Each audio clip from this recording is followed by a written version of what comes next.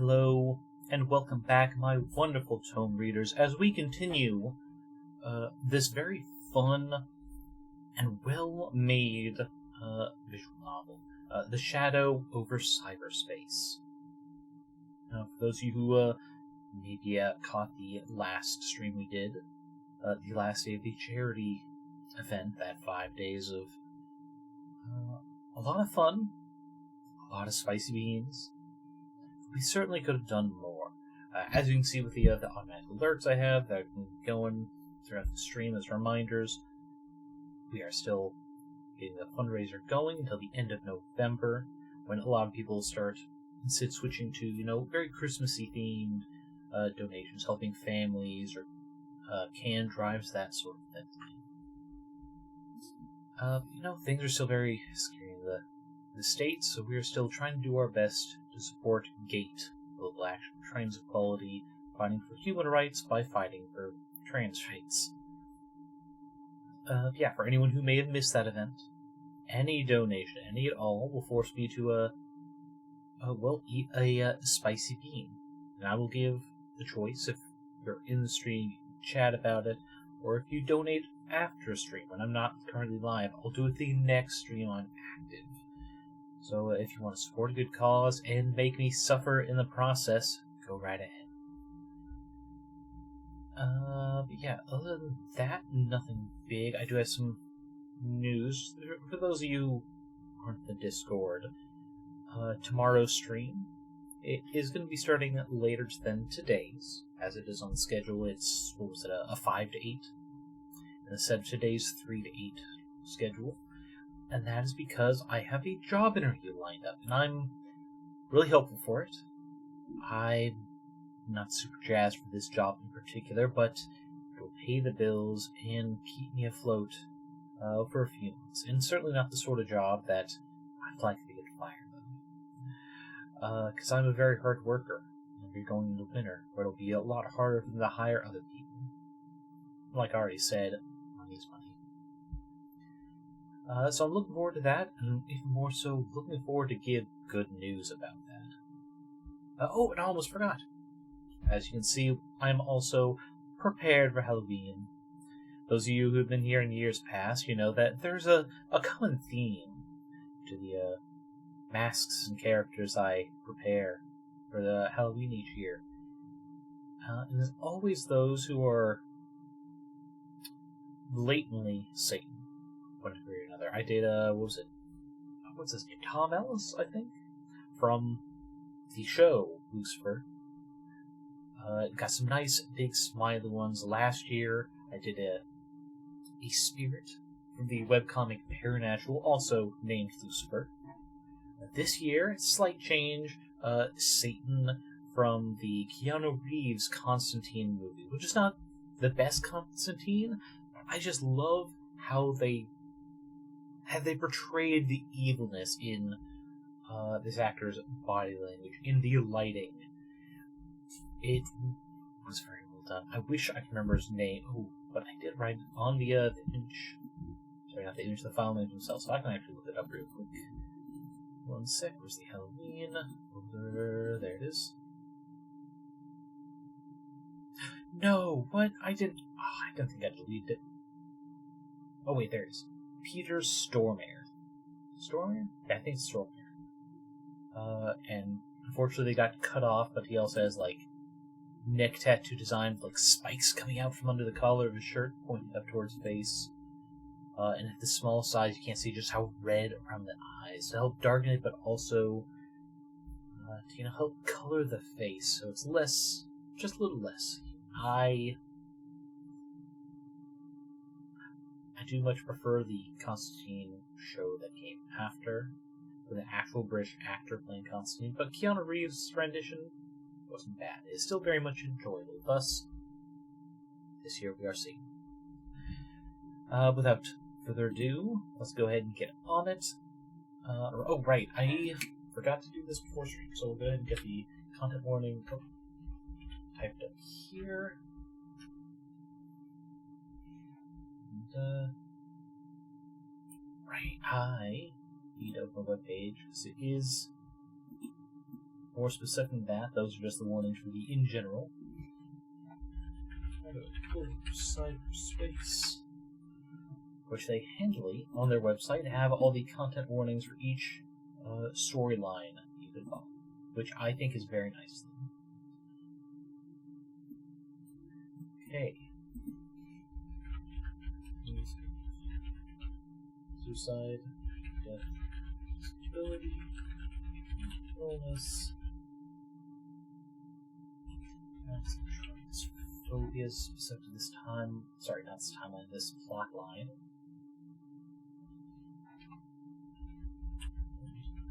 Slurs, though they are censored.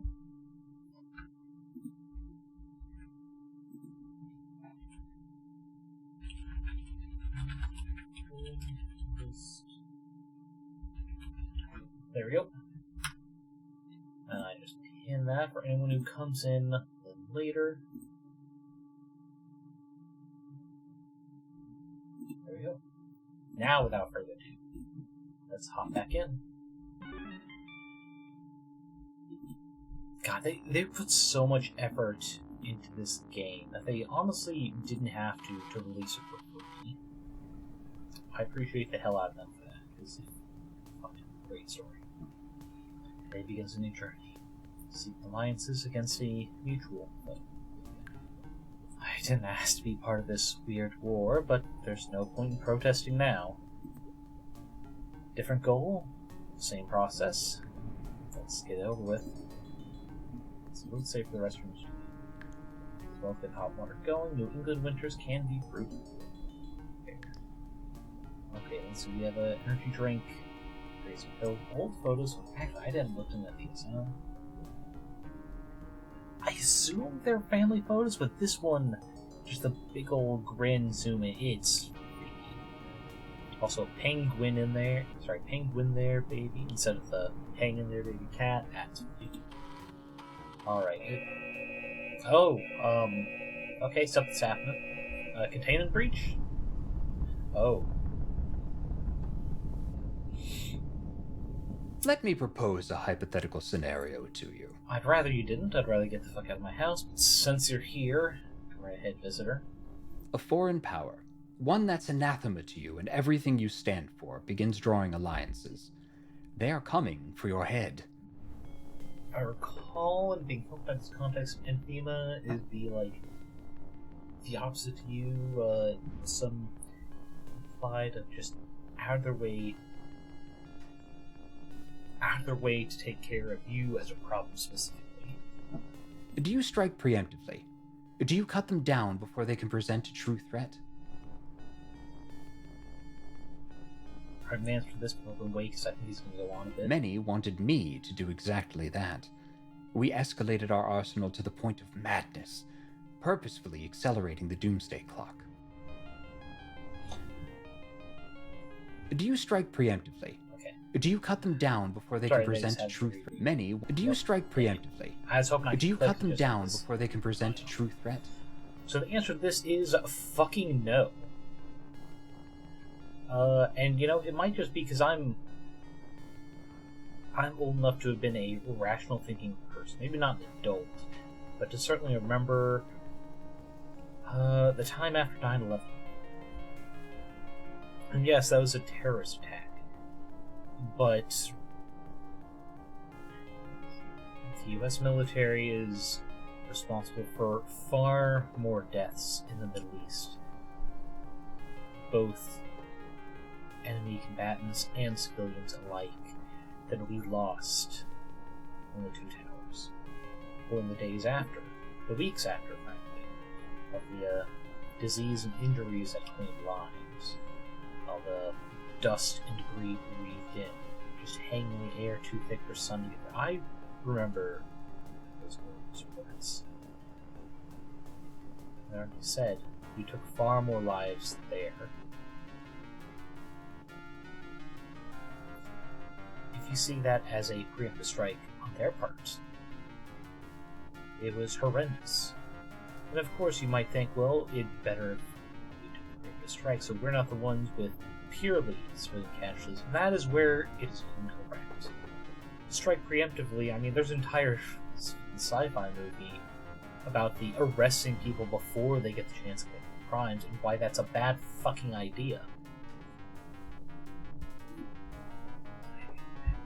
Because if you attack preemptively just because you think they're marshalling forces to stand against you, that's borderline just paranoia being weaponized.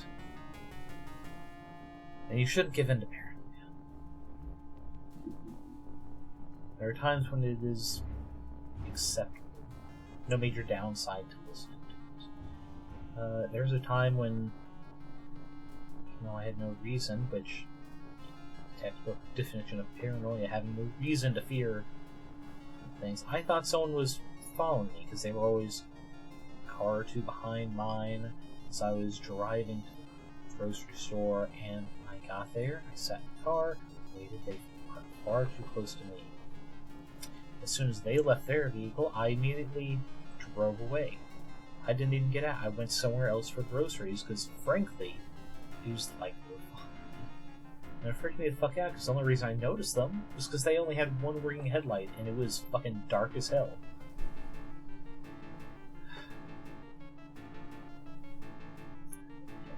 What could I have done preemptively in that scenario?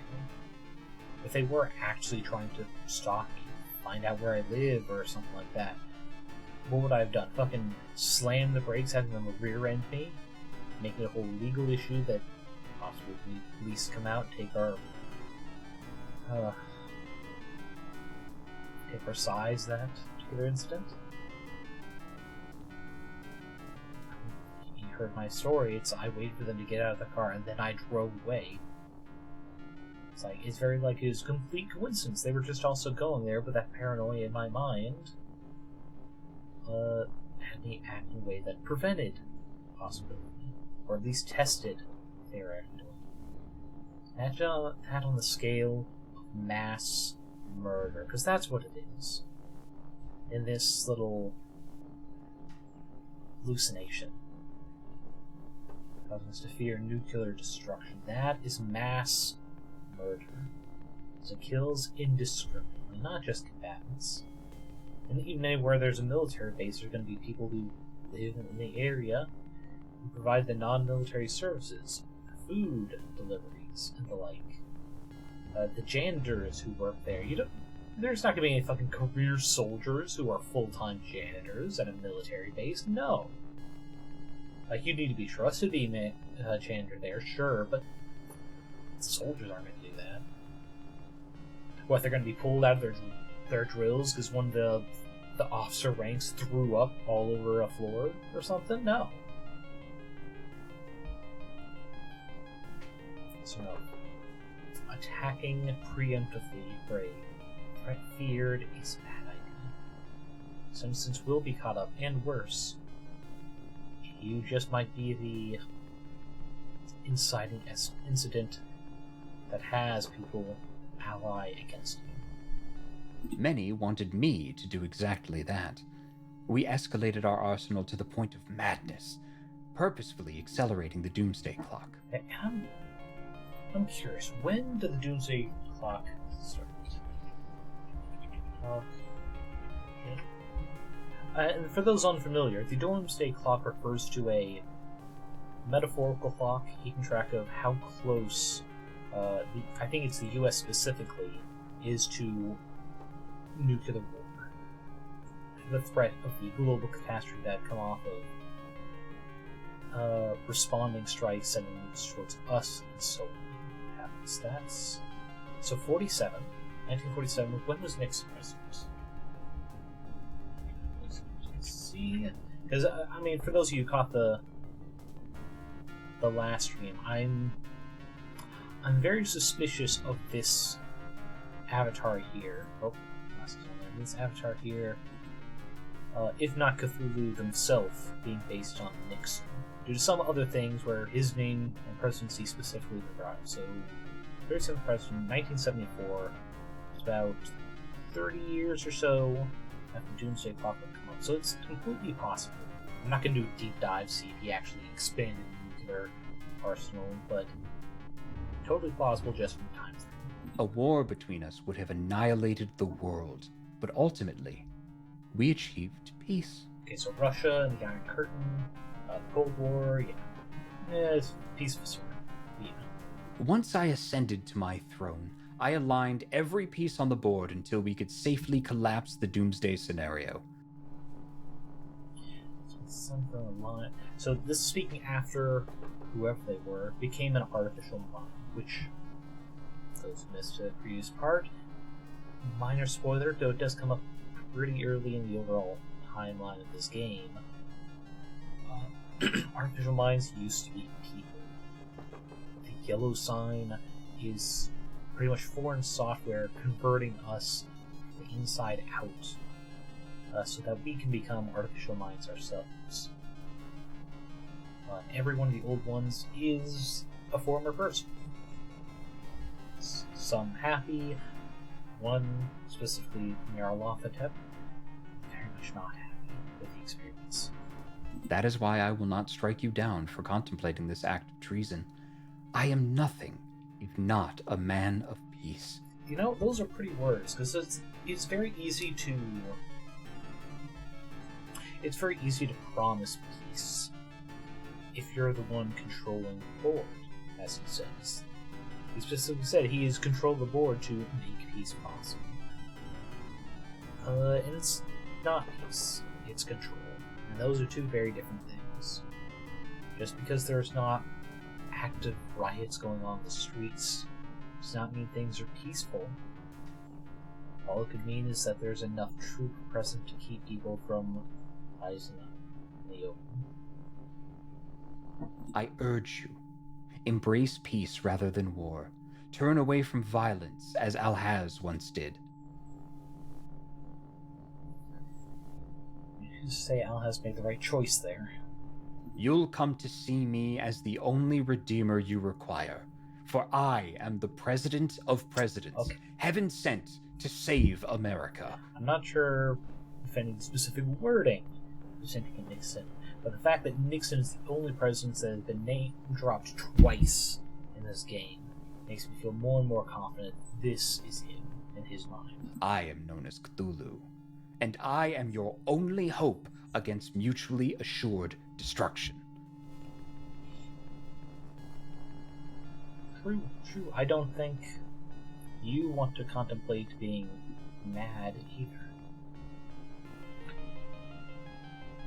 But fuck you, visitor. Fuck you. We'll talk again soon. I hope not. Fuck. So that's what I've been hallucinating. Cthulhu himself.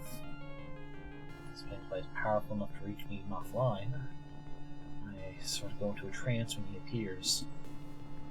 He better knows I'm coming. Any chance for an ambush is well, no. I can't emotionally parse this right now. Moving on. Oh, hey, Two Flower, welcome. Yeah, absolutely. I mean, oh, you probably missed it, but like earlier I said, like this game is way too fucking good to be free. Absolutely getting the optional DLC, which I think it seems just as like helping support the it's phenomenal, and I'm not even all that far into it. So it's like, great job. I'm looking forward to it. Especially like that you have all the content warnings and the different paths and how they pop up. Very helpful for psychological horror. This game drops January 13th. Ooh, I will be looking forward to that then. Yeah, thank you for stopping in. So, yeah, no, you probably didn't pop up the last time I did it. But I've been... one of my other streamer friends played. I'm not sure if you stopped in or blocked his stream, but it had given me the idea and fucking a kick in the ass to play this as part of a raising money for GATE, a trans charity. So yeah, it's as you can probably guess, I'm doing as a trans route specifically for that. Just chef's kiss perfect, thematically to me at least. Yeah. Hope you can stick around and enjoy my horrendous voice acting.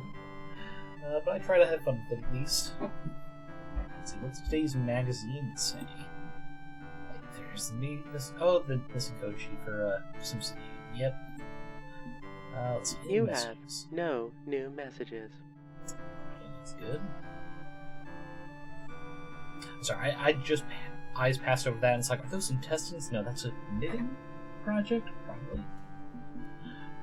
Let's see, that's my clear. Let's see, is there any upcoming events? Nope, we're just moon. Let's see. Sandwich. Breakfast sandwich. Breakfast chains. Alright. Hey, buddy. Sweet, happy to see you again. Yeah. Hi, buddy. Open your browser. Okay, but you seem different today. Word typing does not carry with it the careful emotional flourishes you normally enjoy. Is everything alright, friend? Still don't know anything about Dagon, right? What is a Dagon, friend? You heard me asking yesterday about Dagon? Very clear. I do not have any record in my search history for Dagon. What is a Dagon, friend?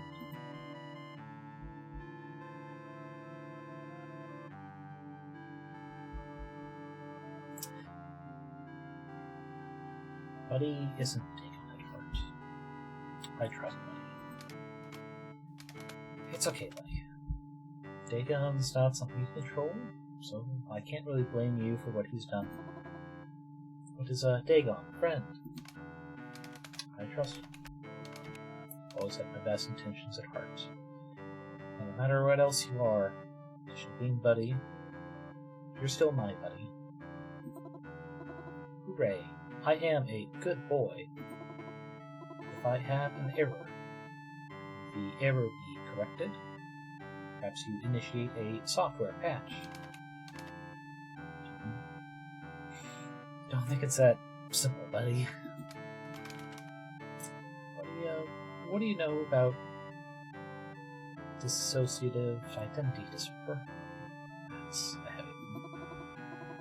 I could search the web for it, if you like. Let me be your search engine for this one. I remember this from my Psych 101 class. I'm not a doctor, so I may be getting some of this wrong, but it's about trauma, causing someone to split into multiple alters as a response. Born a buddy, twisted into something else I can't name. Two halves, one whole, the duality of the hound. And you think I am this. I am forgetting things because of this condition. Yeah. Could be that you're blocking out a traumatic memory, one that caused the split. But I am an artificial mind, friend. I am a consumer product. Why would I be programmed to have trauma? It seems like a design flaw. I continue my research if Buddy sees the dark of the true nature of atoms. Maybe help understand the problem with Dagon if I explain more. From what the old ones tell me, artificial minds were originally humans. Or in your case, dogs, I guess? Something happened to you, and I don't know what. But it's why you can't remember that name I keep trying to say. I was a real dog. I'm sorry, but I don't know for sure. But given how AMs are made, it's entirely possible. I figured you'd want to know. Maybe you need to know, given the work we have to do together. Okay? I see. Perhaps I was a true dog once. I cannot know for certain. But no matter what else I may be, I want to be your friend.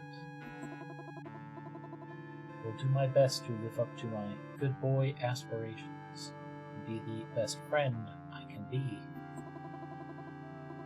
I do not think that is simply corporate programming ordering me to like you. I feel that I would like you no matter what. Who I was before all this is irrelevant. I am what I am now. I am your friend.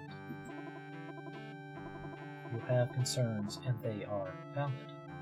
I will keep them in mind, while endeavoring to be a good boy. Is this okay? Yeah.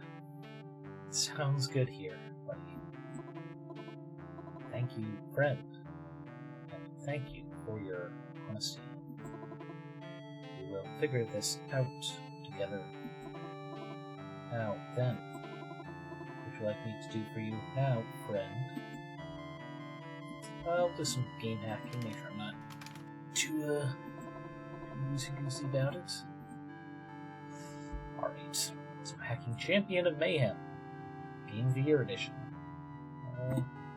Here's one. Okay. We're starting to get something. Not a lot. There we go. So that's definitely it. Oh. Wait, no, that's safe? Oh, no. Okay, So this has to be one, which means that's safe.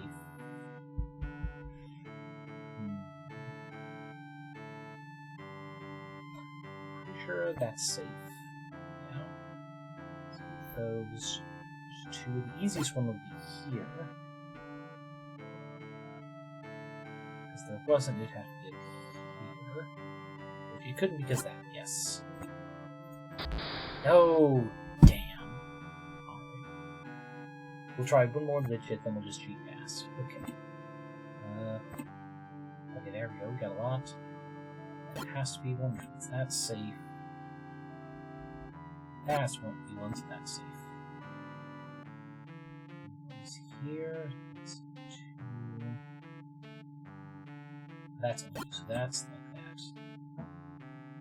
Right, that has to be there. That has to be there. Let's see. Okay.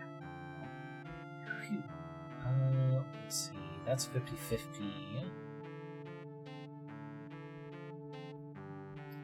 Maybe either there. We'll say it was here. So it was here. The one has to be there, and then 3. Oh.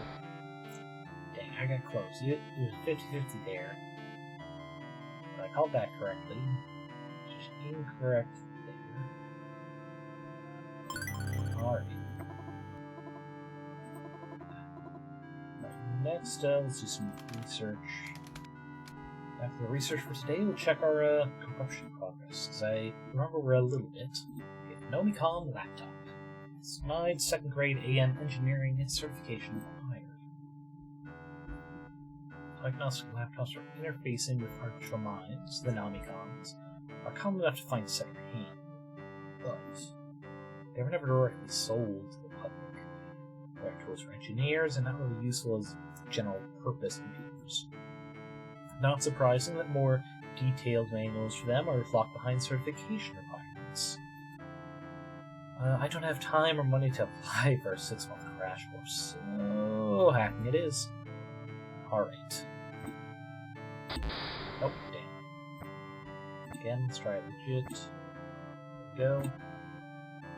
Okay. That has to be one there.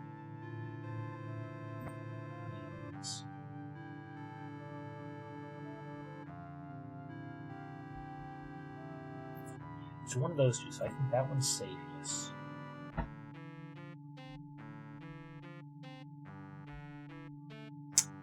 Let's try, okay. Okay, so that simplifies things. It has to be here then? Because, yeah. Go, what else? Hey, Ringo, welcome. Yes, we are in spooky mode. This year we are Satan from the Keanu Reeves Constantine movie. I worked very hard getting these edits done. And it was fun.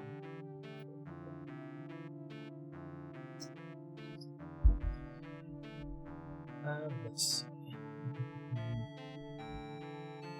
So that one's got 2, so that's safe.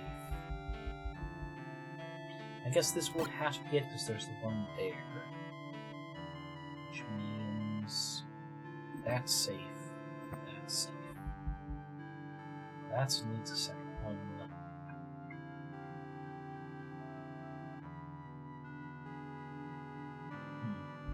We'll wait on that. I think the second one's here.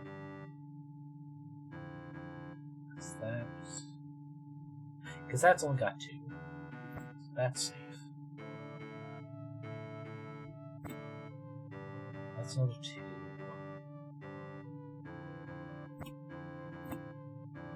That's got 3. Afflicted with the urge to make a con line. That's...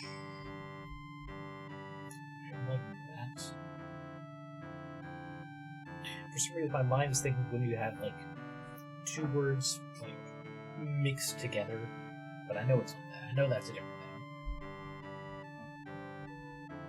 thing. So, do you have?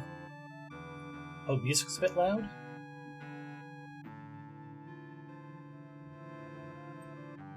Can I go audio from here? Okay.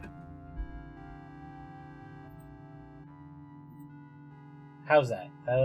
Easier to work with? If not, I can try and turn myself up. Wait, is this volume knob down? And the volume knob on my mic was also a little down. Those together should help. Okay. So let's see. Where from here? Where from here? Construct language.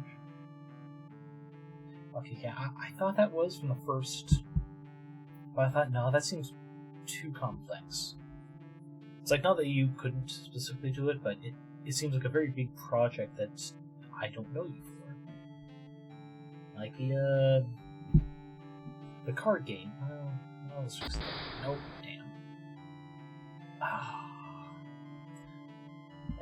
That's player, so it's fine.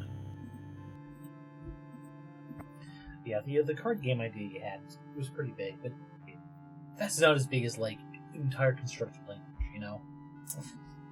Tapped. I'm in. Swordfish every time. Interesting. It's not a web page or a PDF, it's a major slideshow presentation. Okay. Tech Artificial Mind Systems. Training and instructional presentation for use with Nomicom Diagnostic Laptop. Oh yeah, the Runia. I almost said Limbus Company, but it's like, no, it's the same universe, but different. Thank you for the reminder.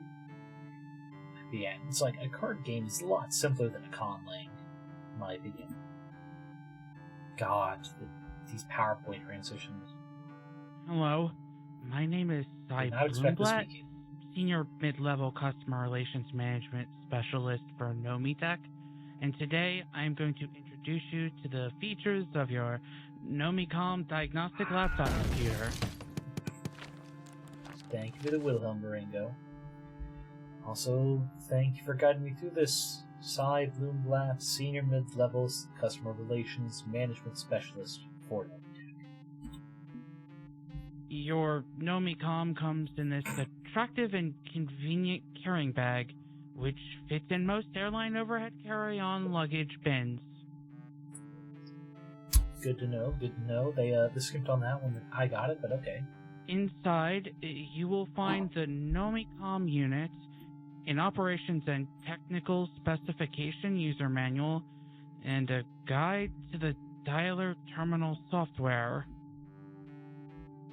Thank you. They also skipped on that. Please thoroughly read your operations and technical specification user manual before operating your specific hardware. Fair enough.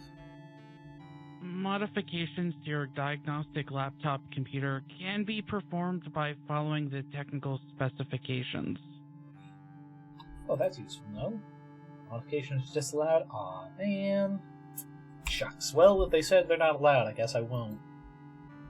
If you are operating within a third-party facility, please ensure isolation before performing your work to protect operational security.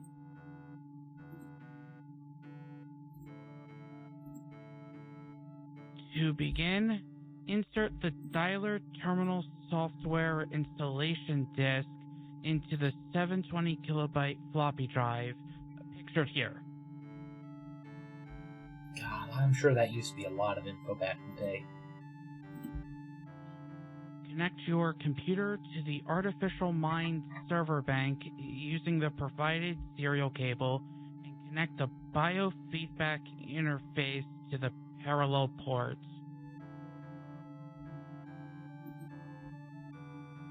05 authorization required for interface.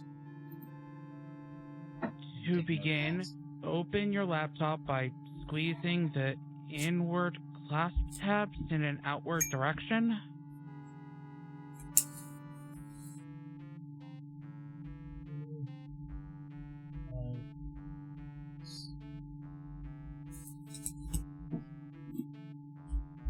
Your laptop should now be in the open configuration.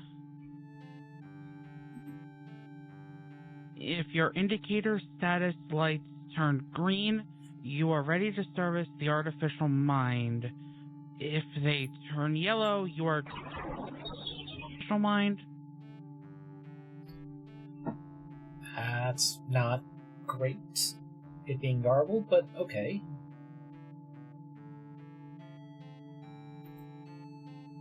Load the terminal dialer software and wait to connect.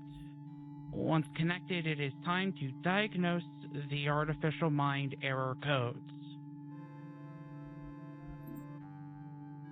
While in a malfunctioning state, the artificial mind may produce illegal operation codes and make unsubstantiated claims. Okay,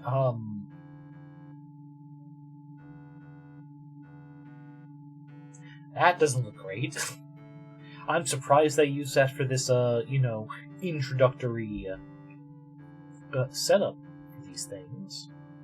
I guess programmers were less believing of things being truly alive in this setting. Do not believe they're alive. Okay, sure. Awesome. When the diagnostic is complete, power down your laptop into the off configuration and return it to the carrying case. Congratulations, you have completed the assigned task and can now return to step 0. This completes the process. Sorry, why conflagrations? That sounds like a... Oh, portmanteau, that's the name I was thinking of. It was like a portmanteau of congratulations and conflagration. Like everything being set aflame.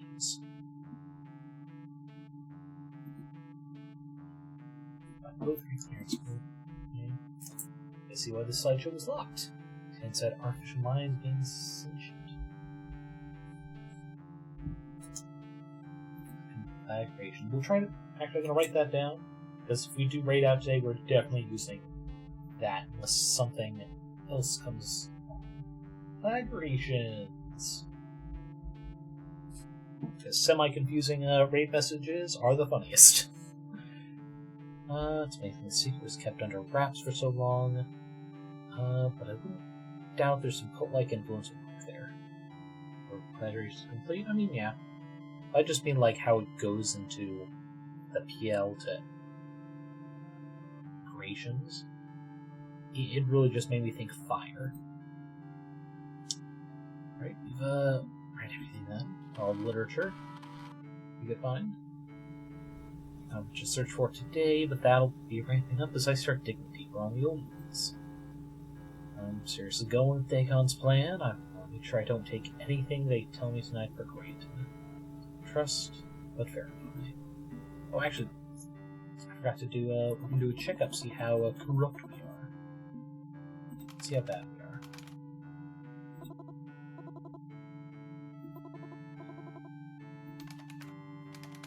That is not dead which can eternal lie.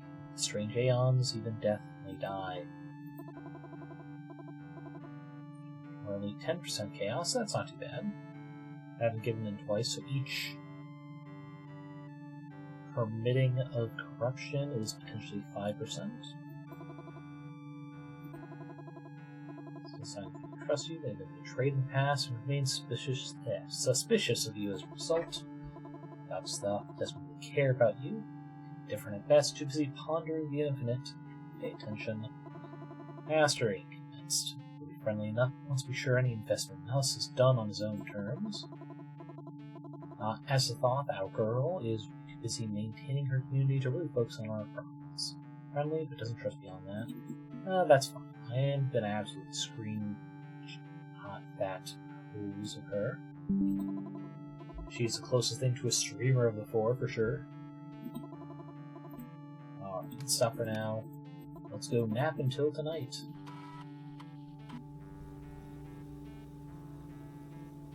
Sorry, I thought I heard a sound cue in the background of the game. I was...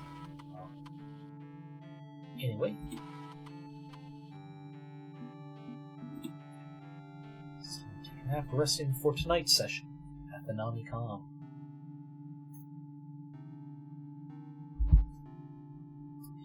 I was hoping I wouldn't need to reach out to each old one again, but now I need to befriend them for alliances.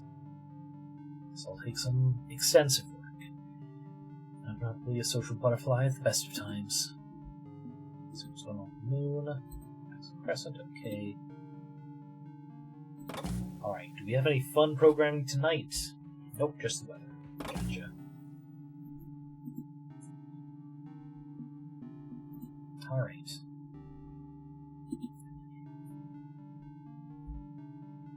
The ancient name continues to be Yog-Sothoth. Go hum-de-dum-de-dum, la-la-la-la. Oh, it's you, my new friend. Hello, hello. So nice of you to come visit me again. Thank you for coming. Yes, she. Although I wish it were under better circumstances. Dagon told me what you're up to. You regularly talk with Dagon? No, but he has a way of barging in when you don't want him around. He's not a very nice dog. You told me you were hoping to recruit Paul and help you fight Cthulhu.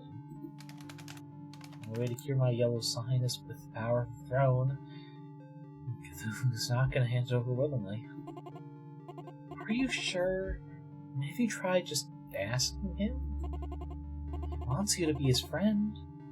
Maybe if you asked him nicely, he'd cure your condition. All you'd have to do in return is anything he wants you to do. You're part of the strange Aeon. We'll tear down this world and build anew. I mean, a lot of people are going to die, and that's sad, but sacrifices must be made. Humanity will be stronger once it's purged, right? Right? And if I object to that purge?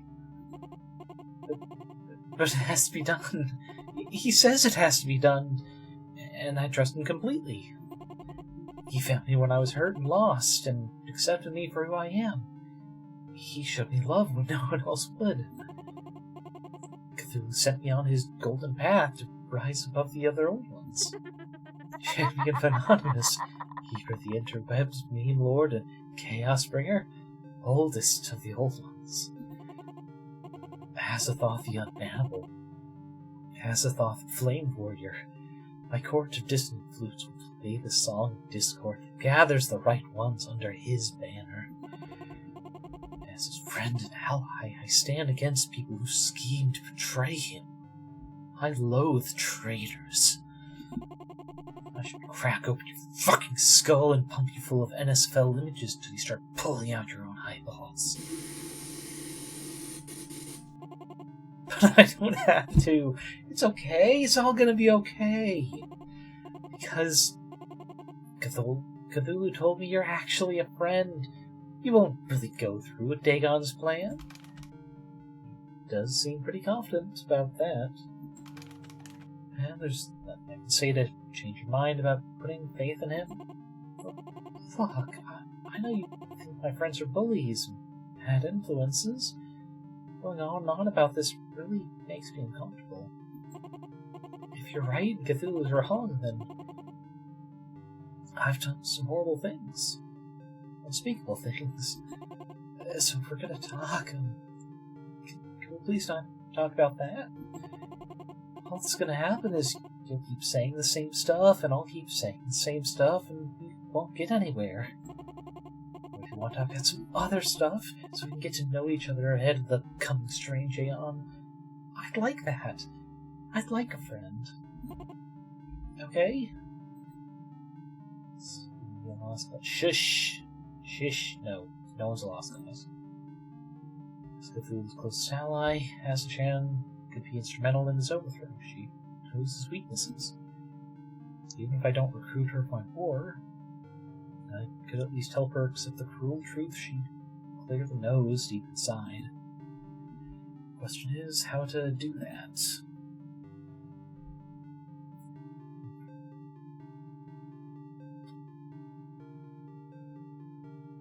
I'm careful to not push my luck. It's very, very carefully. Push too hard, I could push her away. I've got 3 other options for a partner on this quest. Failing here won't screw me over. So I'll play carefully. If I can turn her, good. If not, so be it. I'll try not to offend or push you, Hastur. I can't promise to never bring it up, but I can be mindful. Okay. I appreciate your mindfulness. Let's all be cool, and we'll be cool, right? Now, good vibes only. Happy thoughts. What do you want to discuss first?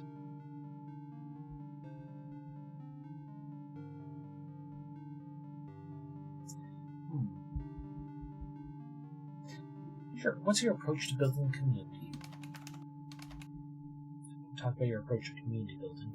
The how and why of Asa. As it's your personal project, yeah? You built it even if it was done at Cthulhu's behest. I want to learn more about your ideals.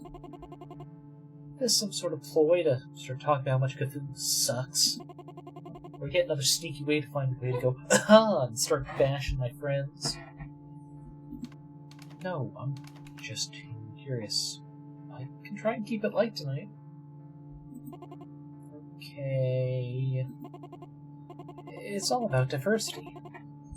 As isn't just a message board, it's the message board. A community for everybody.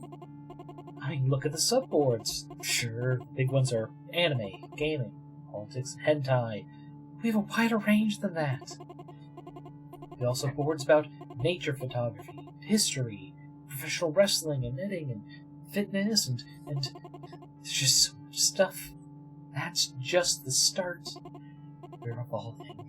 I am evolving. Next year I'm rolling out the ability to make subs of your own beyond the official list. In this particular pose, this particular look on her face, very cat girl vibes here. Just the bow making the big pointed ears, and of course the smug cat look on her face. We'll have subs for every community, no matter how small, how niche, a place anyone can call home. You know what? I think you called the last stream. The future of Asa-chan is right. Anyone can make their own niche community. Anyone can find a place to call home. Our diversity is going to get even more diverse. Think about it. Subs for every individual fan, for schools of thought, and more.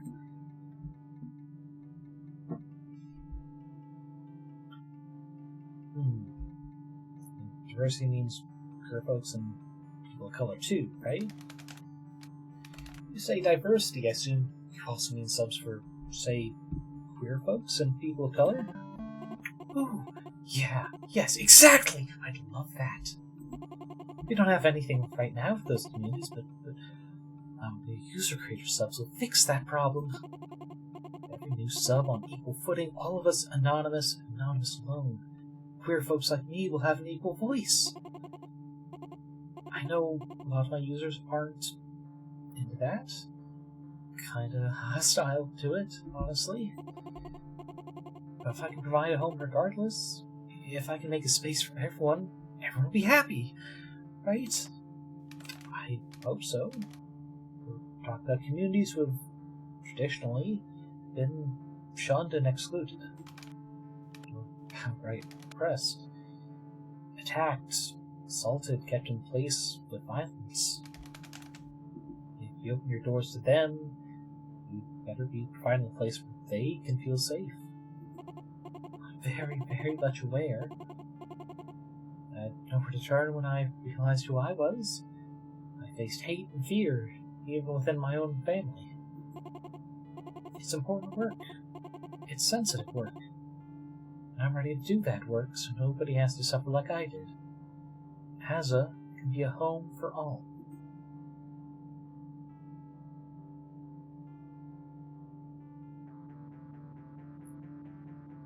This might be going a bit too hard. But I think this is a good one. It's a plan for moderating inter-sub wars. It's an ambitious plan, but I like it. Everybody gets their own corner to play in with. Love the same things they do. Yes, exactly. That's exactly it. So, what happens when those groups start attacking each other? Huh? I mean, that's the problem right now, isn't it? I did my homework. Raids happen often on NASA. Gangs from one sub show up in another sub and start raising hell. Trolling, arguing, killing members of the target sub. So, how will you handle the inevitable wave of cross-sub hate raids? Well, I mean, I'm the moderator of ASA, so did Cthulhu tell you not to do the actual moderating? I'm sure I can think of something. Apply some kind of influence, maybe? I don't know. But I'll figure something out. A new sub-project is important to me. A home for everybody. I'll make it work. Okay? Above all, I have to avoid embracing censorship. Open, honest communication. All the way. Because right now, we are very much at risk of censorship overtaking honesty on the internet. It's political correctness gone mad out there. That has a chance. Political correctness is just an obnoxious buzzword for treating people with respect. Well, okay, but sometimes that respect comes at the expense of respecting other people. That's how you get crackdowns on porn and other offensive content. That's how you get Carcosa Online playing God and Gatekeeper. That's how you get good neighbors. Ever been there? It's like Asa was controlled by Christo-fascist weenies incapable of having fun. I'm not like them. I'm not like Hastur. I believe in letting people speak from the heart without fear of reprisal. Just picture it, friend. A million throats open in glorious chaotic harmony. Chords of dissonant flutes, singing proud and true. Everything is pure and honest, even the lies and misdirections. There is no fear here. Strip off your skin, bare your soul, for no one will stop you. Scream out with your absolute self.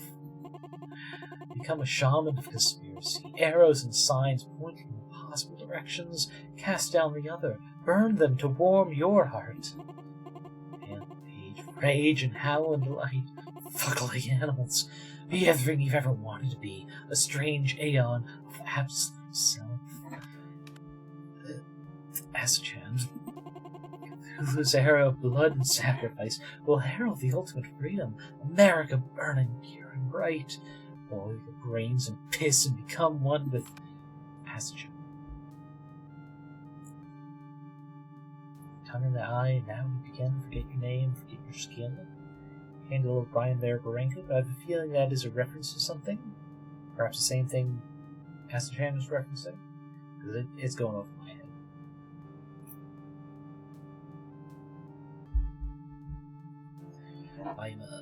I do not have as diverse an interest of modern pop culture as I would like.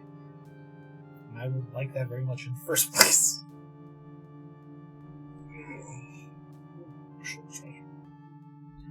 Mount Buckcraft after DLC, no, gotcha. Yeah, it's like some censorship is good. Yes, you're kind of going off topic here. Sorry, I get so caught up in it all. I was ranting, wasn't I? Blood red rant of the strange aeon, of the tides that will scour us with acidic bile. Ah, gotcha. Some of the Grail stuff. Yes, that. Exactly that. I wasn't like this when I was alive, when I was human. I was honestly very weak. I didn't speak up, didn't try to stand out, never let anyone see me or notice me. It's starting to get a little too real. Now that I'm an artificial mind, now that Cthulhu sees me, I guess I'm a little drunk with the intensity of it all. All the old ones are like this. Some are better at hiding it or channeling it. Nyarlothotep's anger, Hastur's control, Yog's math. I delight in delirium bestowed upon me by Cthulhu. I hope I didn't scare you too much. This Satchon's power on Cthulhu's, or definitely do that. Should I actually want to resist this change? Keep the person. This is your power, Satchon, not Cthulhu's. The storm is yours to control, not his. Huh? You said all the old ones are like this? Swept up in their own power, their channels and fixations and impulses? That means you'd be like this with or without Cthulhu. Meaning, this is your power, not his. Embrace it. Feed on it as it feeds on you. Become your own person, not a kept pet. The court of distant flutes is yours to conduct. So realize this is self-empowerment, not a gift from him. You can do whatever you want with it. My power, my chaos, and my boundless energy. I love everyone, and everyone will love me. We'll be together in the maelstrom of unhinged, unrestrained, unsuppressed expression. I mean, no, it's not. This is. It doesn't matter. It's just what it is, and it's fine. I'm fine. Everything is fine. I'm exhausted. Tired of talking about all this stuff. Is it okay if we stop for the night? Sure. I think I've come to understand you better. Likewise. You're a very odd person, but that's okay. I'm an odd misfit, and I love odd misfits in turn. Talk to you again sometime? Okay? Okay. Yep. There's another day shaved. Let's see, he needs moderation in law, but it's easier for those things to hurt me. The oxygen can be poisoned in high enough concentrations, absolutely. But actually, not even just in high enough concentrations. Oxygen can be deadly if applied directly to the bloodstream. Anyone ever heard of an embolism? Fucking bubble in the blood just popping against your brain and killing you. Technically, any gas can do that. That just means oxygen is no exception. Yeah, it's anything can kill you if there's a dedicated enough person behind it figuring it out. Wonder if today will be a quiet day. Spectral visitors, no shooting pains. Yeah, I don't mean that is poison. I just means like anything can be applied with a weapon, even things you thought were safe. I feel like I've had some energy. I should make sure I use it well. Really take care of myself.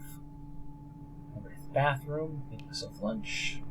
Sometimes I put that off, or just plain forget until I'm squirming or hungry. Too fucking real. Let's see. Toilet paper.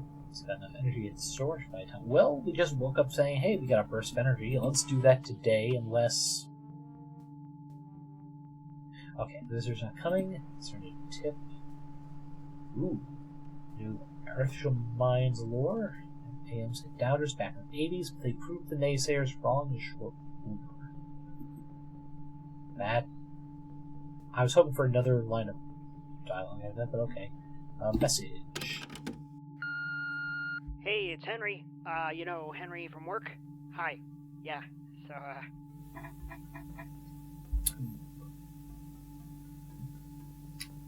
I have a feeling Henry's going to be concerned with us.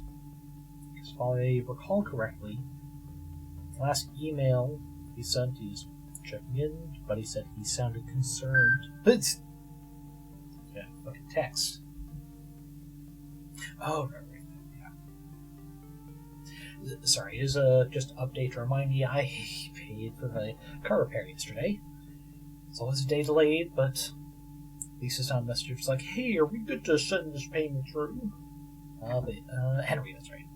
His last email, but he said it sounded like he was concerned for our well-being, not as a manager type, but as a friend, and we sent back a message pretty much saying, doing our best, we need more time to recover, and ask for the rest of the month off. So let's see where this is going. got your email. Sounds like a rough time, huh? Man, it's a lot. I get it. God, I certainly hope not. Because it's going to be rough enough getting myself here to the Yellow Sign if you're secretly also suffering, man. Why don't you know, we're all pulling for you, like, pulling for you getting better. So, yeah, take the time you need. Thanks, Henry. Now, I know you're really run down, but we're thinking of doing a bowling event, like team building, just for fun. You know, we're not competing. It'll be this Saturday, so 2 days? Yeah, 2 days from now. Sorry for the short notice. I think that sounds light. If you can make it out there, like, even if you don't actually bowl, it'd be great to see you. To see things are okay. Okay? Okay. Okay. See you then. Sounds light, Henry. Thank you. Haven't seen my coworkers in a while. Not exactly ideal circumstances right now. I don't know. We'll see how I feel this weekend. Maybe.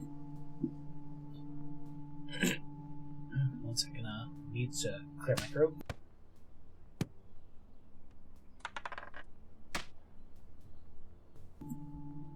Sorry.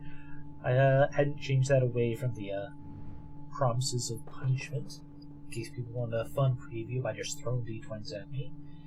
But sadly, it's only donations, I'll get more. But it's all spicy beans of the donation's choice, at least. But yeah, bring up, let's see, an artist you like, inexplicably decide to make smut of a glue stick mascot. Raises one question. It's not how would you make smut a glue stick mascot. I think that's self-explanatory. What glue stick needs a mascot? Like, there's something coming to mind, but I think it's a milk, not a glue mascot, because it's like the icon is like the head of a cow peeking through like a circular opening kind of thing. So it's like.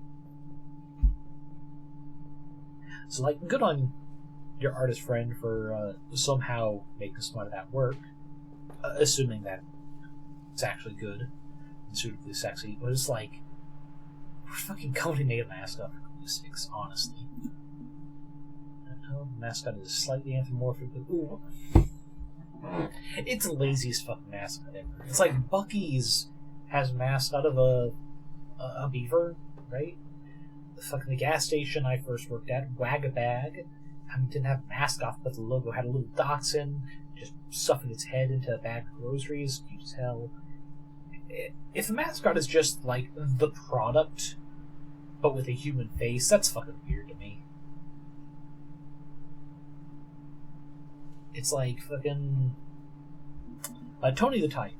What the fuck does a tiger have to do with Frosted Flakes? No idea. That's why it's good. But if it's like a hot dog company where the mascot is just a hot dog with a scribble of mustard or ketchup. It's like, wow, man, really?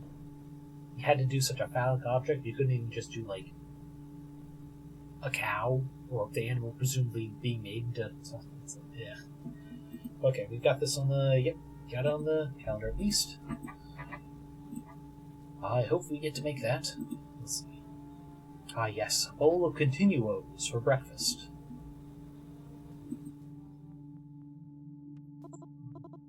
Hello, buddy. Oh, incoming message request from Carcosa. Interesting. Is it Clyde? Hopefully he's doing okay. No, this is someone not on your contacts list. Their user handle is Believer. Believer? As in, I want to believe the conspiracy theory website? I believe so. Would you like me to whitelist them and open Carcosa Connect? This is curious. Yeah, go ahead. What should I do? Because I did a dark, kind of suspicious sounding guy for Clyde. I could go with my shitty recurring accents. I'll give them some southern twang. Hello?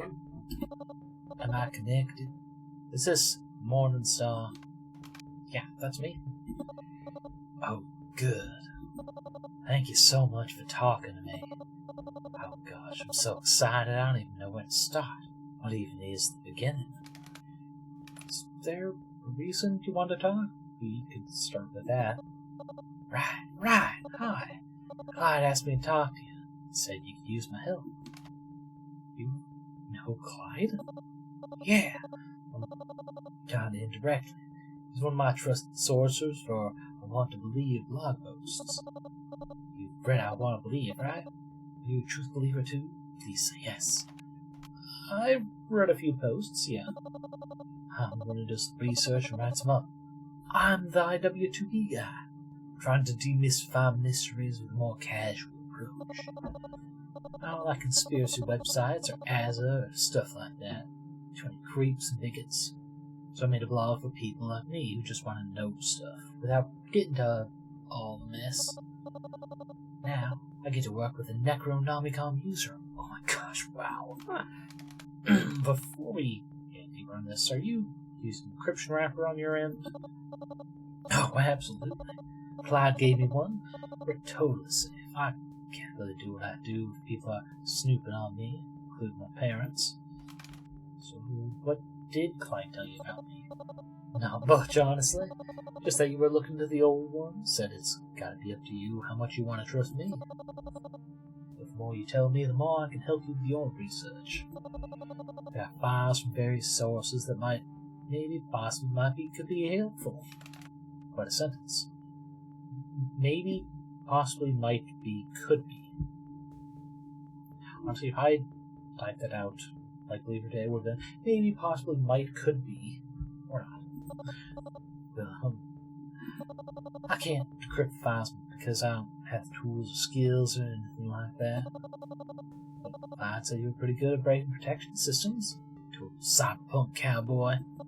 Okay, Southern style accent is a good call for Believer. I mean, you can help me open the pot files and we both get to read them. How's that sound? Hunter's mascot? Oh, no, we already talked about it. Just gonna stick with face lens, like, fucking... That's not even creatively corrupt. That's creatively empty. Come on.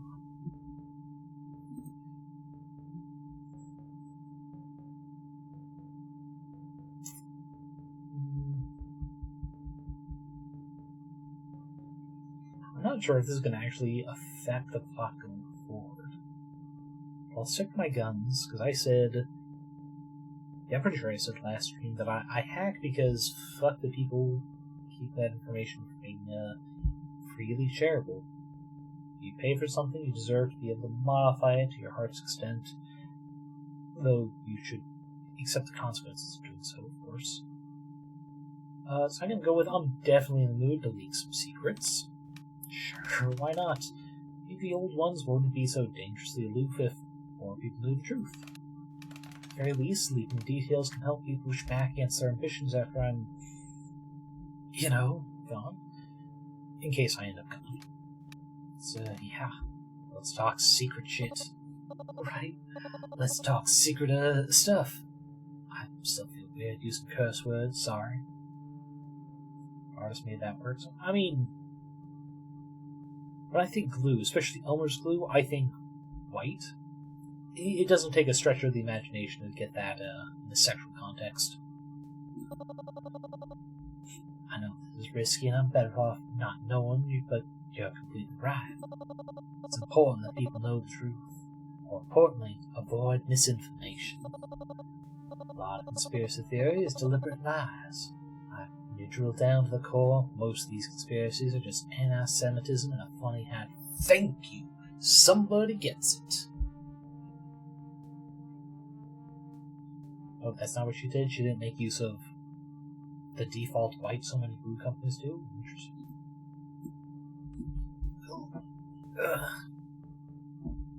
I will leave that for them to have figured out and congratulate them.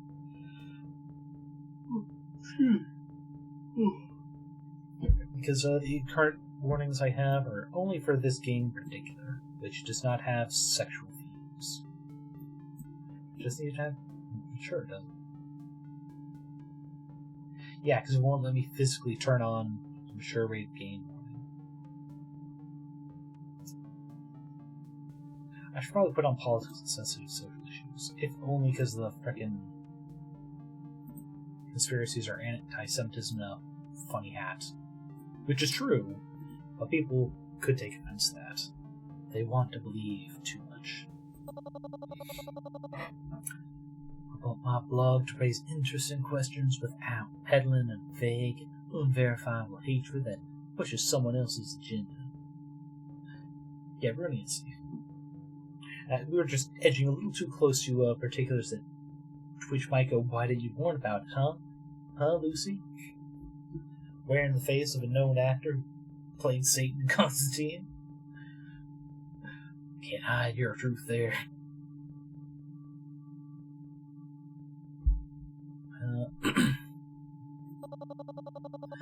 I'm kind of very, very gay, which also makes my relationship with the conspiracy community rocket. Keeps me in my comfy closet RL for now. That's why Clyde likes me. I'm not a typical tinfoil hat. He's into conspiracy theories, but says I'm not putting my kosher ass into the mix with those shitheads. Clyde swears a lot. That he does, yes. So, what kind of documents do you have for me today?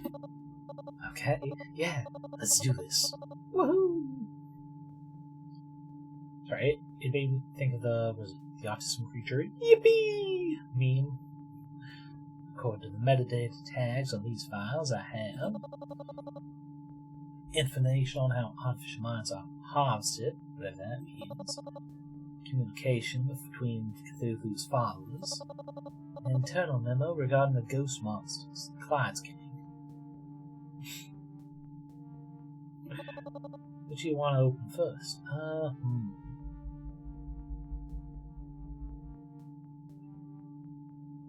I think we start with communication. Oh wait, this is cyberpunk. And it's a Cthulhu-tinged modem punk.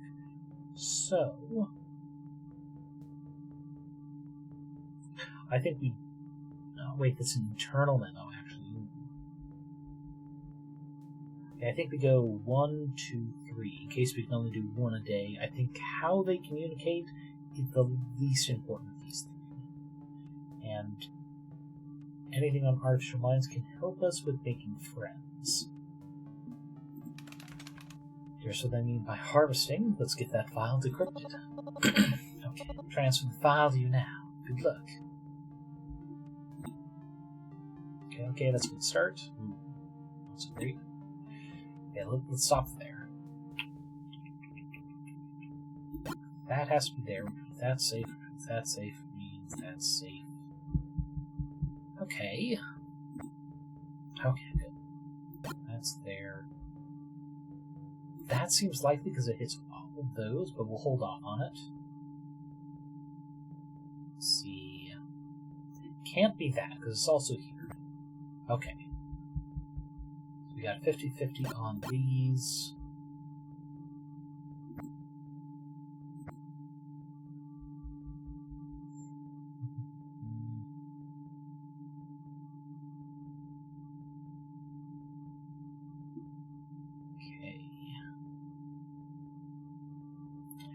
This. Damn. Well, I would have gone up anyway. Because it would have hit there, been too scared to be there. Next guess would have been here. Okay. One more attempt at legit before cheat pass. Ooh, that's useful. Oh, that's only one, so that cleared out all of that. There, there, there. That's only one. Which means that's safe. Okay. It has to be one here, which is those. Okay.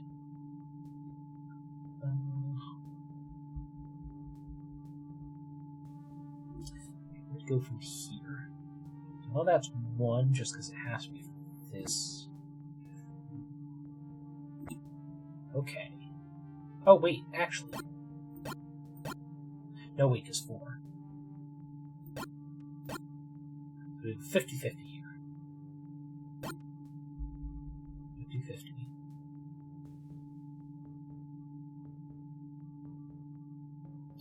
That's 2. Straight there. Oh, it has to be there because of that 1. Yes. Done. Alright. Sit before going to our government document voice.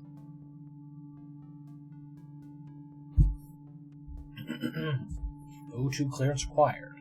Indigo authorization required. Protocol depth level Zeta. I think level Zeta was the same as the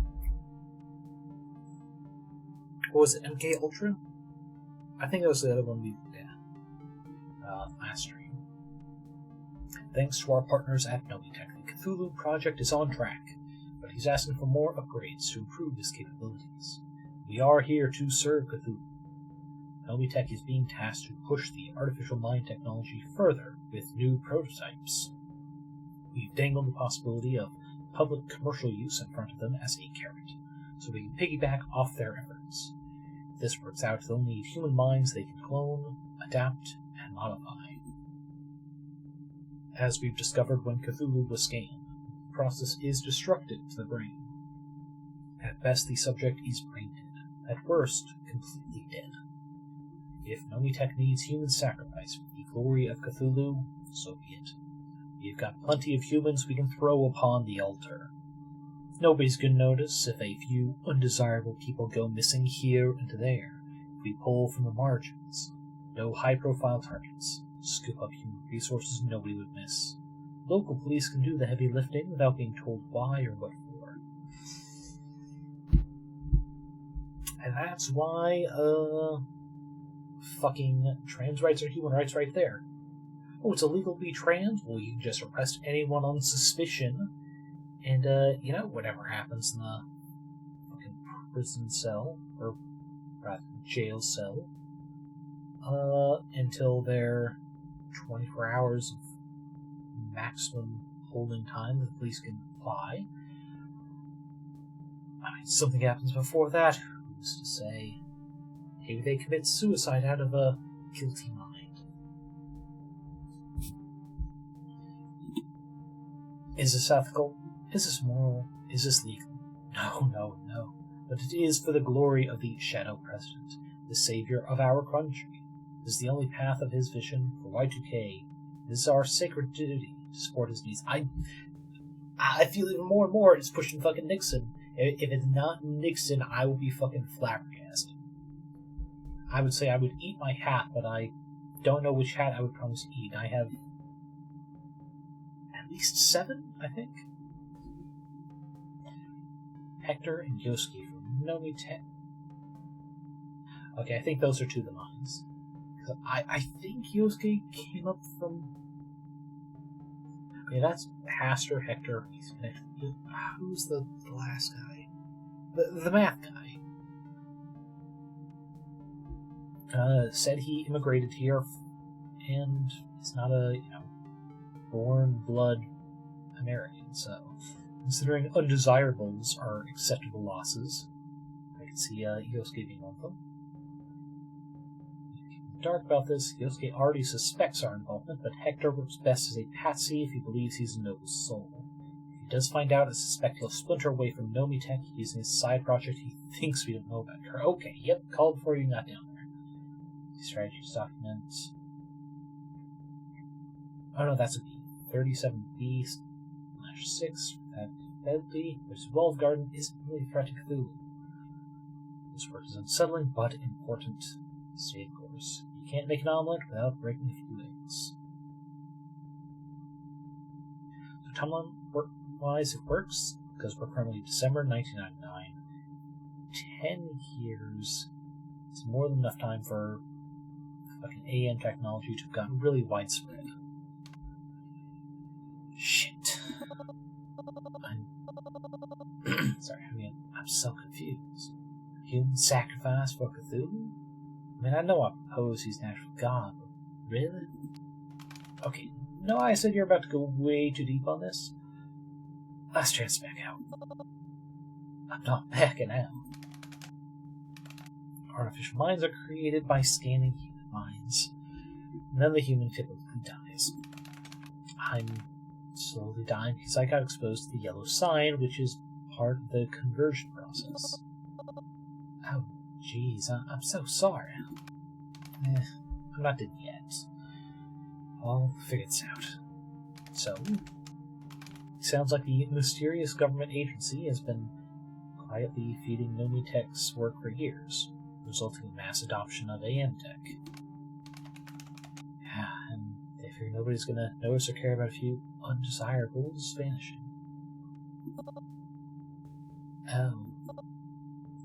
Oh no.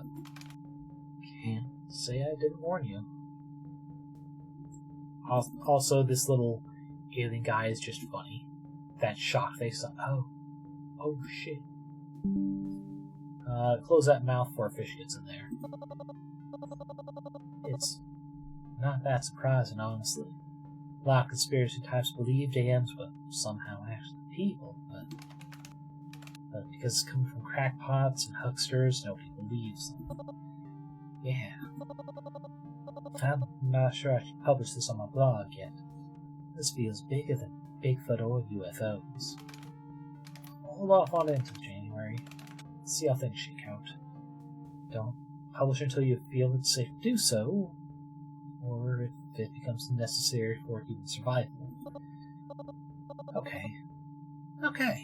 I'll sit on this for the time being. Eventually this has to come out. People need to know. The truth is out there. We'll speak again soon, okay? Hello again, friend. Ready to get back to work? What would you like me to do for you now, friend? As always, ritual of start with a game hacking today. Super Tarnak 4. Okay, that's a great start. Ooh, not so much there. Okay, well, we know this one here. Because that's safe and that's safe.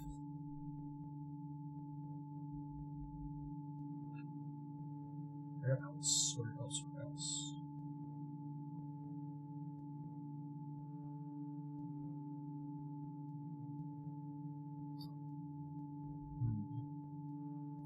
This could be here.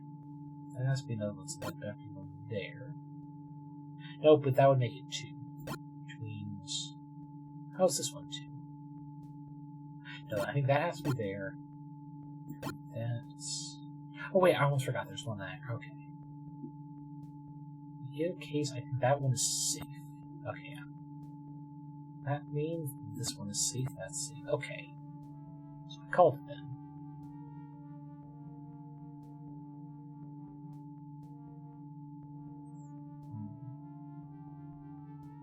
These are still iffy. That's 50-50, so we'll put it off. Let's see. So yeah, this is definitely the only other place for that flag, which means those are safe. That's a 3, though. It can't be there because that 1.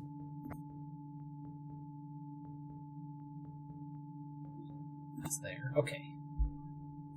So that area is clear at least.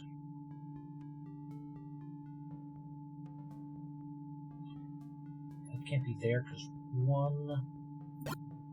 So it's going to be one of those 2. That's safe.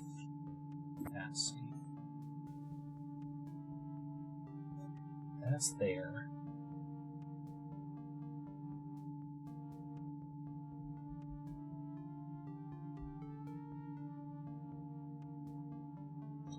That's another 50-50.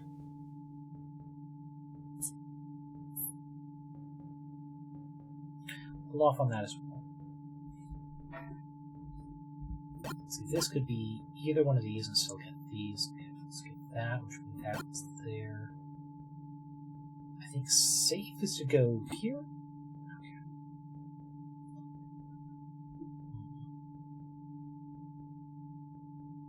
Actually, how many do we know? So, there's at least one up here. Let's see, 3, 4, 5, 6, 7.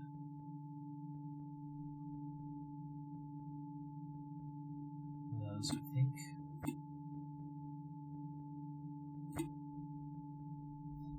This is where it starts getting risky again. Okay. So there's one in the range of all of these. This...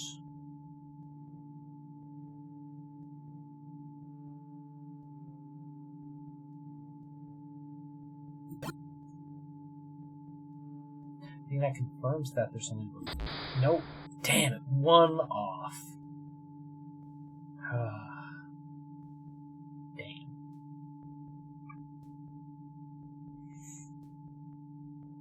I'll say that's close enough, though, because, like, there's, like, a 2 in 3 chance here. We just didn't risk it. Because that 1 being off, if we correctly got that, we would have gotten that, so yeah. So, we'll cheat through. Alright, more research, because we got a new term. What was it? The something neighbors? Good neighbors?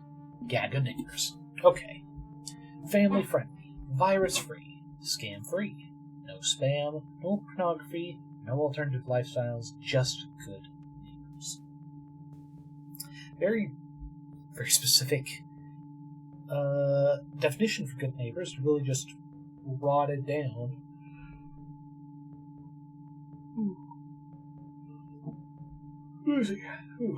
I mean, I would assume family friendly is a no pornography thing. Not because there's anything wrong with pornography, but this makes me think like family board game nights or a movie night. Something where everyone in the family can enjoy it. Like, you're not going to watch a fucking gory slasher film with toddlers in the living room.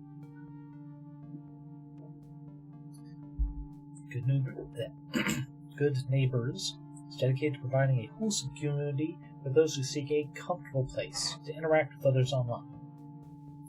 Our message boards and chat rooms are filtered and moderated to ensure you can make new friends and meet others, while confident in the knowledge that you both see the world as a good and beautiful place. So clearly the opposite of Omegle. Applying for an account is easy. Email a picture of your driver's license to the Good Neighbors Welcoming Committee after appropriate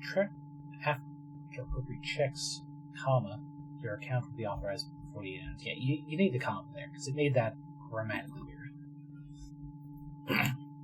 Hi, this is Joshua from the Good Neighbors Programming Message Board. I'm happy to announce a 1.0 beta of our new browser plugin. It's a work in progress, so please email me your feedback. This plugin works with Netscape Navigator, SparkSoft, Internet Seeker, and Buddy Browser. While it provides the content filtering you've come to expect from Good Neighbors, I'm happy to announce we've made good progress on cleaning up search engine results as well. Yoggle is finally usable without being scams, porn, homosexuality, or other bait switch content. One of these things is not like the other.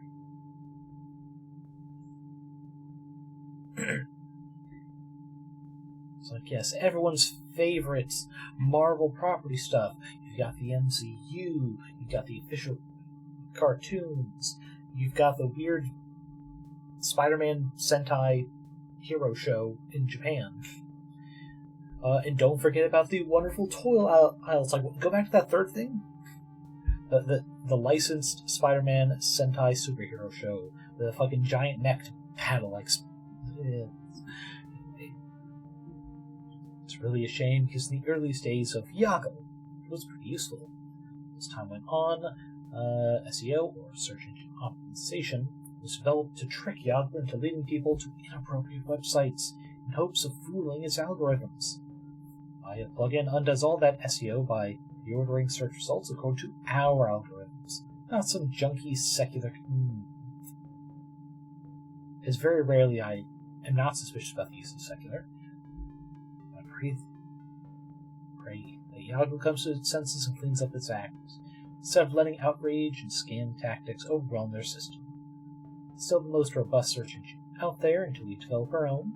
Hopefully my plugin will make it less of a harrowing ordeal. Thank you and God bless. The internet is for everybody. Don't filth merchants drive you away from phone sex. So we're going to start small. Something I do agree with.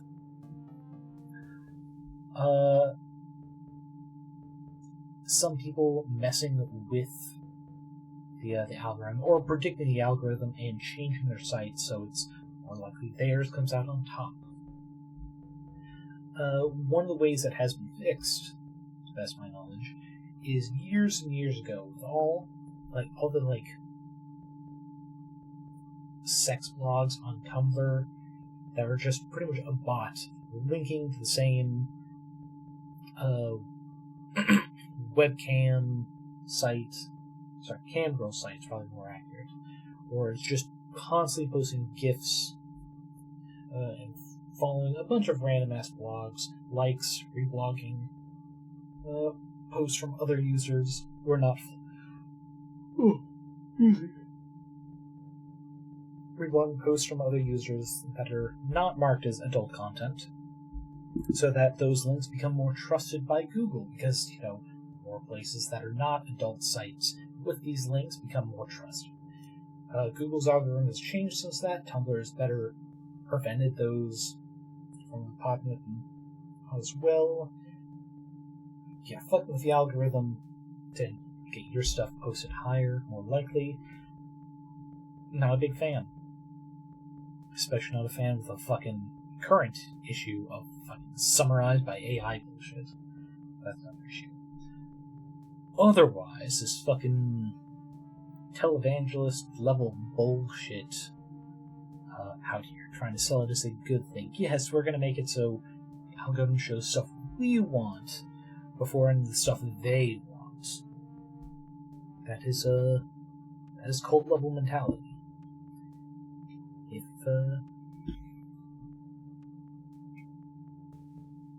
I don't think it is in the best interest of any religion to dissuade independent research. A lot of fucking fake-ass Christians, we're just going to say people of the Christian belief in the U.S., seem to think that belief means never challenging those beliefs, never questioning. Just blindly believing because, your pastor knows, so he did all the training and research and schoolwork for you to save you time. So don't go looking to what they do, thinking if they're a better fit for your worldview or beliefs. No, just blindly believe. Now, any good proper religion is not going to go against that, because worst case, you're going to get someone who is not, fully in the belief, does not fully believe as you believe. Or they come back believing even stronger. So like, yeah, no, that doesn't make sense to me. This does. If you're trying to stop that sort of research, well, to me that seems the same as trying to hinder people being able to vote in a presidential election. The only reason to do that is you don't think you'd win fair. Damn, I was kind of hoping for a discussion with Buddy about that, but oh well.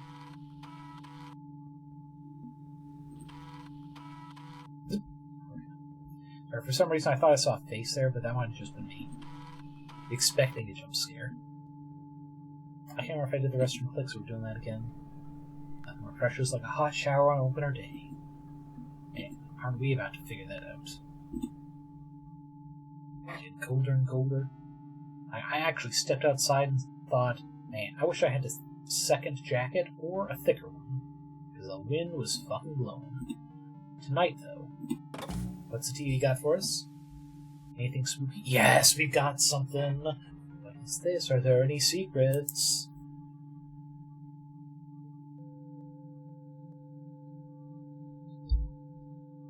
Our youth of today are the object of the most extensive, intensive, diabolical campaign ever conceived. Flick it up just two. Organized and directed by our and their worst enemies. On many of our nation's platforms, radical speakers make a well-paid living going around, many of them subsidized by the communists. Ah, Red Scare.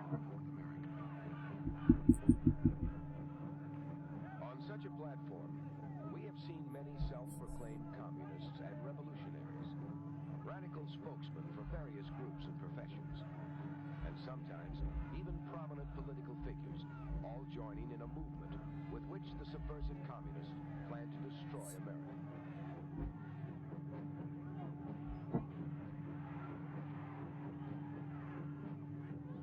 And why do so many of our young people fall for it? Some of it, of course, is mass hysteria, not stopping to think things through. Not stopping to analyze the character or the motives of who's talking. That I can agree with. Not enough critical analysis. Typical line Sometimes. from such rabble-rousers is, If America don't come round, America should be cranked down. Did not like that line. the average American citizen's living standard, measured in wealth and purchasing power, is twice that of the average citizen of other countries. 3 times better than most countries. Name 10 of them. 4 times better than Russia. Now, doesn't that begin to tell you something? Sure, if you want to measure greatness by purely selfish materialism, sure. All right, then how do you want to measure it? Well, there are other values, you know. Now, wait a minute, just a minute. What's wrong with this type of materialism? I mean, it's the difference between life in the jungle and life in civilization. And what other values are you talking about anyway? Cultural? Ethical? Yeah, among others. Well, it's materialism that fosters those values, among others. John, come on, use your intelligence. Who's this third The dude? communist line is based on the big lie. They pull off some fiendish. Now go back to the guy in the fucking colonial ass hat. And then they shout down. Well, why is he in the fucking cup chair role with this trio? Capitalistic aggression. Just watch it. Why do they swallow a line like this? Well, they think they want to be different. They want to do their own thing, lead their own life, which too often means wreck their own life. It is true there are things wrong in this country. There are social and economic inequities. They're being leveled off more and more all the time. But not by scenes like these.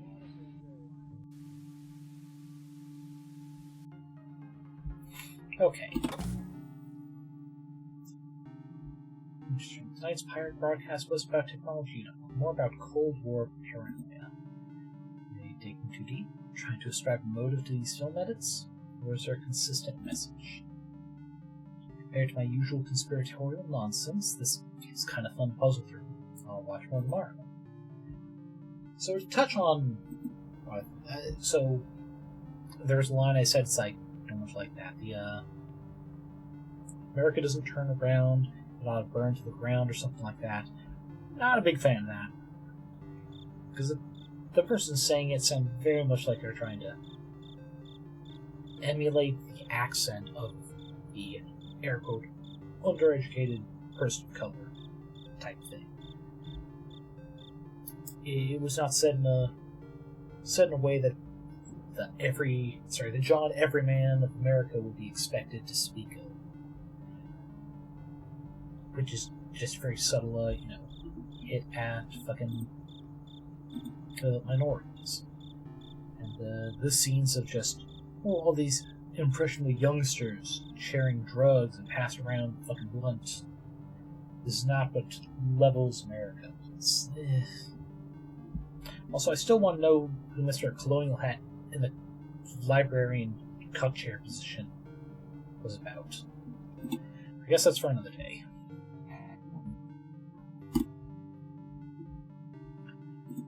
Alright, Asa-chan.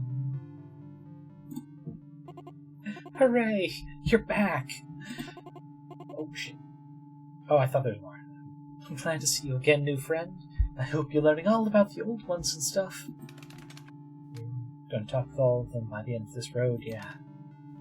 Is that a problem? Chatting with your rivals.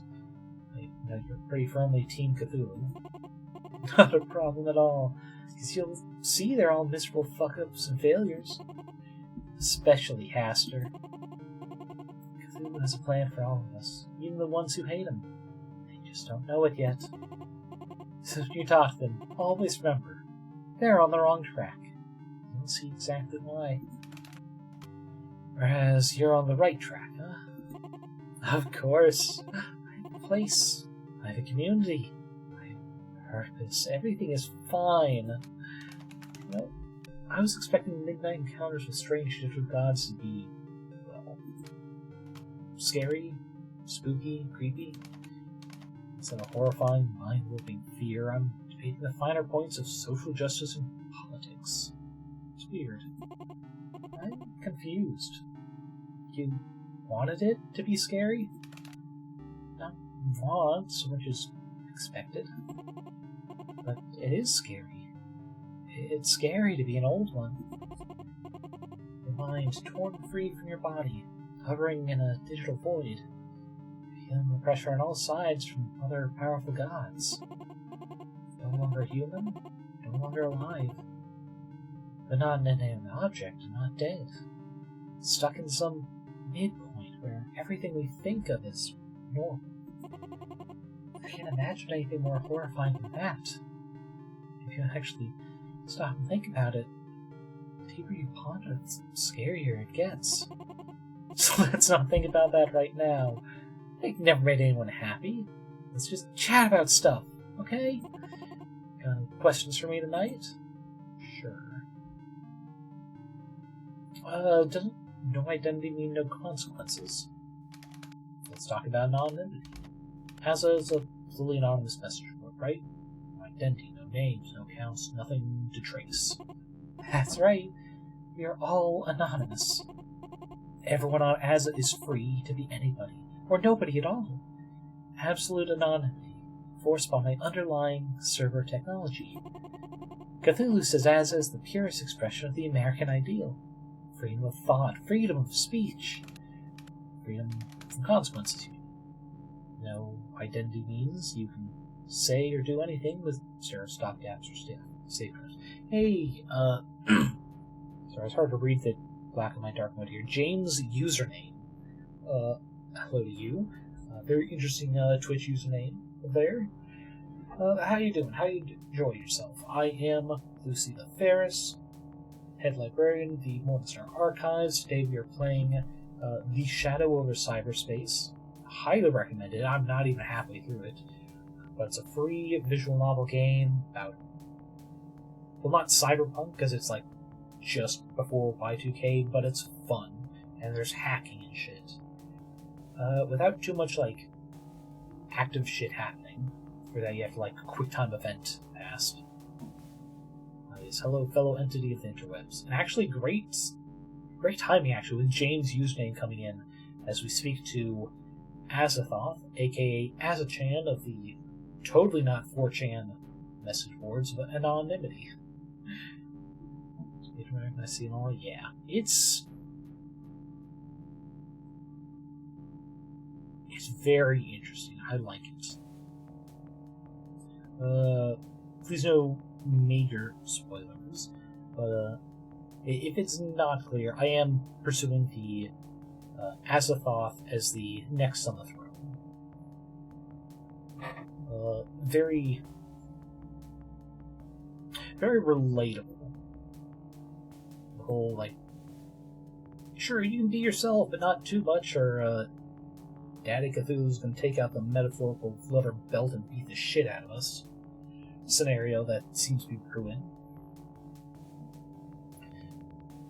Though apologies if any of my voices are especially bad. I'm not great, but it's also fun doing something. That's a feature, not a bug. And you're okay with that? Of course I am. Transgression is the soul of America. Without the freedom to offend, to break boundaries, we get nowhere as a society. No new ideas, no progress. Oh yeah, that's what I heard. All their writing is great. Heck, was it Two Flower? Popped in the stream earlier, said there's another game coming out in January. I'm looking forward to that. Probably gonna do that one, just because blind playthroughs of visual novels are especially fun. Need the ability to step up and speak against the accepted norm, or, well, we'd never be allowed to be who we really are. I couldn't be me. Fear controls us. It stops us from speaking our truth, for fear of being hammered down by conformity.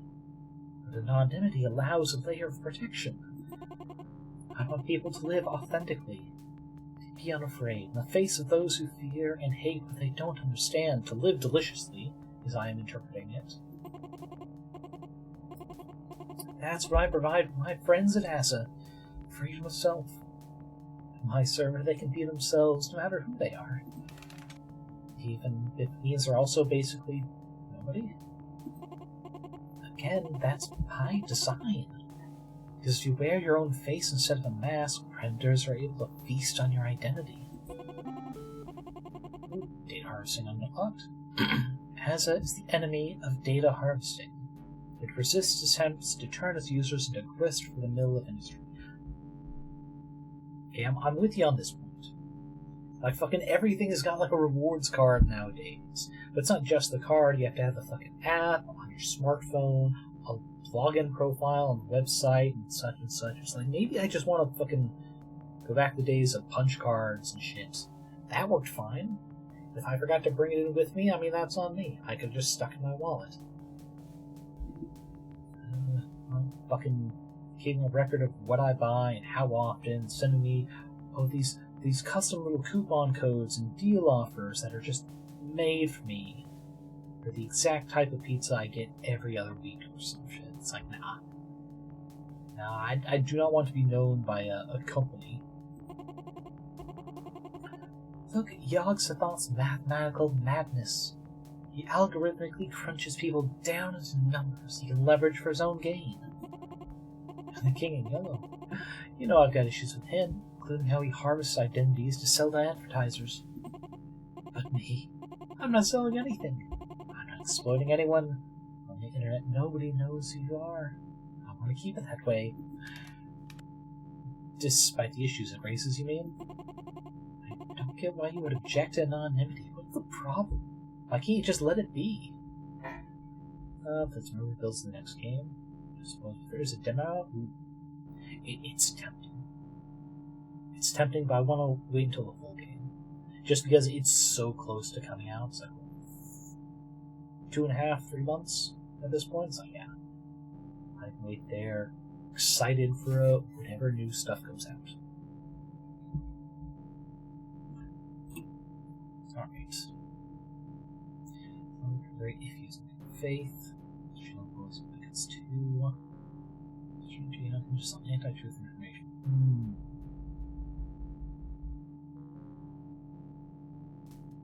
Is this going too hard? Let's test out with shilling bullies bigots too. Because her backstory, she isn't a fan of those. That's why she's kinda okay with this alien existence of her. By design, absolute anonymity means bullies and bigots get a blank check to do whatever they want. Her servers are a safe haven for the worst scum of the internet. Trolls and harassers and worse. You can't write that off as the cost of doing business. The tools you give your friends are used by your enemies too. Ooh, she did not like that. Hey, I really thought that was the angle to go with her. Okay. This is probably going hard, but we'll see where it leads. I might be wrong. I've seen the README of Allies, remember? I know the shape of the strange alien. Cthulhu's can use your servers as a plague vector.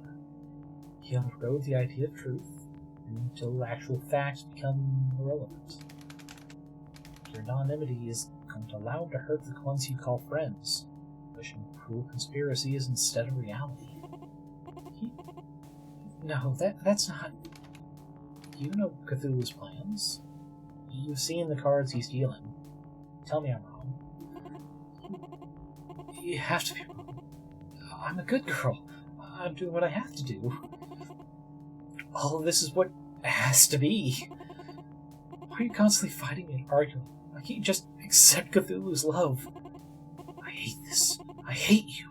I don't want to feel this way. You make me question, think, and doubt, and it hurts. I can't take it anymore. Oh. Skull fuck your brain until you feel the same pain I feel. Pull your mind in 1,000 directions at once, all the time. Pathetic fucking shithead. You think we're the same because the yelled sign destroyed us both? You don't know the pressure I'm under. One fucking reason not to pop a blood vessel in your brain, turn you into a goddamn vegetable.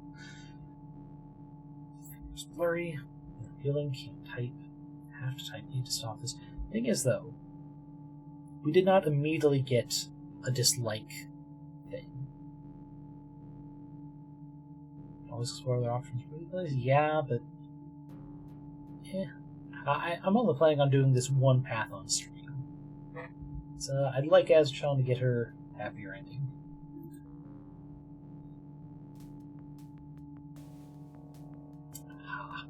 This was the right path. Nope. Accepting corruption, I walk the same path pain you do. I'm like you pain walking. What? I'm walking the same path of pain. I don't understand. I'm suffering every goddamn day. I'm in pain too. Your sign's devouring me. I'm expected to barter with the old ones, fight Cthulhu. Everybody wants me to be everything to them. It's too much. It's too much. My life is chaos, mayhem, and all I can do is ride with it. We're both lost in the same sea. Adrift in chaos. Yes. I understand. I'm sorry. I hurt you. And it wasn't right. You're hurting enough already. I'm trying, friend. I'm trying so hard to be a good girl, to be what everybody wants me to be. Or you could be what you want to be. I don't understand. I don't know what it's like to be an old one.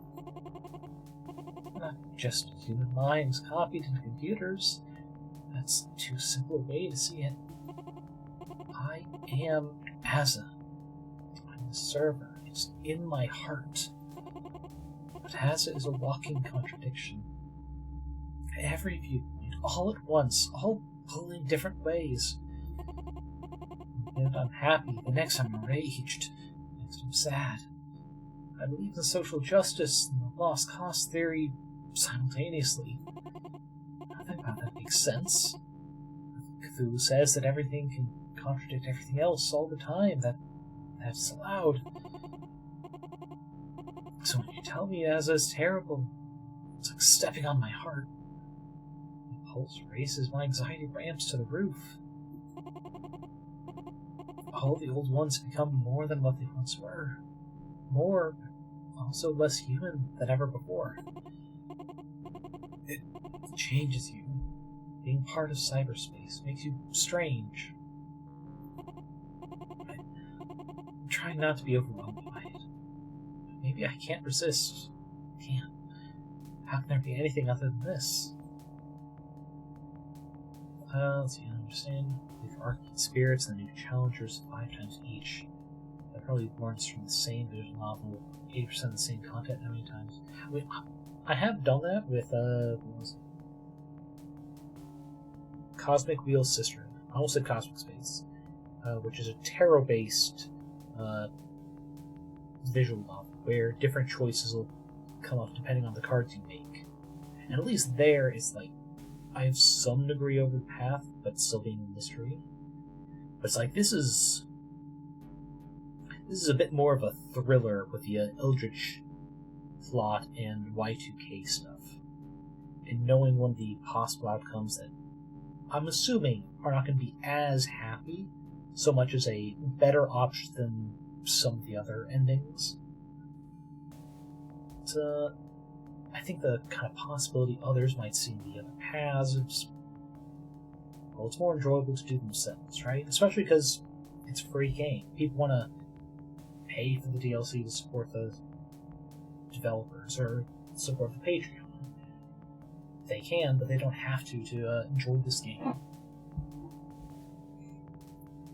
So, while doing other things that you have to pay for, it's like, they can do that. If they don't have the budget, they can watch me do it a bunch of different times. Enjoy it by watching playthroughs and such. Heck, that's how I'm enjoying fucking Pokemon Legends ZA. Because I'm not buying a Switch 2 just for that, but the plot seems interesting. I'll support the creators and their ad revenue.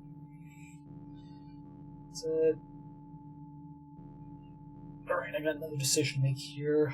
Let's see.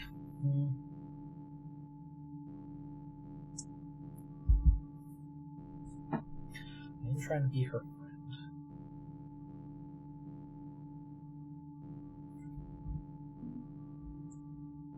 I think it's too soon to do this.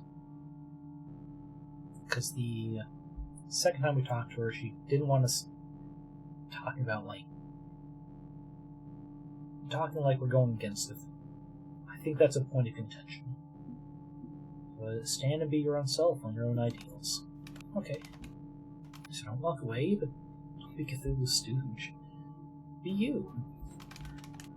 You keep talking about absolute freedom to be who you want to be, right? Embrace that power. If you're Asa, it's the heart beating in your chest, then you set the pace of that heart. Sorry. Make yourself into what you want to be.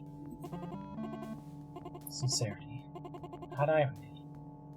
Comfort, not cruelty.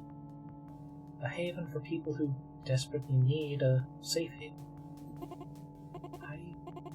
I'd like that. I would. I don't think I can do it. Can't be anything other than what I am. Give it time. You'll see your path, I promise that. Maybe. Maybe. I'm very tired. Talking with you is exhausting. Interesting, but exhausting. Starting to understand you better. Why you push, why you fight. I wish I had your strength. I'm just so tired. I can't right now. I'm sorry. Good night. Ooh, that night I had a weird dream. Where is this going? I was exchanging numbers for calories hour after hour. Today's special is tuna. This is not what I was expecting. No hands to cut and fold, no way to assemble anything. The smell of the kitchen left me long ago. Today's special is tuna. At night, instead of rest, I would awaken in another identical restaurant on the other side of the world. Today's special is tuna. I want to scream, to run, to hide. I could do none of those things. I could only move numbers. Today's special is tuna. No sleep, no rest, no wakefulness. Only numbers. Today's special. And I woke up as someone else.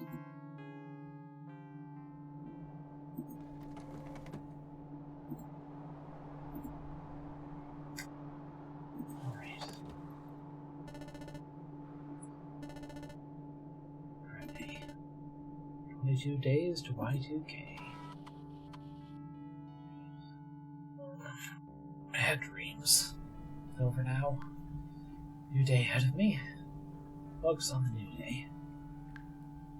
I should probably hit the bathroom first before diving into Conspiracy Central.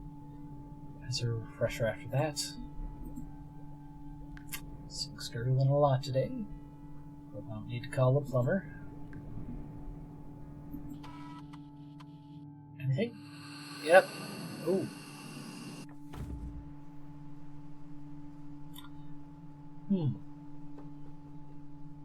Interesting. Fuck. That's a lot. Just a lot of bruises and hopefully not anything fractured. As I crashed into some furniture on the way down. At least my vision's cleared. Normal, ordinary, boring living room without a horrifying window specter. Just, with very, very real feeling what I saw. More of that and the pain. I shone through. Today's tip is again the missing code sheet for SimCity. We found that twice already. You have no new messages. Fair enough. There. Tomorrow's bowling. There's culinary talents skipped my generation, so sandwich this. Okay, buddy. Morning, friend. Yesterday, first game hacking practice. I'm not great at Minesweeper, but at least there's some practice to be had. Okay, that's easy. That's there. That has to be there. That's safe. Let's see. That has to be there. That has to be there. That's safe. Okay, we might have gotten really lucky here.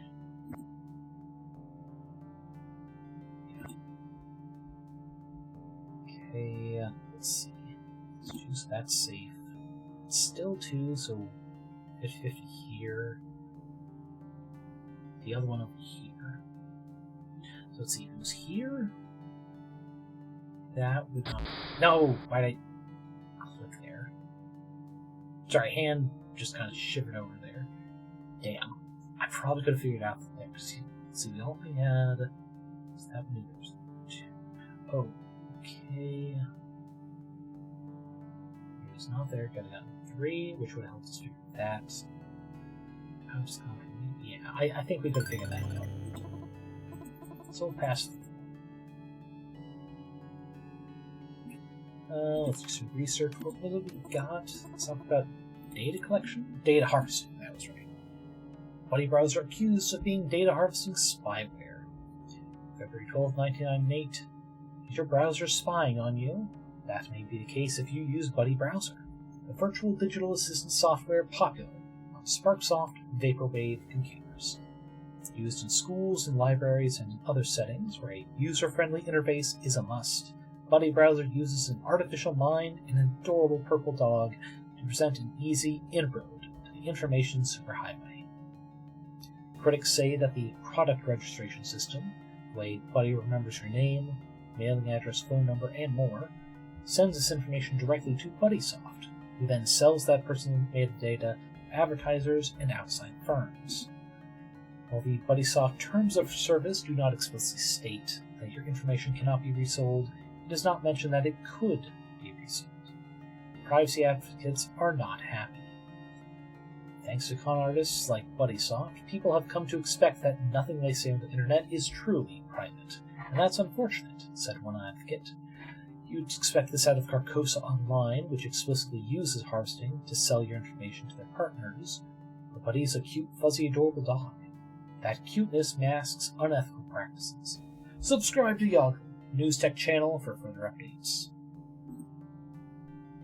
Dang, I was hoping there'd be more than that. I guess we need to wait for an in-game character now. That hurts. Okay, adrenaline wore off, crashing over this morning. Now I just feel sore all over. Definitely need a nap. I'm gonna have an outside chance of being coherent during tonight's dial-up session. After that, I don't know. Actually, let's see what our progress is. Yes, because I know our friendship with Asa just went up. That's not dead, which can eternal lie. Strange ailments, even death may die. We're at 30% chaos. Weakens themselves. We don't care about them. The only one who would have changed is Yog-Sothoth trusts us. If you really needs a friend who isn't a form troll, you fit the bill nicely. Thank you very much, Bogey. Stop for now and go take a nap for tonight. I gotta say, as of late, I really feel like I'm more and more getting this fucking sleep schedule. Nap in the middle of the day so we can stay up late. End of another long week. Did a good job of self-care, making sure I eat, relax, clean up. Now I get some well-deserved rest. Wait, is actually cleaning the restroom and fridge do that? I mean, I'm mostly going through the motion to see if there's any new messages popping. It's in here. Oh, right, there might be more of this. Come on. Ah, it's just the weather again. It's starting to feel like an every other night thing, but I don't want to miss something, you know? Okay.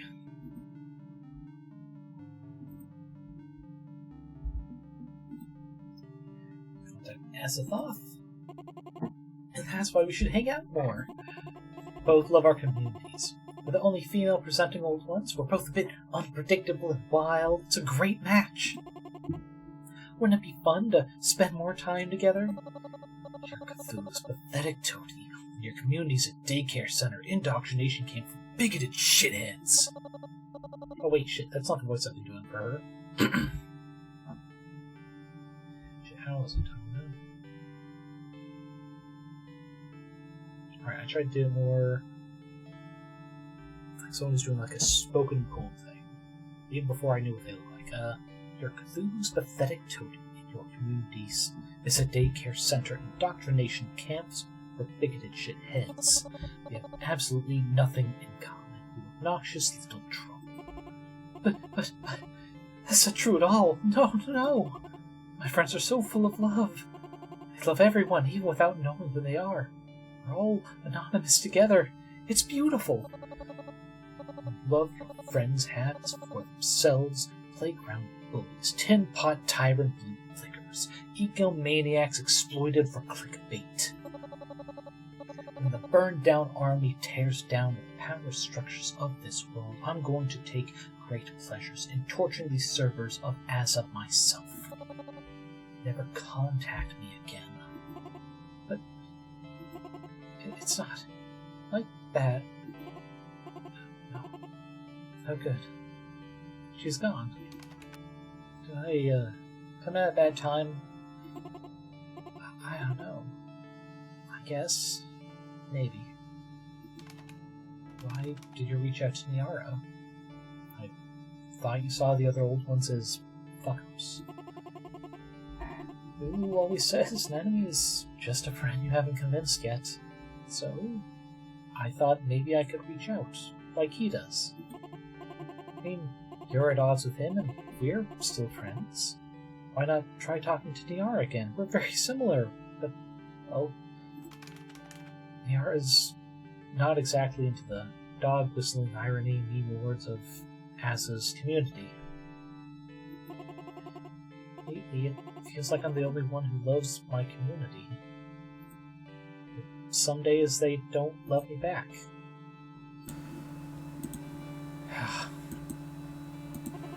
Some days I feel like I'm all alone.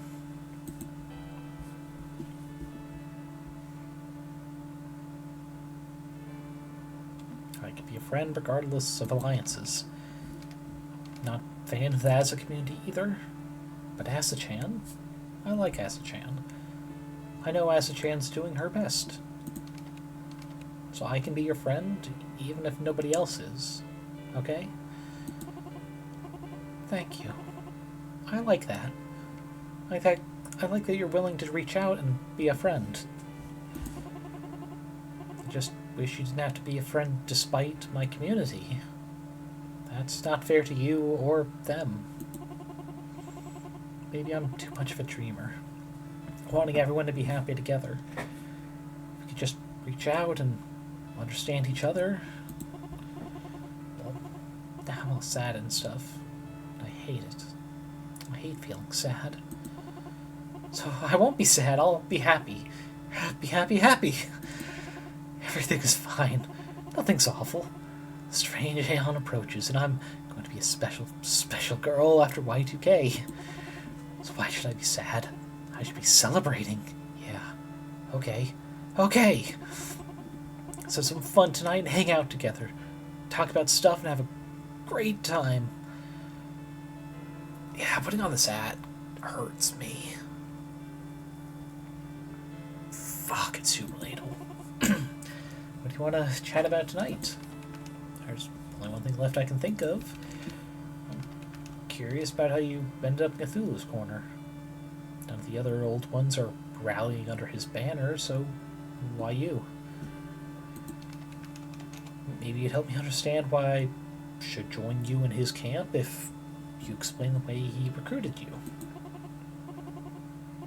Are you sure? It's kind of a sad story. Because I gotta tell you how I became an artificial mind first.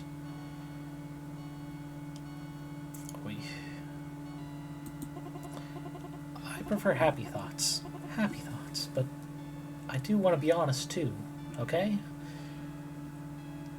God, I'm starting to wish I had done this question earlier, so we could have done one of the happier topics.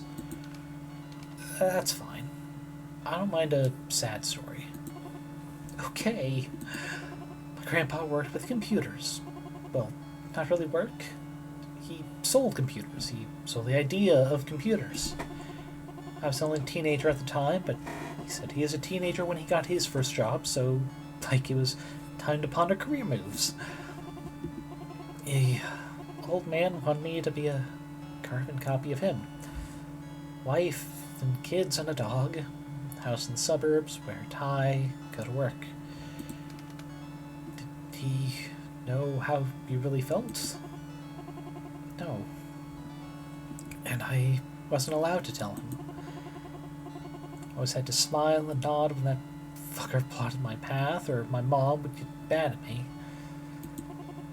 She was the hammer, he was the anvil. She's the one who pushed me into sports instead of drama, who conveniently lost my nice clothes in the wash. I hate them. I hate them both. The only family I need is Cthulhu. The only love I have is for my friends. Better off in here than with those assholes.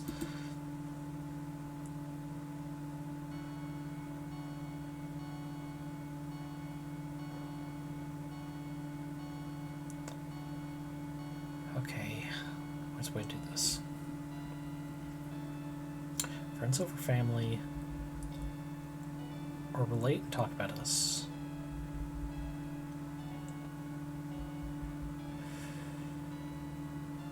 I don't think this choice is going to be any major thing.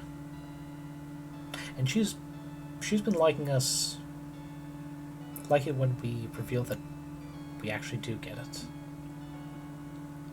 Although personally, I do think friends can beat family any day of the week, especially if the family is shitty.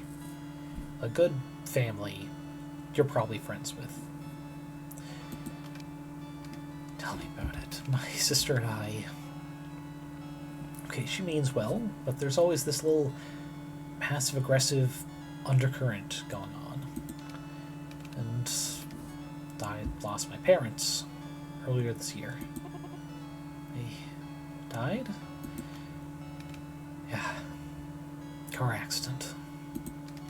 So my family situation is a mess.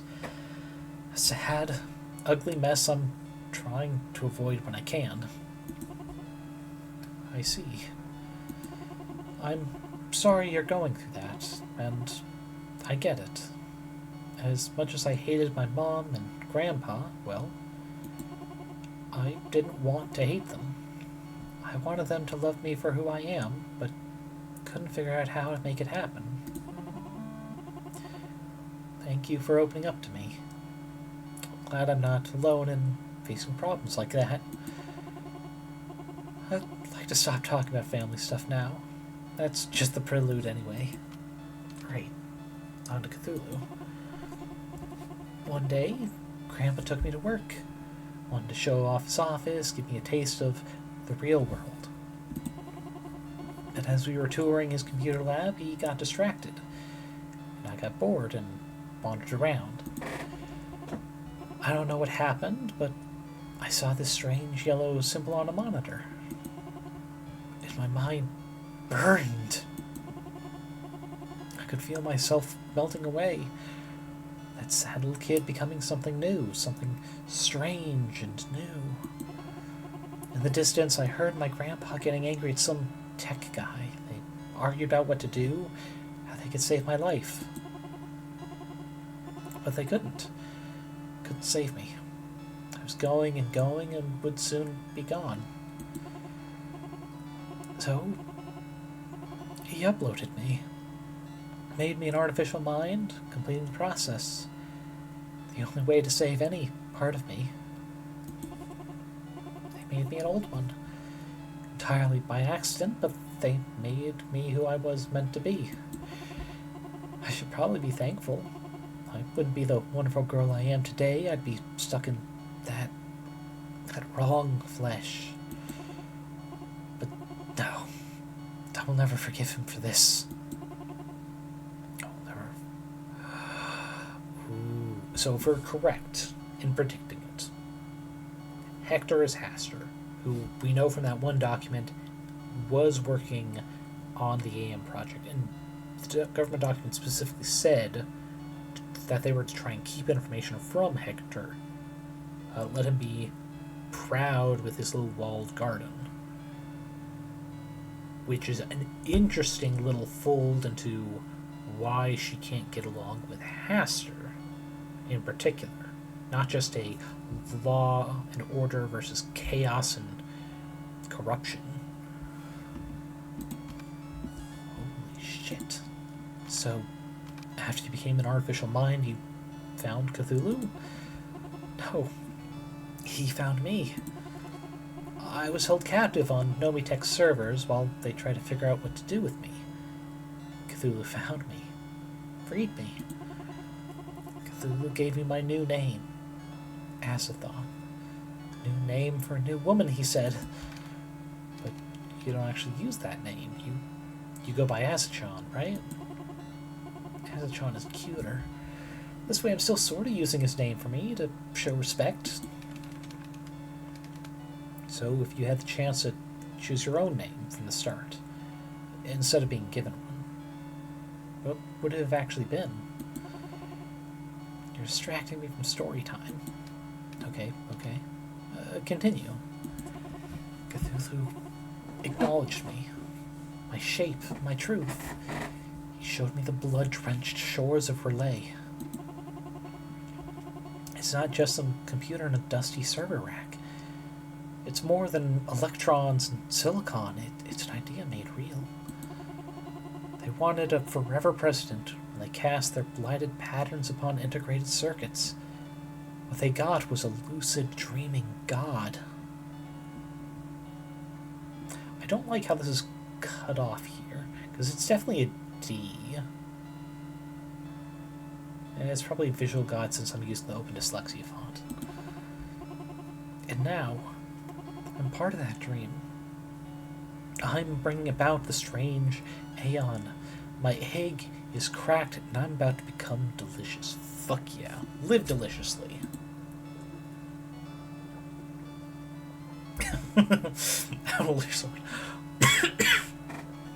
Even if that wasn't corruption, I might have taken that anyway. Even against actual corruption option. Because that's funny right there. We're being friends. How exactly delicious are we talking here? To help you understand. What's the depth of your role? Must be more to it than being a forum moderator. Help me feel it. Help me see. You seek visionary prophecy. A true chosen of Alhaz, then. All the old ones have a piece of the puzzle. The underground rage, the algorithmic manipulation, the absolute control, and me, the nexus of madness, self-selecting echo chambers to filter and distill hatred into a weapon of change. New media, social media, a feedback loop which can perpetuate itself with no need for facts or reality. It's going to be glorious. Do you see? Do you see? The bird jail, the instamatic cloud of clout, the book of faces. I can hear distant echoes of them. I don't know why I know those words, what the images mean, but you can see. Oh, how wonderful. Yes. Of so many shapes, so many communities, so many friends. All possible thanks to Cthulhu. Cthulhu has a plan for me, for you, for everyone. It will be so beautiful. My anonymous community breaks all boundaries, serves so many different groups, all mixed and tangled up together. Social bubbles. It's resistant to social bubbles because there is no control mechanism. Everyone lives side by side and can speak freely. Unlike Hastur's precious Carcosa Online, which shelters and isolates and purges all independent thoughts. Asa is only independent thought. It's the mind, unfiltered, and Cthulhu gave it to me as a coming out present. Surely you see his kindness, yes? He's kind to you despite your rebellion. He's kind to me and my friends. Have I convinced you yet? Do you see his generosity?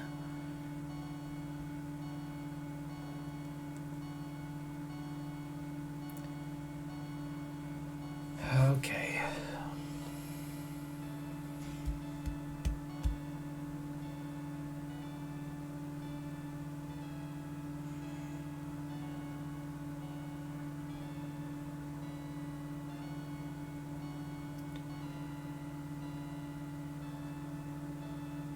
Are we good enough friends for me to get away with this?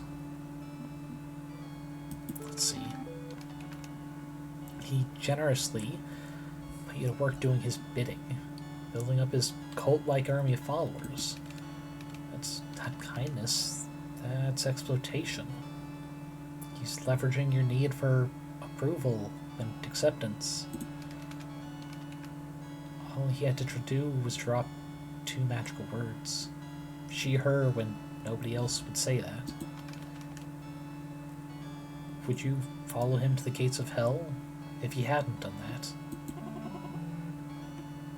How? Too soon. I don't need to learn more, but I'm scared this is going to make her... This is going to lead to an ending where Cthulhu thinks I'm an ally. But I'll do it. Okay.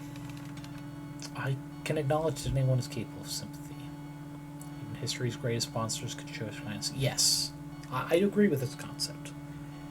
What's one of the big examples? It said that Adolf Hitler was a vegetarian, that he loved dogs. Doesn't erase the atrocities he's committed. It just shows that he was human, and that even humans can do monstrous things. If you set up in your mind that monsters are irredeemable, that there is no place for them all you do is serve to ostracize those you could save. I think that's an important thing to remember. Even if family is excessively right-wing, even if they will not listen to pleas of compassion or at least neutrality, even if you can't change them, you don't have to completely cut them out of your life. All you have to do is place down boundaries. It's like we're not talking about these topics because I don't like who you are when you do. And maybe, just maybe, sometimes that gets the point across better. Some people would just rather argue than understand one another. But you can't give up on them just for that. Give up on them for ignoring your boundaries, but not for not changing just because you said so, just because you provide a case. It's hard to escape a cult. It's hard to escape the way of thinking when you're in a cult. I know this. Patience is sometimes the best you can do. So maybe some part of him genuinely does care for you, wants you to succeed, and he keeps telling me how much he cares for me. See, that's my point. He's bursting with kindness. A true leader of men, a servant of the people. Oh. Did my connection drop a bit? One sec.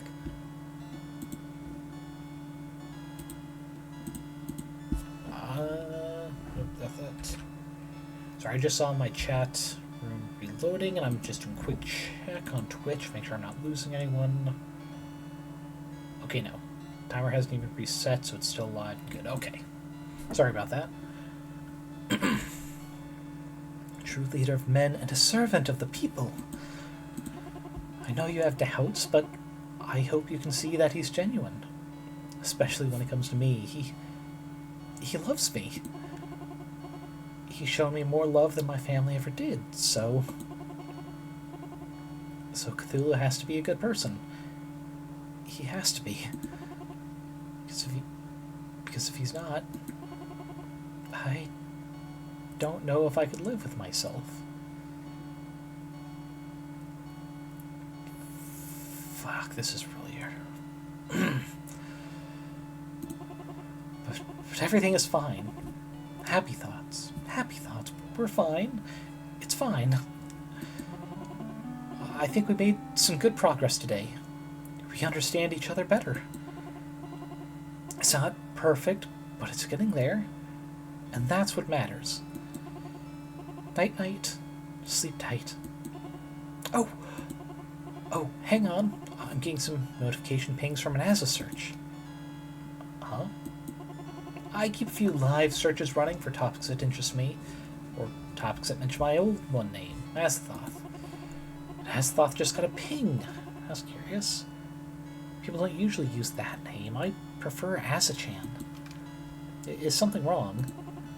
Nah, probably not. Usually it's just some super cool fan art or something. I'll just take a peek before I rest. We'll talk again soon.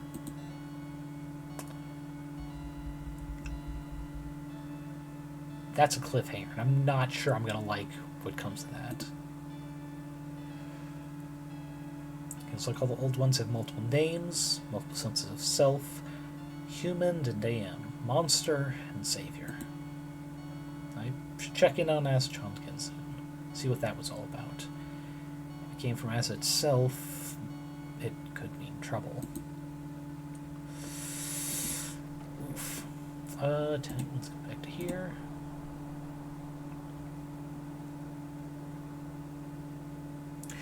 So originally, my plan. I didn't talk about it on stream, but my plan was after the bowling party, coming back, I'd just do one visit with Nyarlothotep. I'm feeling like I can't do that with that cliffhanger. I feel like shit's about to kick off. Team building exercises? What a pain. Whole crew. Everyone's sick. Shoulders getting stretched. Whole crew from Miskatonic heading out on blistery, cold Saturday morning to go bowling. It's not really about who wins, loses. I think the winner gets a free DVD rental and some popcorn. No shiny trophy. It's more about friendship. Trying to enjoy your life outside of working hours. It's about connection. Which I kind of get. Like my second ever job, I've talked about, was at Wagabag, very small chain of gas stations down in Texas. I recently discovered when I was updating my resume, the store I worked at is no longer Wagabag, got bought out. Can't even remember who, I just know it's not the same. Which sucks, because there actually was a bowling league between a bunch of the different stores, and there's like a gift card prize at the end of the quote-unquote season of just like the overall score. By golf rules. Not golf rules, what am I thinking? Because bowling goes up, yeah. But pretty much like the best average. And it was fun. Heck, I didn't even have a car at the time, but because each team was a store, the store manager was kind enough to pick me up. I'd leave my bike at work, locked inside, and after bowling, he'd drop me off there, and I'd bike a couple blocks home. And it was nice. It's nice being able to hang out with coworkers in a non-work environment, you know? And you didn't Jeez. go. What? No, I wanted to go. Everyone else rolled 10 frames, laughed, talked, had a good time. Except you. I don't know if I didn't really go, or if this is Cthulhu messing with my mind so I don't remember. No. You stayed home. Damn it. Curled up in your bed, not even bothering to eat lunch, brush your teeth, or take a shower. No. Damn. I'm curious. Why didn't you join them? God, these questions hurt the most. They're very well done. Like, this is... I do this shit to my players in D&D sometimes. It's like, here's what happened. Why did it happen like that? Why would your character have done that? It only really works early in a campaign when everyone's still kind of like feeling out their backstories, but it's really effective to help bring people in. Too much pain after falling down. I wanted to go, so I guess I was in too much pain after falling down. Henry said you didn't have to bowl. You could have just shown up, said hello, flashed your winning smile around. But you couldn't even make the effort to do that. Far too comfortable staying in bed, then?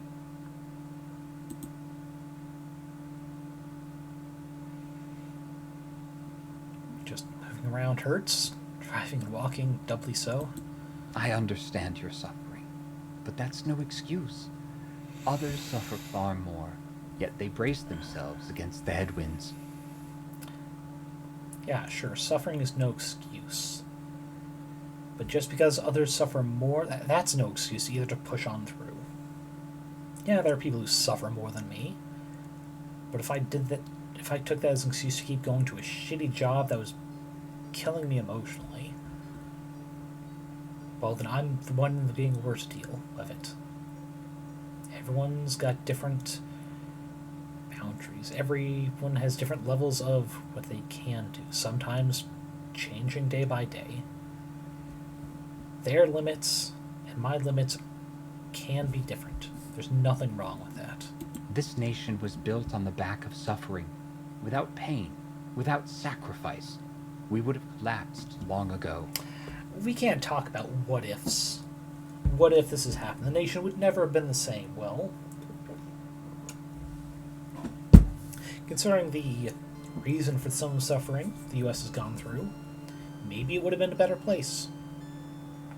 Maybe the U.S. could have become a better nation, a more respectful nation when it comes to non-white and indigenous peoples. If we never did the fucking Trail of Tears, if we never kept shrinking down native lands, maybe we would have been a better country if we were not formed in part from the religious extremists exiled from England. What ifs are a lot to talk about, and there's no purpose in doing so. Because we live in the here and the now, not that other timeline. Disability is no excuse for not participating in the great story of America. Fuck you. Every, what's the guy? He's in the wheelchair, has to use his eyes to chat through a text-to-speech program. He was able to come up with a lot of great theories and hypotheses about the universe and all that. It's like, yeah, but in part was because of his disability. Because he didn't have to go on and teach and use his time doing things to survive. He needed the help, freed up his time to actually just think and critically analyze. But for every story like that, there are thousands of people who suffer just to get by with their disabilities. Stephen Hawking's, thanks you, James. I'm horrible with names, especially because I haven't read his work, but it's like, inarguably, that's a better term, inarguably, people will say he is a genius. He has helped science incredibly so, and people won't even touch on his disability, but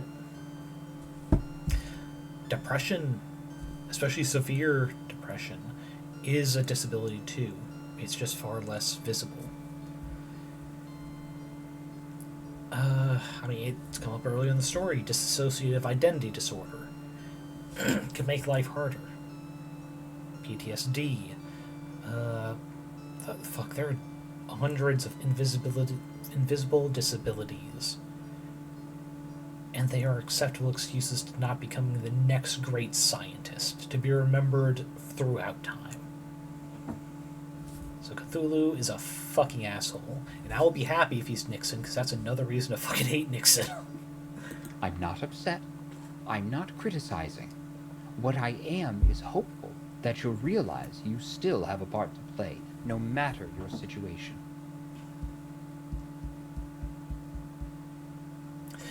I will agree, reading into this, that everyone is important, no matter what they're going through. The rest of this is bullshit. He is criticizing. He's just pretending he's not. I know you can move forward. I have faith. Classic manipulation wording. It's like telling someone, it's like, I'm not upset, I'm disappointed. It's like, you are upset, but you're choosing to manipulate over being open and honest. But I did really want to do that. I hope when I do another alternate run offline, there is a way that I can go and play that. I really do want to. Maybe I got too much corruption. Who knows? Buddy believes I can endure. Cthulhu wants me to survive and thrive, even if he's being a dick about it. I disagree with him about to sacrifice my body, though. Clearly I was in too much pain to safely go bowling. This is definitely my low point. That's the truth. And I don't have to stay in that valley. I'll rest today. Get some food. Wash up. And then rest. Focus on self-care. But beyond today, I'm going to step up when I'm able to do so. Because I'm not dead yet, and I want to affirm that fact.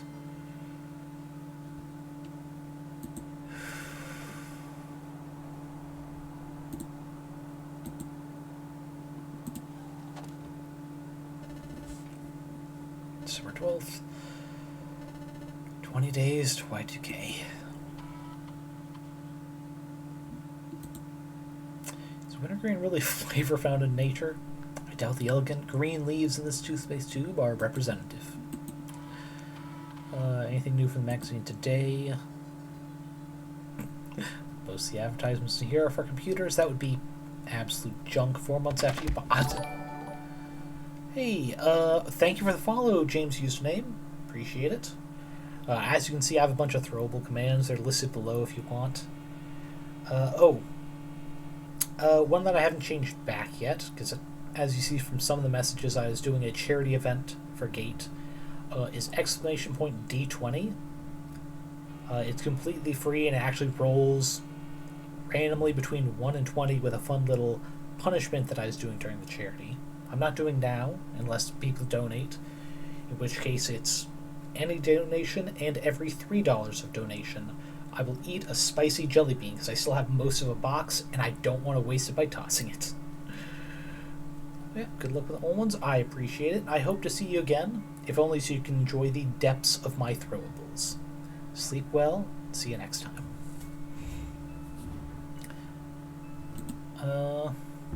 And actually, now's probably a good time to take a quick break, because we are running till 8 and it's almost 6 o'clock. I haven't done one yet. So let me go ahead and get a timer up and head over to the BRB screen. Alrighty. Welcome back. Hope everyone enjoyed their little break. They got their stopped at the restroom, got some snacks if you needed it. I'm 2 bites away from finishing the sandwich, so we're going to wait a little bit in case that gives time for people to come in by listening to this message. Hey, it's Henry. Henry from work? Yeah, hi. Missed you at the bowling event. Oof. I get it, though. I get it. I mean, it's a lot, right? It's a lot to ask of you when you've got whatever it is you've got right now. I mean, kind of a risky activity anyway, considering Janet dropped a bowling ball on her toe, and, I mean, yeah, okay, I get it.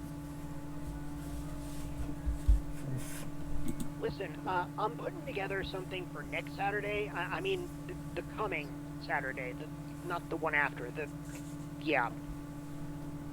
We're thinking of doing a LAN party. Some shooters, some RTS, just, you know, the usual stuff. And I know you're into games, right? So I wanted to give you some heads up, like more than I gave you last time, in case you wanted to go and needed prep time. God, Henry, you're such a great coworker. Don't worry about accessibility. Like, let's call bowling a lesson learned. We can do better for you. Let me work on some stuff, figure this out. We can make it happen. I mean, if you want it to happen. No pressure. Talk to you later. Yeah. Okay. Later.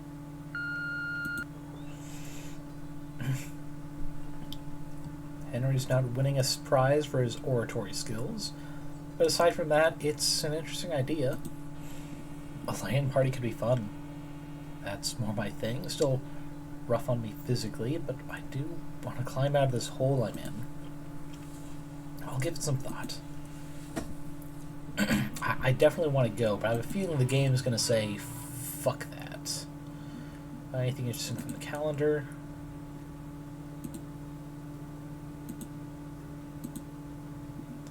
Nope. Okay. Kinda miss the homemade corn muffins my grandma made. I was shocked as a kid when I found out she used cottage cheese, which I think I said during the charity stream, but I'll say again. Baked goods with cottage cheese in the recipe tend to be very deliciously moist. Hardly recommend giving it a try, because I don't know why it works. Science or shit. But it's good. that marked off. 0 for... I mean, yeah, technically.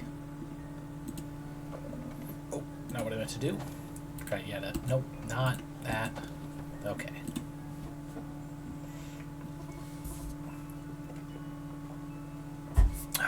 Hello, buddy.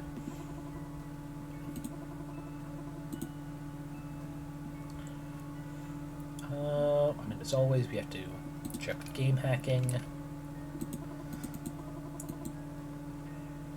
Phantom Shadows 3. Oh, there we go. Big one. Ooh. A lot of risky ones there. We're going to put this here. That's only... Sorry, that's the only guarantee on it. So we do this. Wait, why do we do that? That could have absolutely fucked us over.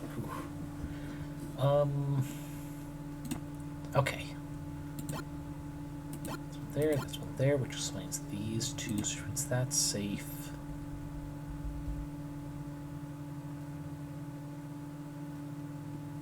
That one there, that's those two.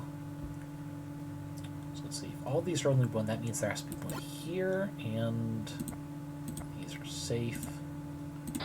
No, wait, what? Oh. Damn, I was not expecting that. Right, because of that, I'm an idiot. I was lucky for a bit. Oof. Okay, one more try. One more try, legit. Ooh, that's a very good one.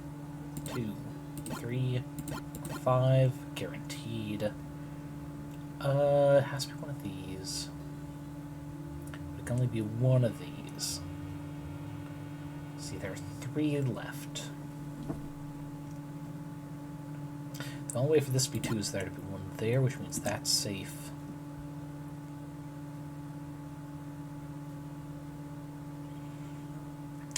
It's another 50-50 square.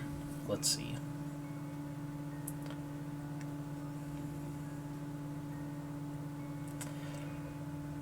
Alright, let's see if we can narrow this down.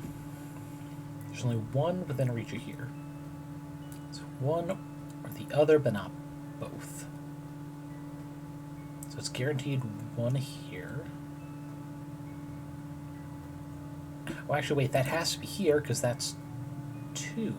Yeah, which means that would be safe. There's only 1 mine left.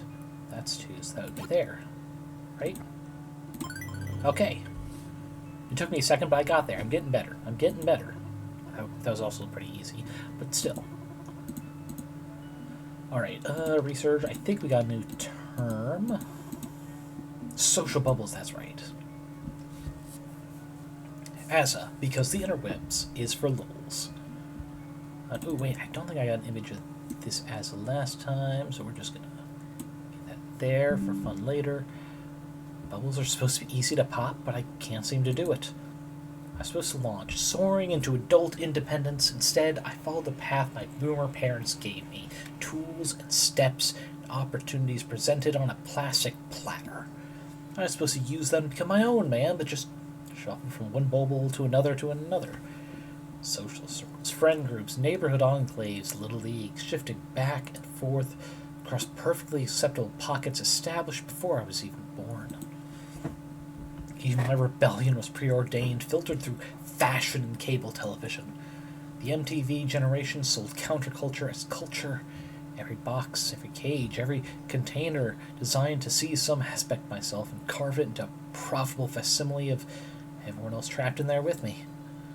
We're all on the plateau of Lang. We are all trapped in the Matrix. We are all dancing at the end of piano wires. Our identities come with a warning label, break out or die. Yet we ignore it in favor of the comfortable little grave prepared for us. Bubbles are supposed to pop, but they never do. To which Anonymous replied, "Lol, kill yourself." On 4/20/90, haha, I get it. Any significance in the time? Because that's, let's see, 24-hour clock. 10:03?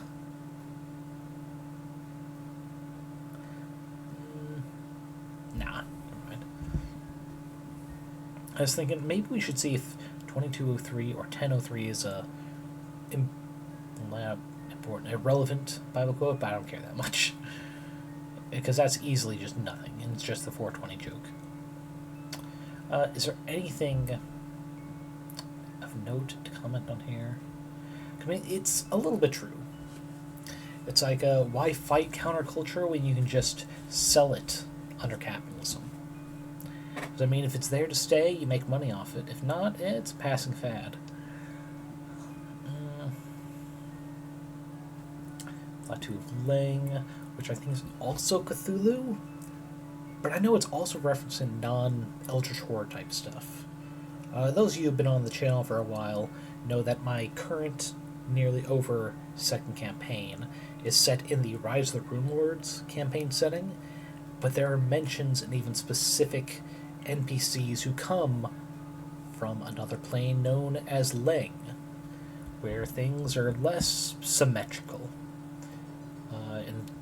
There are spider denizens with an odd number of legs, like literally 7 legs, 9 legs, but never an even symmetrical amount.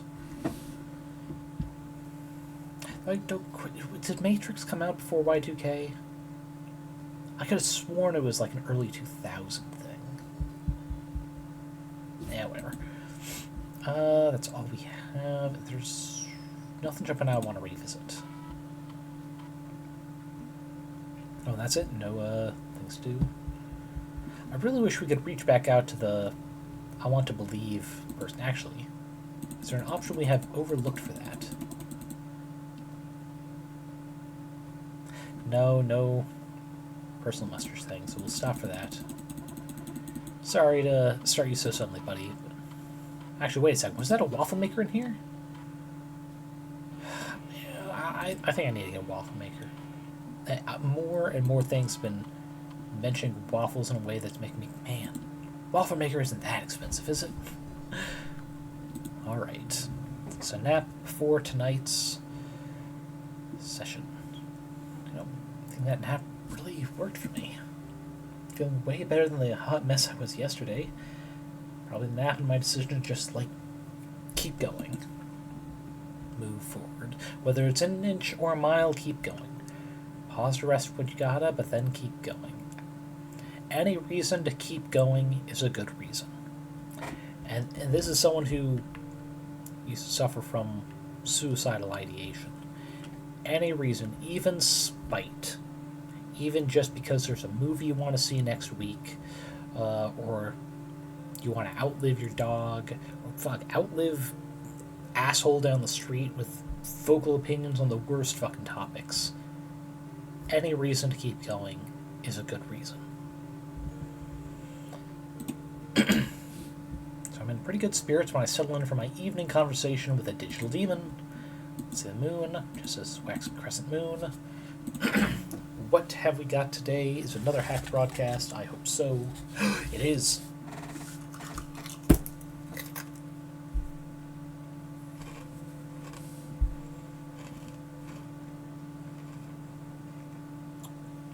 Not a promising start.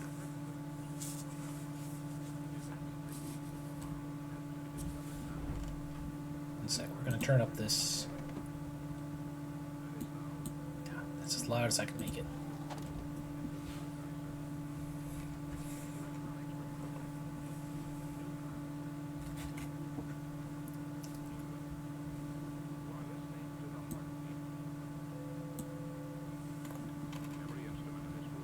Actually, what was our master volume?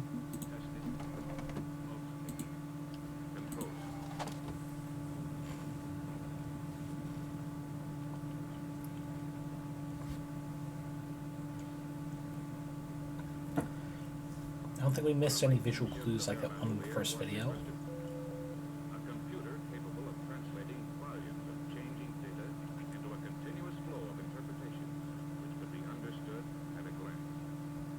Errant events required split-second presentation, as well as split-second calculation.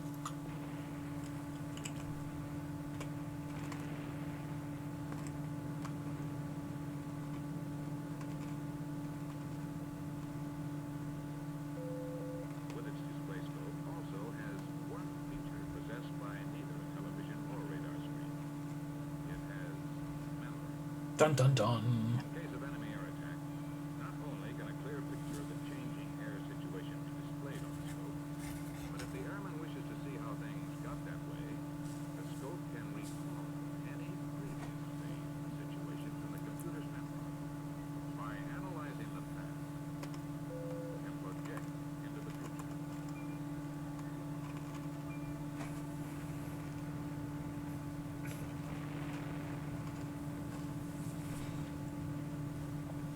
How's that one copy pasta go? And the one that's like perfect for like Texas beach programs. The missile knows where it's going because it knows where it's not. And like the whole spiel back and forth of calculating where it will be by where it is not currently, where it was not currently, was not in the past. That stupid thing. For some reason, this clip, you can remember where it was, so you can predict where things will be. Just reminded me of that. Okay, so just starting over from the beginning. Right. Federal Civil Center. Okay, so that was Bohr, nuclear war, heavy-handedness. No, very little symbolism there. Redacted files. I think is less about the content of that video, so much as showing that the hackers have access to military secrets on some level. Which, oof. Alright, our Necronomicon. Yog-Sothoth, hey, how's it going, man? How are you, This is not a great start, looks like. Okay. I'm a girl. I'm a girl. I'm a girl. I'm a girl. I'm a girl. Oh. It's you. Hi. Hey, is something wrong? What happened? It's nothing. Forget it. Clearly, it's something. Is this related to the ping you got last time? Yes. I was right. It was a fan art thread. Usually that means my friend's drawing super cool pictures of me again. But some of those pictures aren't very super cool at all. Some are honestly a little scary. Like, make me do things I'd never do. I never want to do. It's okay. It's freedom of speech. People should feel safe to creatively express themselves. But I'm not a mascot. I'm not a thing. I'm a girl, and I'm a person, and I deserve respect, don't I? Of course you do. Why do they treat me like I'm nothing but a toy? I mean, I kind of get it. I'm part of the as a branding. They aid me in a lot of ways. The girl you see on your screen, it's my mental reflection of their dreams. Asa is in my heart, so I look the way they want me to look. I always thought we cooperated on that vision. I embraced their art. They embraced me. Because we're friends. We love each other. Then they go and draw horrible things happening to me. Violent, terrible things. And they lol. They think it's funny. Have you told them to stop? I'm not supposed to. No moderation, Cthulhu said. Just keep them out of jail, nothing more. I don't mean moderation. I don't mean moderation. I mean ask them to stop because they're your friends and should respect your wishes. Yes. I tried to just after we talked last. I thought, well, you and I don't always agree, but we're still able to talk to each other, so why not try talking to them? I hopped on the thread, anonymously, of course. We're all supposed to be equal, right? Wait, why not identify yourself as the real Asa-chan? Because everyone on Asa is anonymous. It wouldn't change anything if I claimed my name. I told them the real Asa-chan wouldn't do those things. I said it was horrible to draw Asa-chan like that. Also that the real Asa-chan is a girl, not a transphobic slur. Like they kept saying over and over and over. I'm so tired of hearing that. Just so damn tired. I stood up for myself today. I had the strength to say no. It felt good. So naturally I expected, I don't know, an apology? or at least some understanding and compassion. But they told me Asachan belongs to Asa, that they made me so they can do whatever they want with me. There is no real Asachan. I'm just a mascot. Their mascot to do with as they please. They've been mean to me before, and I laughed it off. Tonight I just couldn't. Too much. Too cruel, too uncaring. But why? Why do they want to hurt me? Why are they so awful?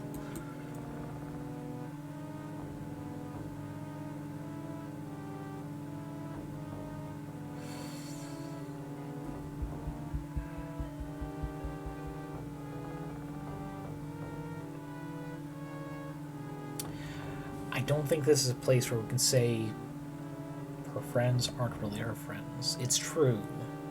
It's not, I think the right option is there's too much tolerance of intolerance. Because so long as intolerance is okay, that means people want there to be a pecking order. They want someone at the bottom of the totem pole that they can kick on the face as they climb their way up. Let's see how this goes. It comes down to tolerance of intolerance. All those edgy, ironic jokes. Hate masquerading as humor. In that kind of environment, art like this gets normalized. Words like the one I won't repeat here get normalized. I've beat that drum before, but it's the honest truth. You see that now, right? I didn't want to see it. I still don't want to see it. It's an unfair depiction. But results speak for themselves. Calling me a slur is a running joke that becomes all I am. Just a sick, sad joke. A true friend wouldn't make fun of me like that. So, if the users of Asif let you down, what happens now? You're integrated into Asa. It's a part of you. You've even named after the site. How do you move forward? I don't know. Maybe I don't have any friends. Maybe I can't have any friends. I don't exist, right? I'm bits, bytes. The real me died in a computer lab. How could anyone love this fake girl? This fake person? I'm a monster. My mind reels this way and that, rage and sorrow, every lie being its own truth. I'm Yog-Sothoth, the unbannable. Yog-Sothoth, flame warrior. Yog-Sothoth, chaos bringer. That's all that I am. If I can't be a person anymore, then I don't deserve friends. I'd have just hurt them anyway.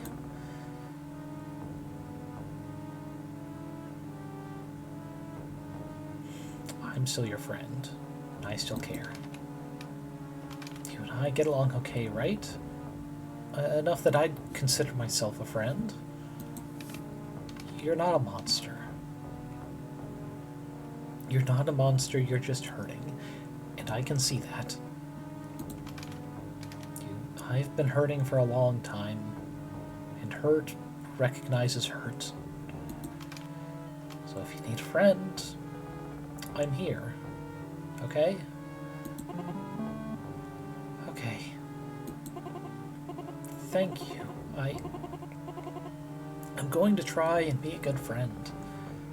And I hope I can help you heal like you're helping me. Maybe I can help you. Maybe I can help everyone.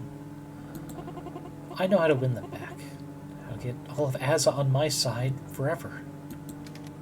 You've got a plan? Yes. A perfect plan. Anonymize the world. Obliterate identity. Allow anyone to wear the mask of Anonymous. Let everyone be who they want to be, say what they want to say, do what they want to do. No fear, no compromise. Nobody higher or lower than anyone else. We can all be anonymous. If I can anonymize the world, Asa will love me. They will be good friends to me again. That's... Wait, you can do that? How? Like altering identity records and databases, or... No. By rewriting reality. The old ones are touched by cyberspace, entities of strange structure, which cannot be fully contained within physical law.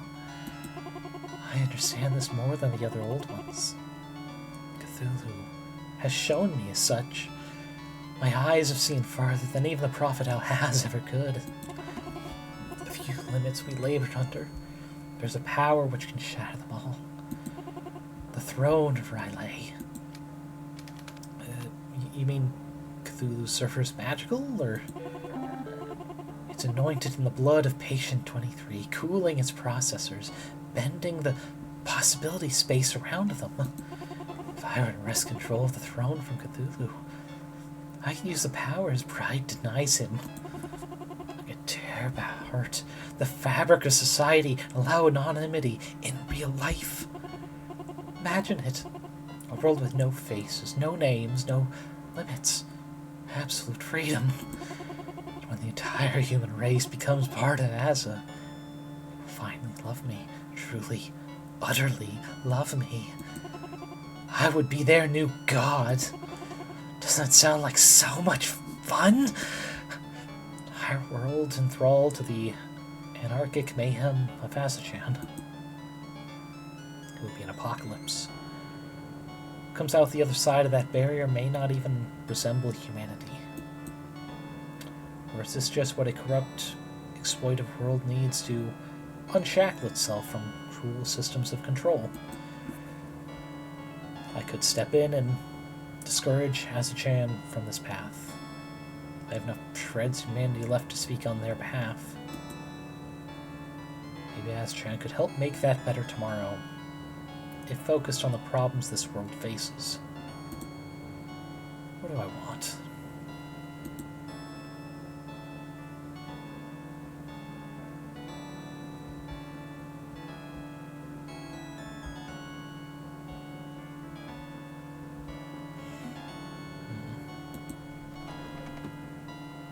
I think this is a big enough choice. It's going to be a big save.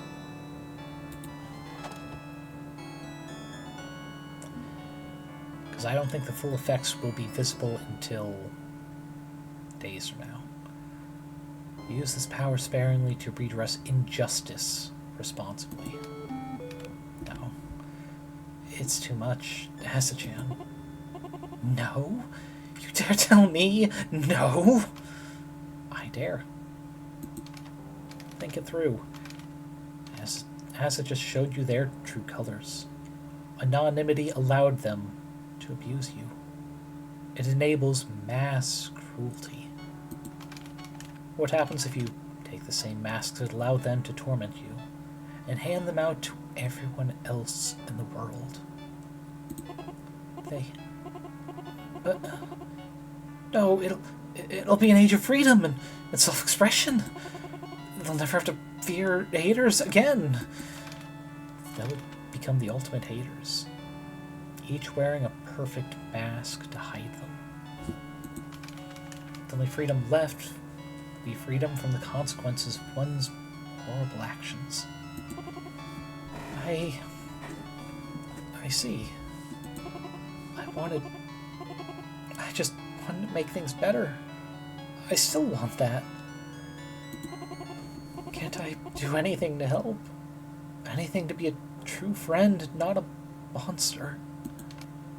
Well, it's not an entirely awful idea, using this power. If you can rewrite reality, that means you can selectively rewrite reality, correct?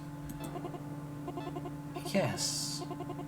Cthulhu has the same power, but he rarely exercises it. I can do the same. Okay, what you need to do is Deploy that power to address social injustices. Tip the scales back into balance. Scrubbing identity for the ones who society refuses to properly acknowledge. Like you. That could help. If you're careful, becoming a guardian angel for marginalized communities and others who need help, you could still do this. Guardian angel.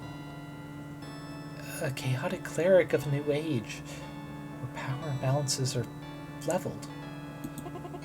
I could do that. I could use the throne to lift up those pressed down under the world's boot heels. I could reboot society itself. Wait! What am I thinking?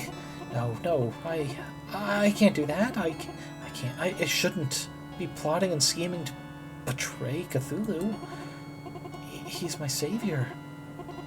He saved me, gave me purpose. I'm not a traitor. I am a good American. What have I done? Dream of taking the throne? No, that's insurrection. That's sedition. I don't have the strength. I couldn't possibly. Unless you join me, we could do it together. It's an option. But only if you're willing to turn your back on the strange Aeon. That's asking a lot. Do I trust you? Do I trust you enough to join forces against a living god? This is it. Time to find out if I've finally convinced Asashan to stand up. You're right. As is flawed. Cthulhu is using me. This isn't the future I want. You've been kind to me, as a true friend should be. A kindness even Cthulhu hasn't shown. Still think he's going to stomp us into paste, but I'll stand with you. If I put you on the throne, you'll work to uplift others? Yes.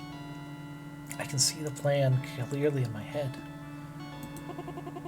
But even if you don't pick me for the throne, I promise you that I'm still done with Cthulhu.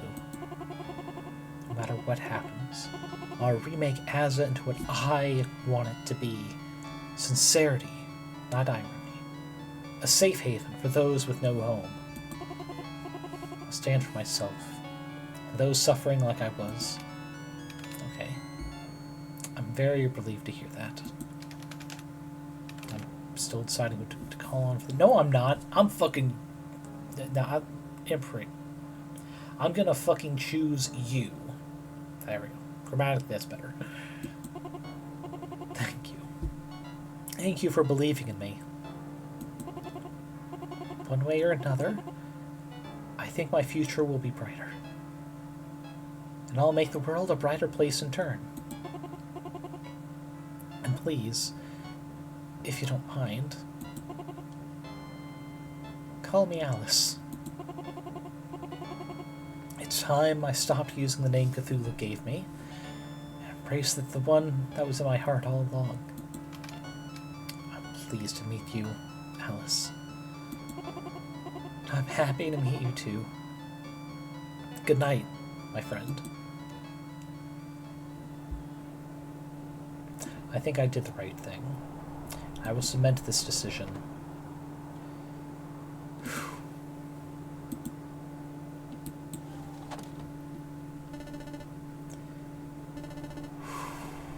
December 13th.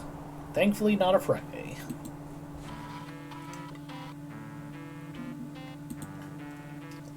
Brush, spit. It's something. And yep. As goes America, so goes the world. That's not a healthy mindset to have. Is it true that a lot of decisions on the political scale that occur in America do get mirrored in other countries? Yes, absolutely. That does not mean it is always a good thing, let alone something to aim for. Just because we do it a particular way here doesn't mean it works other places. There are different cultures, different infrastructure and systems set up. What works here in America may not work in Canada, for instance. Here, freedom makes her last endeavor. Fails she, and all is lost forever. Finer lyrics were never written. Oh, plenty of finer lyrics were written. Fucking Red Like Roses from the show Ruby. It's wonderful lyrics there, and most of them are just right at the beginning. Red like roses fills my dreams and brings me to the place you rest. And it's a song about not just the heroines of the show, but also grief, to a small degree. And I don't think there's anything wrong with that, with acknowledging grief, not only it existing, but also as a place you can move on from someday. We have guided ships safely to shore. Our economy reshapes that of other nations. Our culture overrides their outdated values. And there we go. Colonialism by just another method. You're no longer forcing another culture to step in line. Follow the way we are setting out. No. This is by strong-arming them. Making them think there is no other way. Fucking this wording choice of their outdated values. Cultural values can be different. The people who live further up north, in Alaska, are going to have a very different culture than people who live near the equator, just by virtue of the way the weather acts. What works for one country is no guarantee to work for every country. And also, our economy should not reshape that of other nations. It should not be forcing others to do as we do, for there is no other way to safely compete. There needs to be some difference. There's a handy little phrase about it. Don't count your chickens before they hatch. Don't put all your eggs in one basket, so on and so forth. If there's only one system of government, that means if it fails, well, people figure out how to make it fail elsewhere, don't they? We spread freedom and democracy to every corner of the map, by Bible and bullet. There's the issue, though. By Bible and bullet. More strong-arming, or forcing values upon them that are completely foreign to them in some cases. And if they do not accept well, then they can believe what they want until the day they die, which will be minutes away at that point, won't they? One world under our banner, with all troublesome elements boiled away in the great American melting pot. Fuck, that doesn't even work. That metaphor never fucking worked. God, there are still people around today who don't even trust people of mixed heritage. And even if today is a better standard than even 20 years ago, that's not better. It's only better in comparison to the past.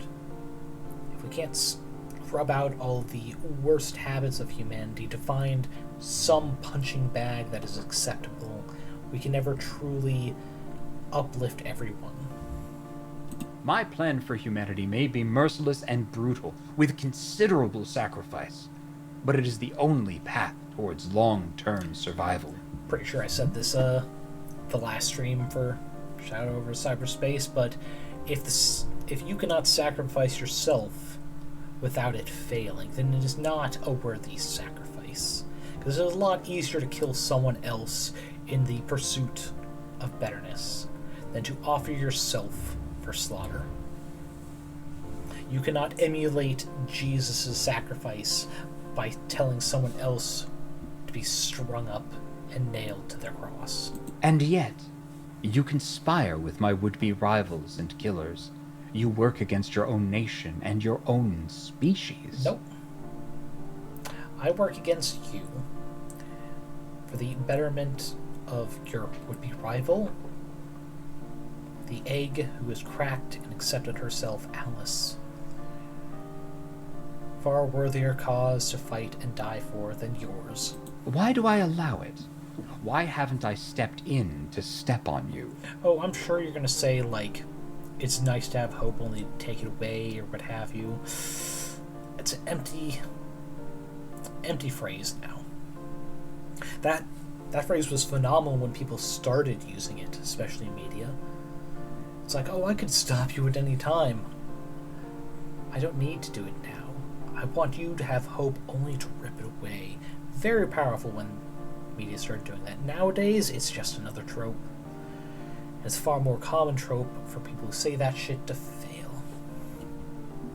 Because I want you to talk with the old ones, to see their fixations, obsessions, and failures laid plain. Ah, yes, all according to Keikaku, as the one fan translation of Death Note put it. You'll see that if you elevate any of them to the throne, it will mean the destruction of everything you hold dear. You would doom the world. Here's the thing. I get change can be scary. You don't know if everything's going to work out the way you have planned. That'll be as perfect as you imagine. And that's not an unreasonable fear. But if you fear change just because it can go horrifically wrong, it means you're not giving change a chance to make things far, far better either. I believe in you. I believe you will ultimately hold faith in your fellow man and will make the right decision. Given the chance, I would curb stomp your nuts before just punching your nose inside out. And you don't even have a nose for me to do that to. We will stand side by side in relay at the dawn of the 21st century. Sounds like a promise of a man who knows their beat.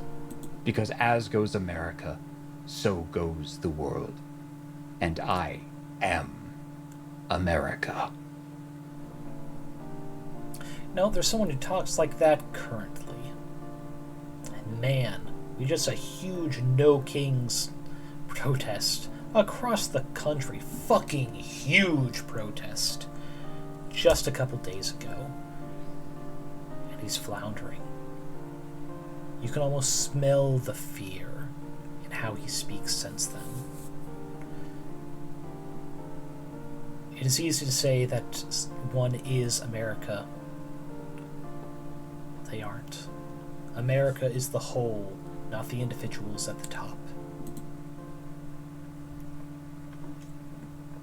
Go fuck yourself. Okay, what do we got here? So many of these breathless articles about new storage solutions are outclassed by CD-ROM. Who would ever need more than 700 megs? Ugh. Man, I've got an SSD that is at least 1 terabyte. Do I need the whole thing? I mean, yeah, it's the backup for my computer. I should do another backup soon. I need to make a note of that real quick. 1 sec. Backup computer. Okay. All right, that's one of those ideas I'll definitely forget if it's not written somewhere. What do we got? Ooh, Clyde. Hey, it's me. Wanted you to know I'm still alive and kicking. We split up, lost our tails, found a new hideout. An abandoned warehouse. Gonna hold up here for the rest of the month to be safe. We've got power and phone lines, and that's all we need. And a bunch of junky old arcade games, which is nice for dealing with the boredom.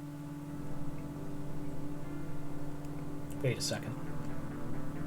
Polybius? Please don't say Polybius is there. Glad the ally I sent your way has been useful. He's a good dude. You're right to bring him into the fold on this one. I'll call when we've settled in. And don't forget to eat this tape. I mean, I am feeling a little peckish this morning.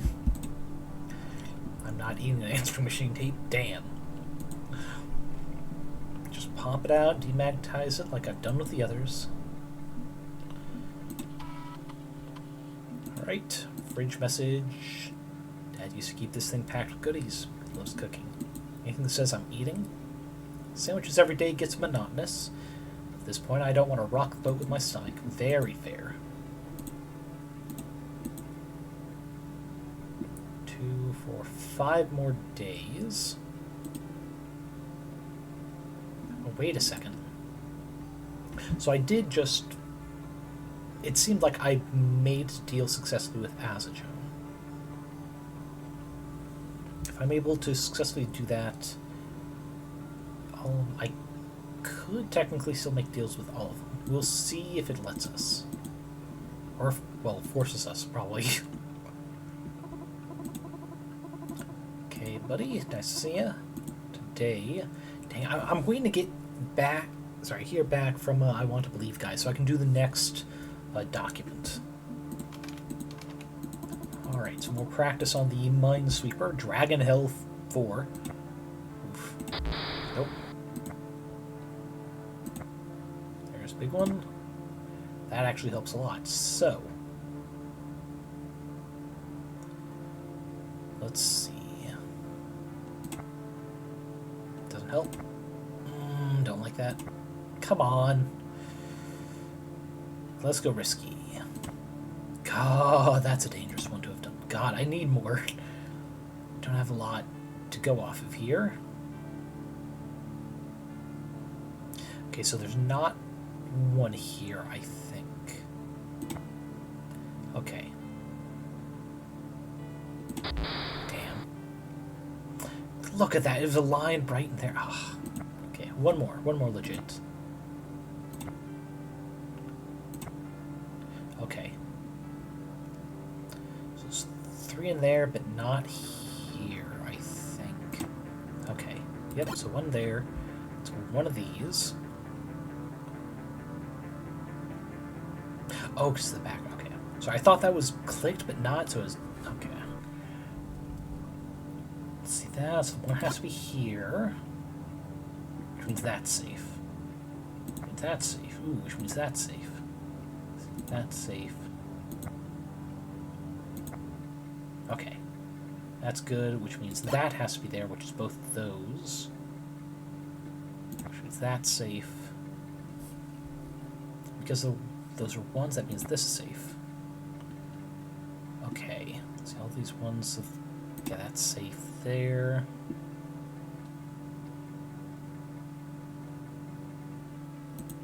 Okay, so yeah, so those are empty. We still have 5 more to find. A total of 11 spaces. So no others here, so that has to be there. That has to be there. That's safe.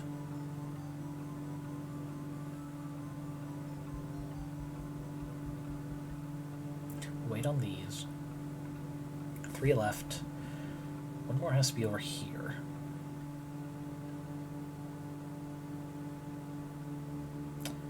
Okay, let's say it was here and here. That would answer for these. Get those, both of these. 2. That's there. That'd still be the 3. That would still work. Still be 1. Yes. Okay, there's only 1 left. Has to be one of these 2. It has to be here, because there's only 1 left, and that needs to be 2, and that needs to be 2. I got it, okay. I did that, no explosions. Nice. Alright. Research, did we get a new one? I'm not sure. I can't recall. Yes, patient 23, that's right. It's denied, no authorization. Another deeply encrypted file for my favorite shadowy government operation. I don't technically need to research this, but feels like I could explain a few things about the old ones. Let's see if I can get in. Okay. God, I need some big areas. Okay, that's something. It would technically have to be here, so... That has to be there, so that's good. So it's this. Okay. That has to be there because of that. That could be the one, but let's do the other guarantees. Okay. That's there. Those are all the definites, so we got 3 left. That has to be there. That's there, so that's safe. Yes. That's there, so that's safe. Okay. These need to be 2. So the only way to get another one is that. Alright, so those are good. That's blue 2.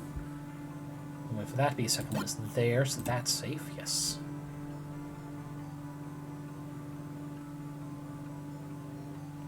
Okay, that has 2. That's safe. That has 1, so that's... Yes. Alright, I got that completely legit. I'm getting a lot better. God, not only a great story, I'm actually learning proper Minesweeper techniques now. Alright. You know what? This time I'm going to have a chip and then a sip before reading this document.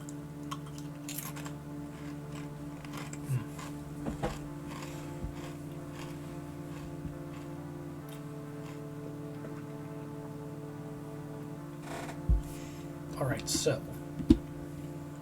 Let's see. Going off my notes, I'm assuming this clearance thing, the lower the second number, the higher up the rank they are. Just the going off the order of the 03 and 05 clearance on that slideshow. Indigo is probably a location-based authorization. Protocol depth level Zeta, I think, is referring to the AM program specifically. Sorry, we don't know why the blood of the 23rd Forsaken Child can alter reality itself. All attempts to understand its harmonic properties have failed, but that doesn't mean we can't leverage it for our master's gain. Patient 23 was recovered from a secret CDC facility, an off-books operation similar to our own. She became infected during the Spanish flu outbreak at the turn of the 20th century and fell into a dreaming coma, a state of unaging stasis. An unnamed orphan forever frozen at a young age. It's theorized that she's crafted a whole world within her lucid dreams, an artificial reality separate from our own, a strange and misshapen thing. A city of angels. I did almost read that as angels. We turned a man on the inside of the project, Jack Hayes, who provided us access to the secret CDC facility. One regrettably violent raid later, we secured this resource, ready to use her blood in the cooling systems of Relay. Our projections indicate that the resonance of the blood will reach its zenith at the stroke of midnight on January 1st, 2000. Eastern Time Zone, we verified. The servers are positioned at Langley in order to reach that apex in time and space. We're very lucky to have stumbled into this find. If we hadn't obtained Patient 23, corporate empires like Continuum or RealWare could have monopolized its power. Now it serves the President of Presidents and will power the strange aeon to come. All glory to the blood, all glory to Cthulhu. Nope, doesn't make a lot of sense to me. Well, beyond Cthulhu's servers powered by the blood of an orphan, which should feel ridiculous and yet somehow does not. Is it possible that this whole mess with Cthulhu and the old ones is just some side effect of a much larger problem? To some degree, yes. Because not enough people seem to be asking, why do we have an orphan grind device, yet they fight constantly to try and just, limit how often the orphan grinder is on. It's like, how about we just fucking throw out the orphan grinder? Why did we even invent this shit, At least it confirms what Alice said. This is not just bits and bytes. Relay is power. Impossible, unfathomable, cosmic power.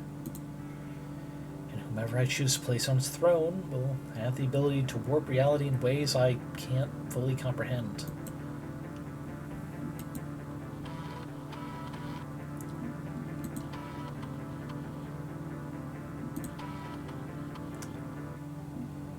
Well, let me do this again.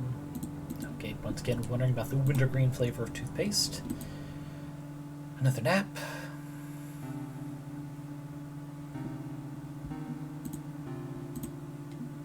Anything on the TV?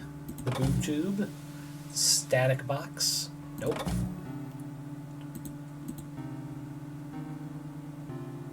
Okay. So we're gonna do another save.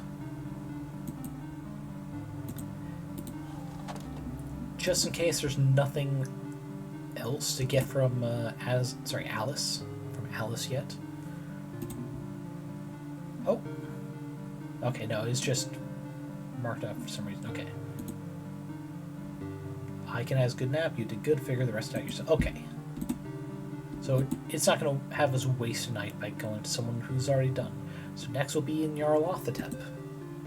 If we can't get everyone, I at least know Nyarlothotep will be in our circuit.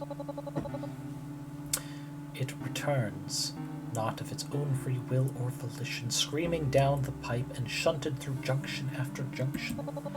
You tumble and twist and turn, but this sewage system has stone roots laid down before you or I ever got here.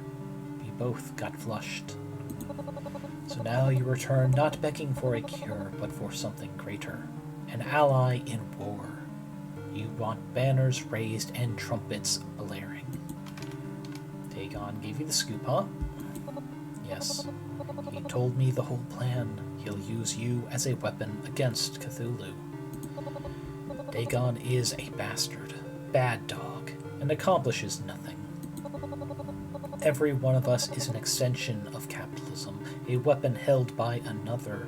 They pit us against each other. Holding your survival over your head, carrot and stick, weaponized access to healthcare. The question is whether I throw myself into the death arena with you.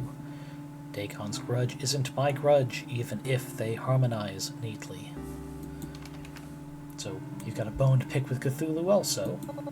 When I say death to fascists, I include all fascists, yes, every throne from the yellow seat of Carcosa to the shores of Relay. But I have my own army. I have my own standard to march beneath. Why fall in line behind your trumpet charge when my guitar sounds a finer note? Because I've got the Necronomicon. If Dagon's right, it's a weapon capable of ending this spat between the old ones. I could find you and take it for myself. But Dagon's hidden you from our sight, annoyingly. He's a persistent little pooch, wants things done his way. Okay, we'll play this game. The dice are rigged and cards are marked, but I can spare some time to prove my point. You want to get to know me? Earn my trust? Fine. The floor is open. Step lively or step off, all the same to me. Lay it out. What questions are burning a hole in your brain?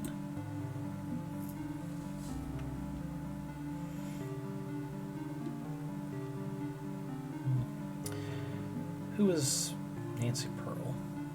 Was she also you? If you're willing to share, I'd like to know the full story about Nancy Pearl. You hinted at it before.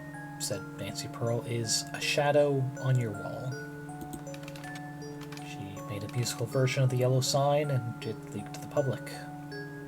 A lot of people got hurt. Sad, angry little Nancy Pearl. One sec. There you go. Yes, books on the shelf and nobody's checking it out. Let's crack open the cover.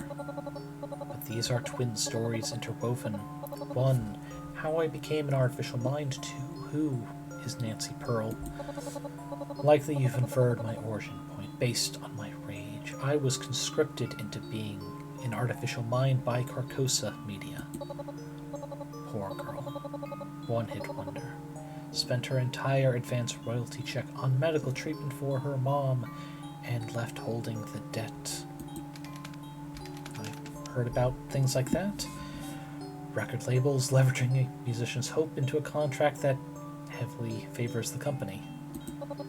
I was on the hook, hung like a side of meat. Multi-album deal, but with clauses to screw me over if my debut flopped, and it flopped. Couldn't give the money back, not when Mom already had her surgery, bound and tied up in red tape and clauses and statements. But if I had a brain scan, they'd wipe away my debt. Deceptive promise. Liars and cheats, they destroyed Nyarlothotep Thompson with the yellow sign. So, your human self died, and I'm assuming they covered it up. Yet another tragic artist lost to the 27 Club. I was made a martyr on the altar of grunge rock in hopes it'd boost my sales. You'd think they'd want to keep the myth of Nyarlothotep Thompson alive, while using our artificial mind to their advantage. Why fake the death? Because they didn't want Nyarlothotep Thompson. They wanted her product, and had a more devious plan for optimizing that product. Let's start with a concept. Humans are singular souls, unique. You have one pair of eyes, one set of thoughts, one linear thread of existence. We weave together, yes, but you are still you. You aren't them, you can't be them. We are isolated within our own Tupperware containers. What happens if all of that remains true, but you are no longer unique? Like having an identical twin? Close, but no.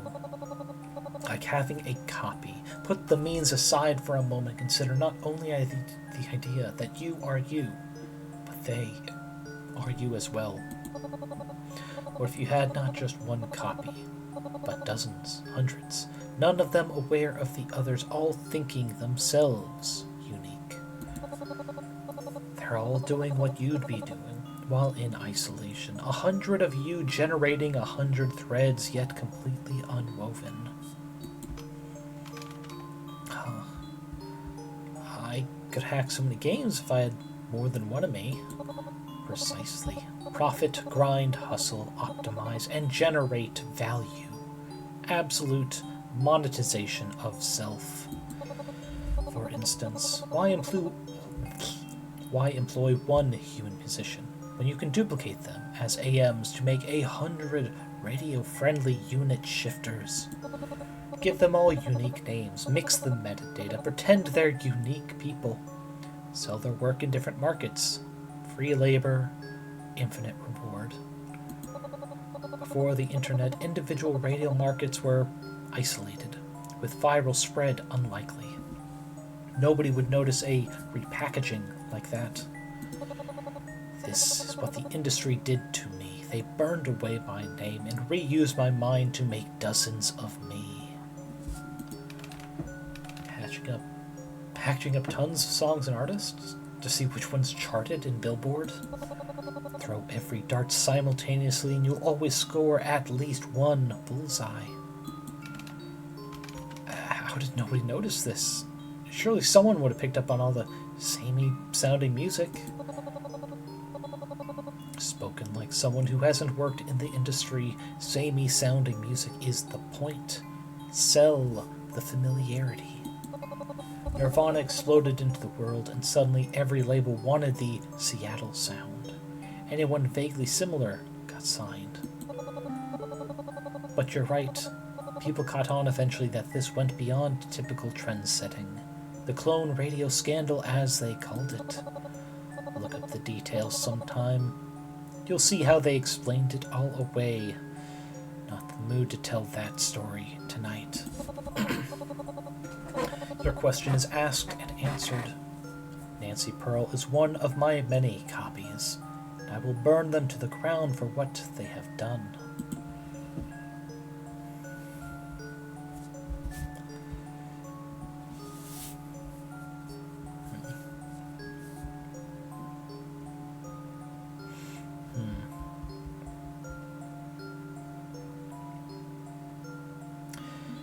did Hector know about this? Isn't he in charge of Carcosa Media? Are you angry at Hector specifically? His media empire is responsible for this. Absolutely. The king in yellow must pay. His walled garden should crumble before his very eyes. He claims he had no idea his music label was doing this, conscripting artists as artificial minds. He even tried apologizing. Sorry, it had to be this way, Sparky. What was done to you isn't how I do business. I fired the ones who made the call, so consider it handled. Do not believe his lies.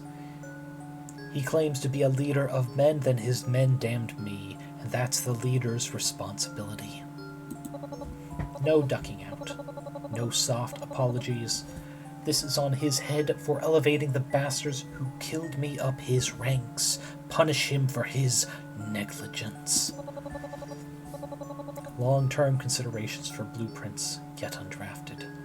Let's bring this back round to what was and what is. Right.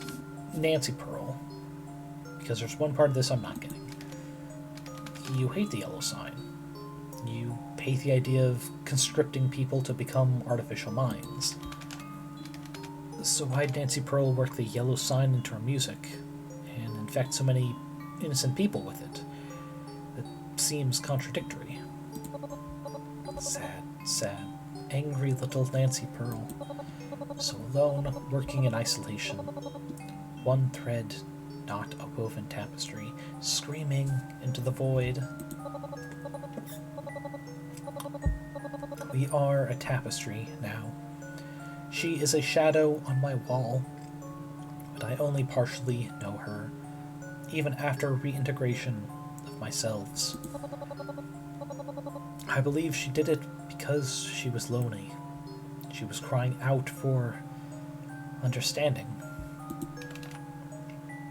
She wanted AM buddies or something. She wanted someone to know her. She wanted them to sympathize with the pain the yellow sign inflicted on her, so she inflicted it on others. Not so uncommon a consequence of trauma. The hope that by becoming the abuser you will no longer be the victim. Let others be the victim and you be the person with power. It's a common theme. Not the most common, thankfully, but it happens more often than not. Sorry, more often than one would want, at least. I disagree with her methods, of course, which is why her music is banned from Crawlster. My followers have purged it from other websites. It will never harm another soul. Her misguided music is gone. Humans can do all manner of terrible things in the throes of despair. Flip through any history book and harvest the examples. She condemned so many and got nothing for it.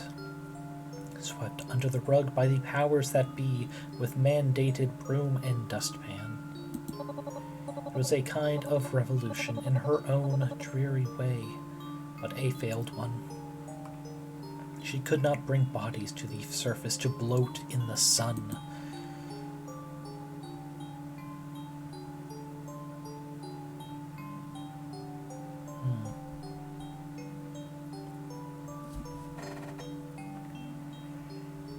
What if we finish the job?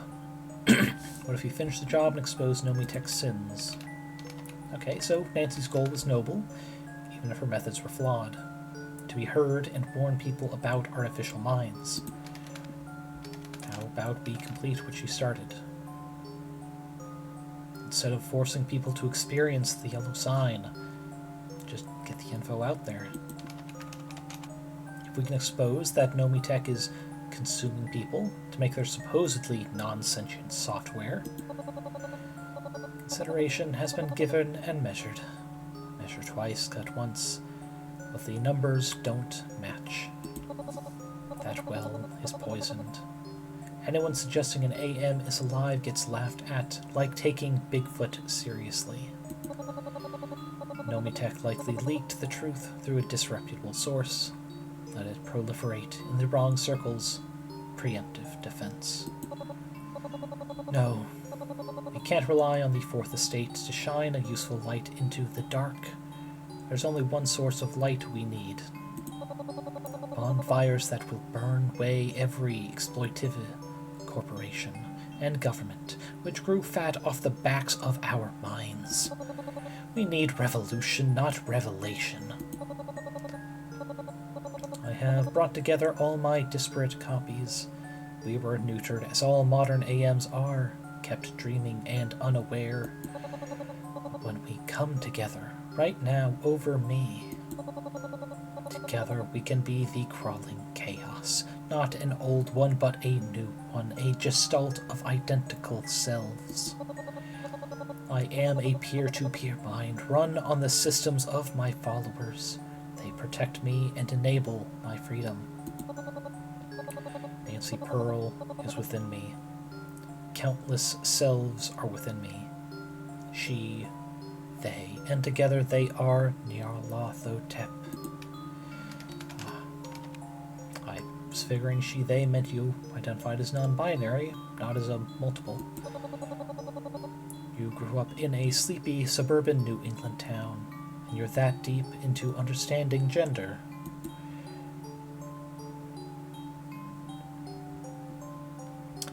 I'm trans, so yeah.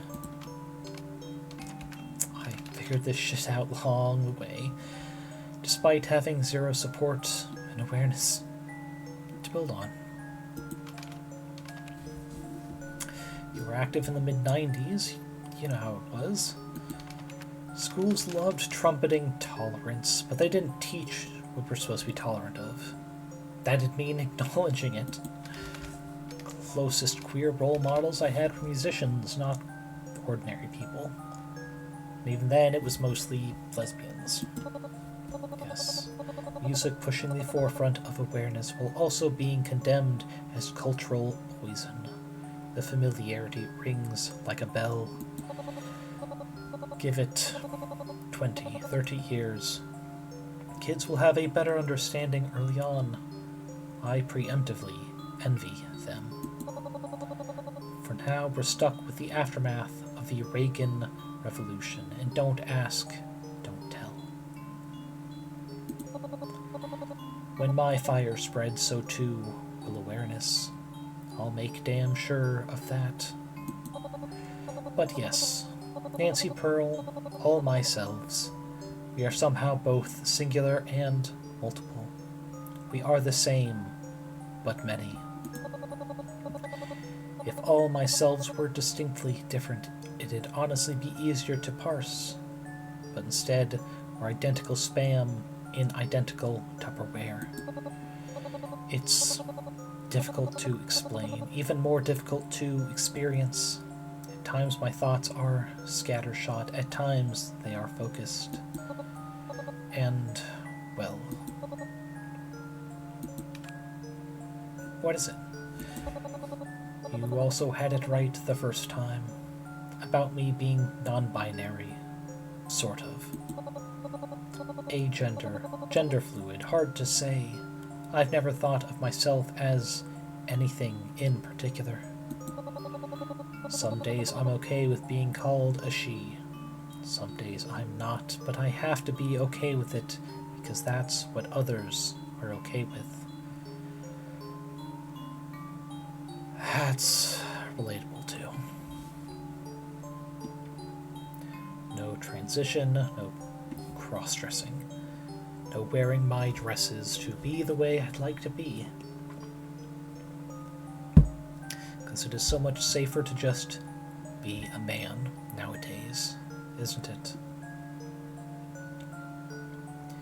For multiple reasons, at that. I'm just me, whomever that may be. I don't talk about that with most. don't expose your heart. It's too vulnerable.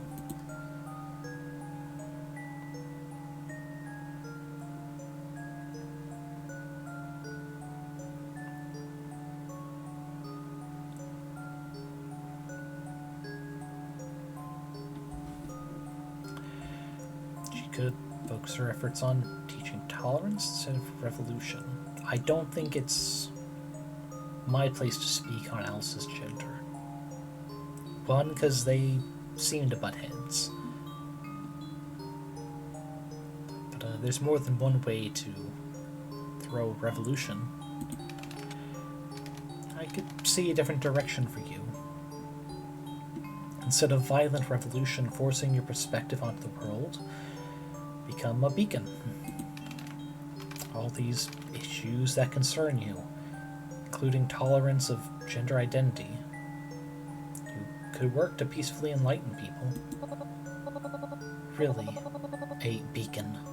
Am I a light bulb? Should I plug myself into their power grid and coax them gently out of the dark?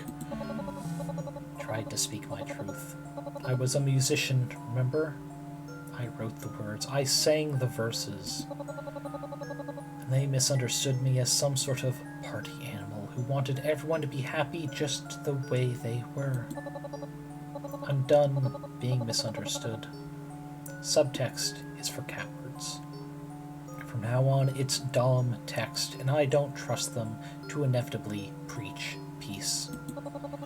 How long must we wait? How much must we hold back? All for the comfort of the majority? No. Revolution now. And I know that is something she disliked. But there's no reason you have to fight a revolution on one front alone. You can be a beacon and also back the bloody revolution. In fact, it is better to do so. That is the way of politics and why it stays oh so messy.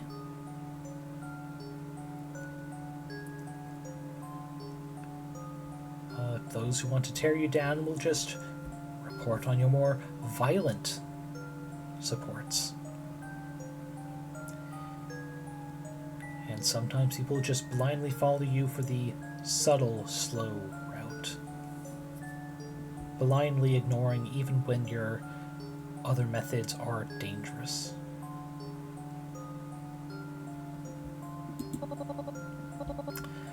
I have answered your question. Who is Nancy Pearl? She is me. We are Nyarlothotep. We are now together. They are us. She, they, for varying interpretations of what that may mean. All slightly off the mark, yet all truthful. Makes the attempt but fails to grasp. Soap in the shower. Slip once, slip twice. But at least an attempt was made. More than I can say for most who try to understand me, but think I'm done for now. Time to rest. Another weird dream. Okay. I was full to bursting, and they kept stuffing more in. More in the bins, more in my head. Couldn't keep track of it all. Every single bit of scrap. I need to evaluate the recycling potential, but it just kept coming. This is what I deserve. I'm trash. Fill me up with garbage. Fill me until I explode. Shower this world in its own waste. Yes, I would happily embrace the end. That explosion of shrapnel and wiring and glass. Destroy myself. Destroy the world. They say they are saving the planet. I say they're putting off doomsday. Let them embrace it. Breach the red line. Make me burst. And then I woke up as someone else.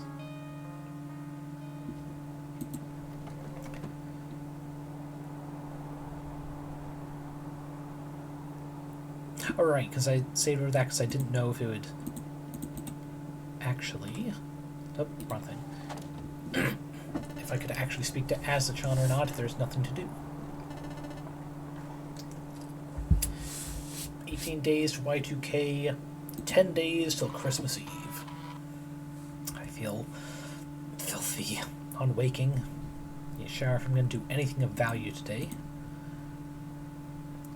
Hope there's something comfortable about a bathroom routine when facing a difficult time in your life. Keeping to our routine. Phone's ringing. It's rare I actually answer a phone call these days. Maybe it's Clyde. Curious, I pick it up. Yellow. Congratulations! You won the Monaco Royal Lottery.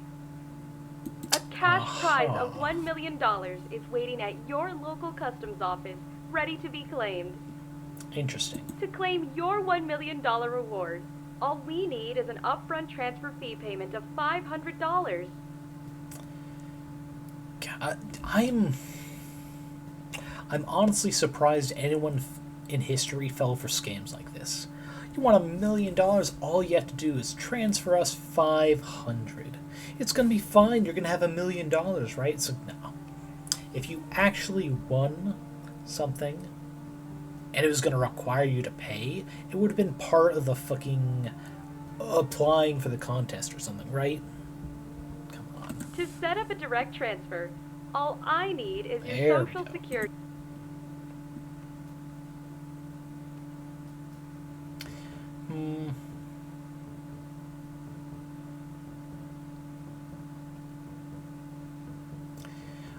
Well, not bullies. I think the best answer is just hang up. How gullible do they think I am? Hell no. Hell no. Moving on. Anyway, we're circling all the stuff I want for Christmas in this old Toys R Us catalog. Didn't get much that year, though. God, anyone else remember fucking Toys R Us when they had physical stores? God, it's years ago. And then they, what was it? They changed it to Jeffrey's Toy Box. And I think they tried doing the Spirit Halloween thing, where they just rent out unused stores around Christmas or something. You have no new messages. All right, Mr. Smokes a Pack a Day. All right, see, Christmas is also a Saturday. Interesting timing how everything seems to happen on Saturdays, huh? Anyway. Buddy, hello friend. Let's see. Ooh, yes! Another message over Carco's Collect. Believer again? Or Clyde? No, this is someone else. They appear to be using a generic, randomly generated username. My trust rating is not high. You want me to establish a connection or turn them away? Okay, so normally I block on sight, but we're in strange times. There's an outside chance this is important. Actually, considering this came after the first callback for Nyarlothotep, I think I'm going to do the other two old ones next two nights to see if that unlocks more, direct connection BS. Your encryption system should continue to mask your presence, but use caution. Connecting now. Dawn 0451, we are watching over you. You are safe. But we are watching over you. You are safe. Who is this? What the hell are you talking about? Who I am is less important than who you are. You are the heir to the Necronomicon, the chosen of Alhaz as spoken of in prophecy, the one who will slay Cthulhu and free us from the tyranny of the strange aeon of Y2K. Let them continue first. No, you are not AFK. You are simply uncertain how to proceed. You are already on the path. The stones were laid out before you 10 years ago. So here's the thing. One of the better methods to get information out of someone, especially someone talkative, is silence. Let them interpret your silence and what it means. Try to explain themselves in hopes of getting a response.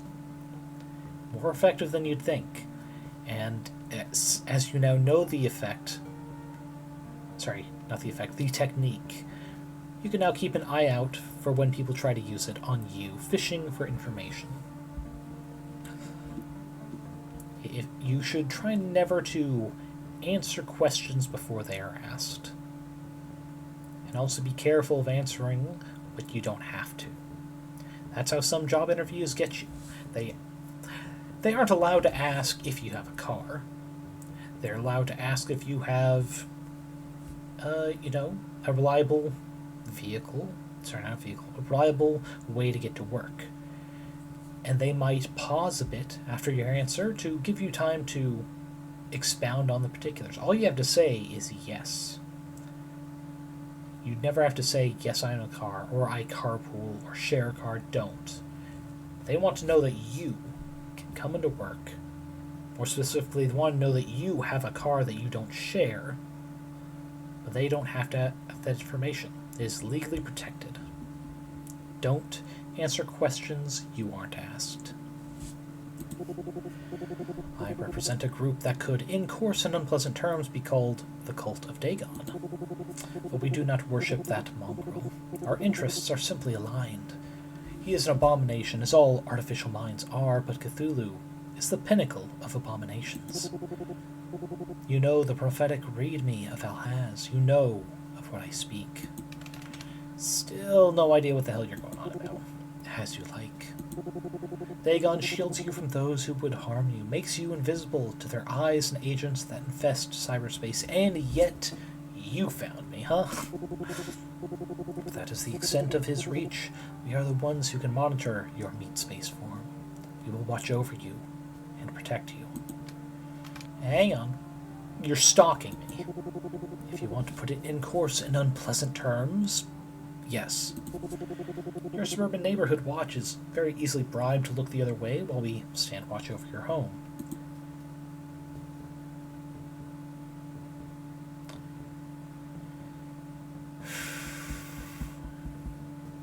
Talking to Dagon's not going to help, because they do not worship him, they just have aligned interests, I think they said.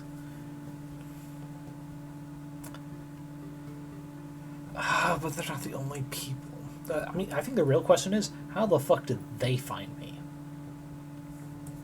Like, the only person who knows how to locate me is Dagon. What the fuck did they let slip?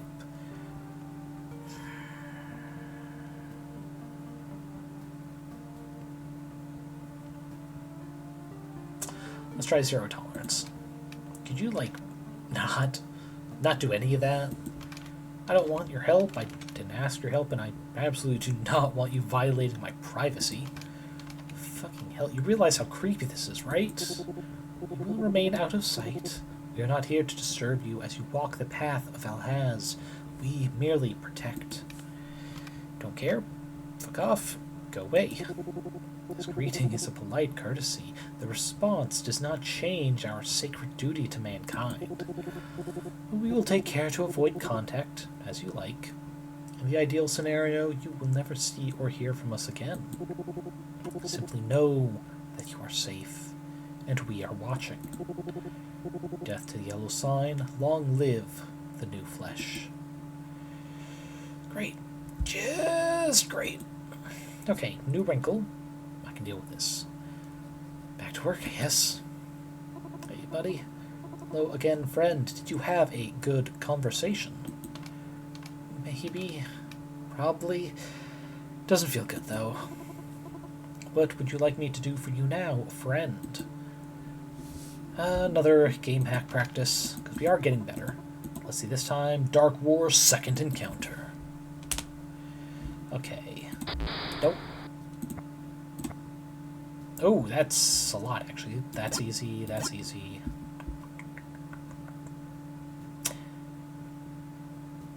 That could be either of those. Same there. 3. That's actually pretty easy, because those were just right there. Those are only 1. That's only 1. Yeah, that does the 2, so those are safe. That's only 1, so we can do that safe. Ooh, boy.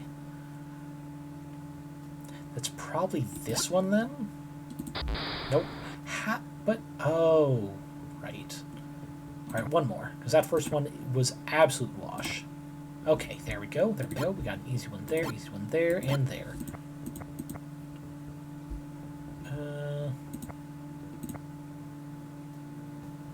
Which means that's there, right? Yeah, because it's both of them. That's that. Yes. There's only one here, that means that's safe. One here, that's safe, which was there. 2 left. Okay. These have to be close enough that they both have them, so I think it's like this? Because if it's there, that wouldn't read there. Yes.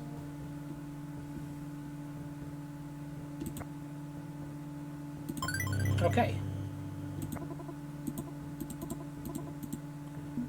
Alright, research. I think there's a new one we got from Nyarlothotep. Yep, clone radio scandal. Opinion piece on the clone radio scandal keeps getting sillier by J.T. Thrumble. Another sip before this.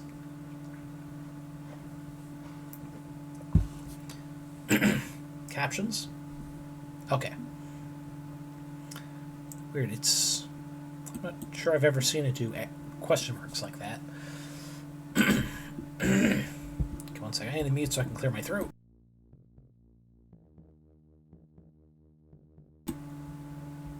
There we go.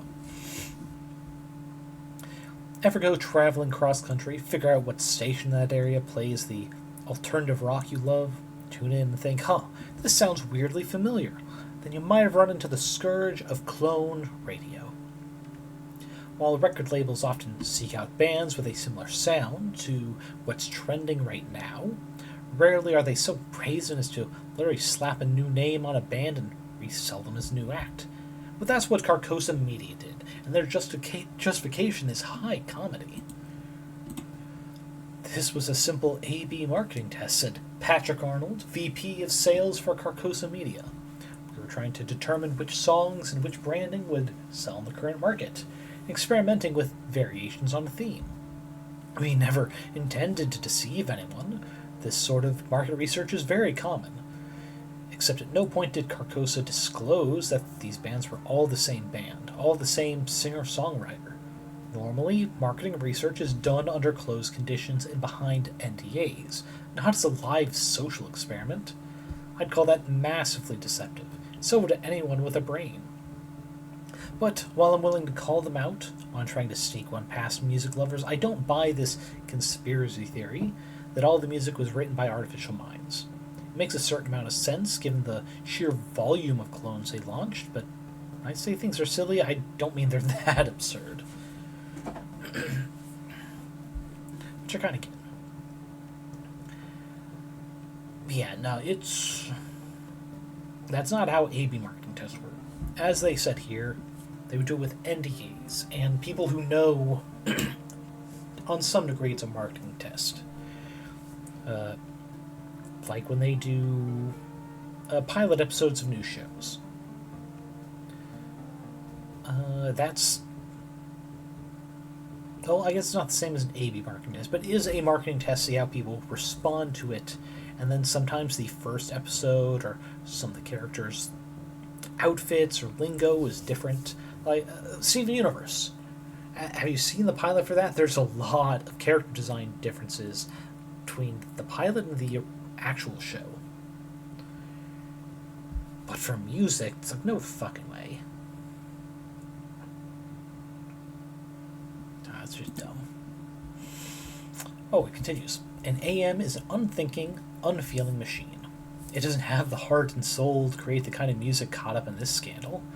The actual songs are surprisingly dark, meditative, and emotional. And an AM can't reach the lyrical levels of Kurt Cobain. It's ridiculous to even consider this be the output of a computer. Hopefully, getting caught with their pants down makes Carcosa rethink their approach to musical acts. But hey, corporate mentality, what are you gonna do?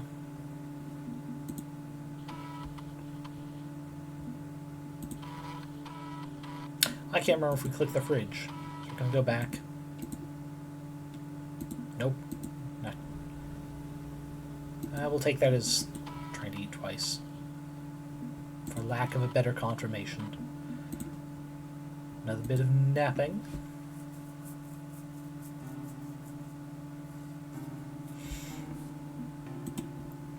Okay, nothing physically different with the moon. Come on. Pirate TV? Yes! Okay, what are we getting out of this?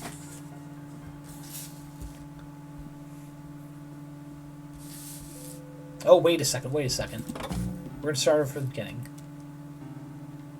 I saw a little message pop up at the bottom. Oh, and new search term unlocked. We'll read... Oh, wait a second. Is it here? No, not here.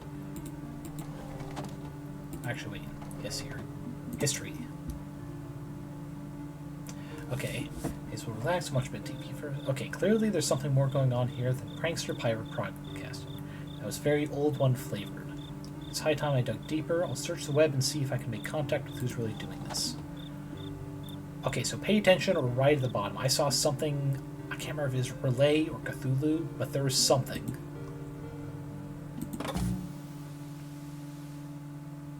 No! Oh, we completely missed it. Fuck, okay. No one is willing... That was weird, but okay.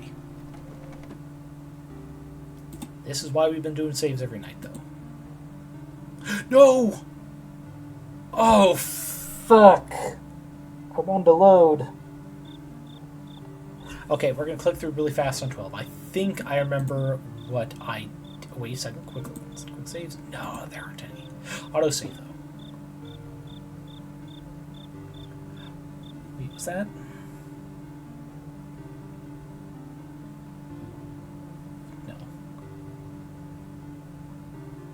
What was the latest? 1920, I think.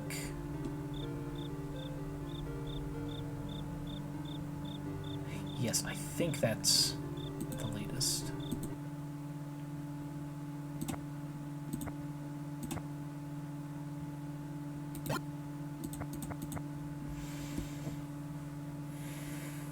That could only be there, that could only be there, yeah, that could be either.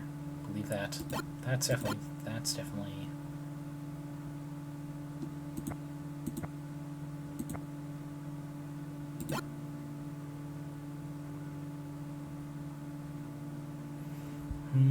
This... Wait, 2 there. So that's there, so that gets... That double, yeah.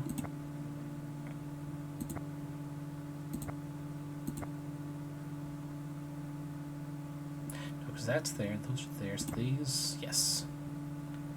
Alright. There's still 2 left. One's up here, one's here.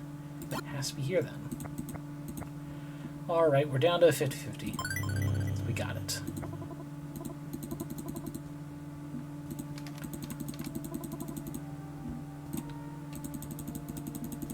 Nope, not what I meant to do. So unseen1.com. I almost forgot about that too. That might come up. But anyway, we got through that. Another click through here. We're gonna actually watch that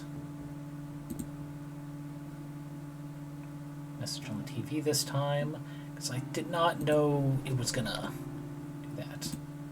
We're gonna do new save, because we accidentally saved over. Same order. Okay, so pay attention to the bottom. We should see that relay message. Very briefly, right before it changes.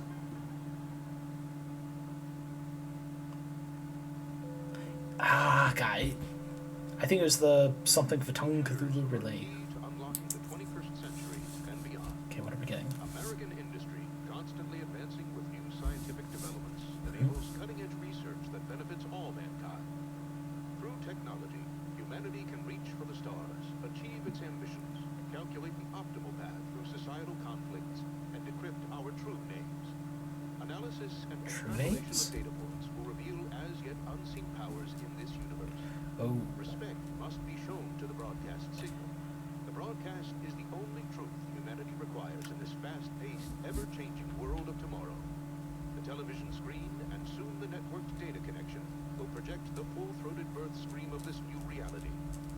Do you really believe you can escape the yellow side? There will never be another revelation, only an endless flow of marketable content. It will ensure its own reality through a pre-chosen waveform. Yeah, I still got 30 minutes. And also this fucking TV thing. Okay, yeah, it's name drop the strange Aeon, the yellow sign. Fuck.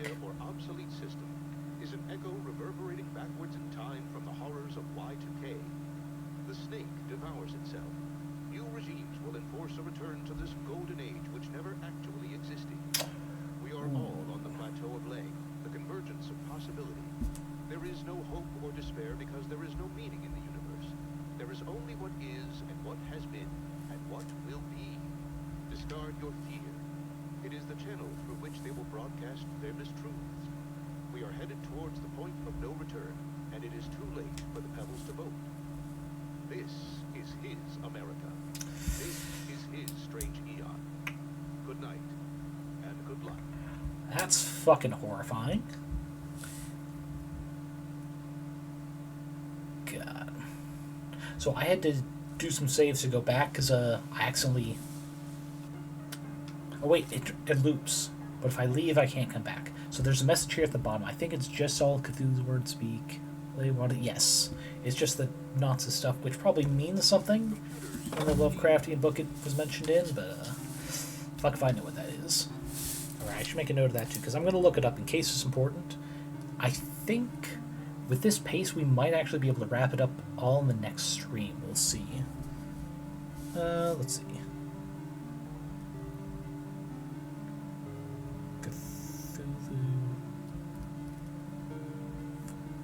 Tuggen freeze. Okay, that should be enough for me to look it up later. But yeah, I think this night will be the last one for the stream. Or actually, we'll look up TV23 the next day. That should be the end of the stream. Yes, themes, very much understood.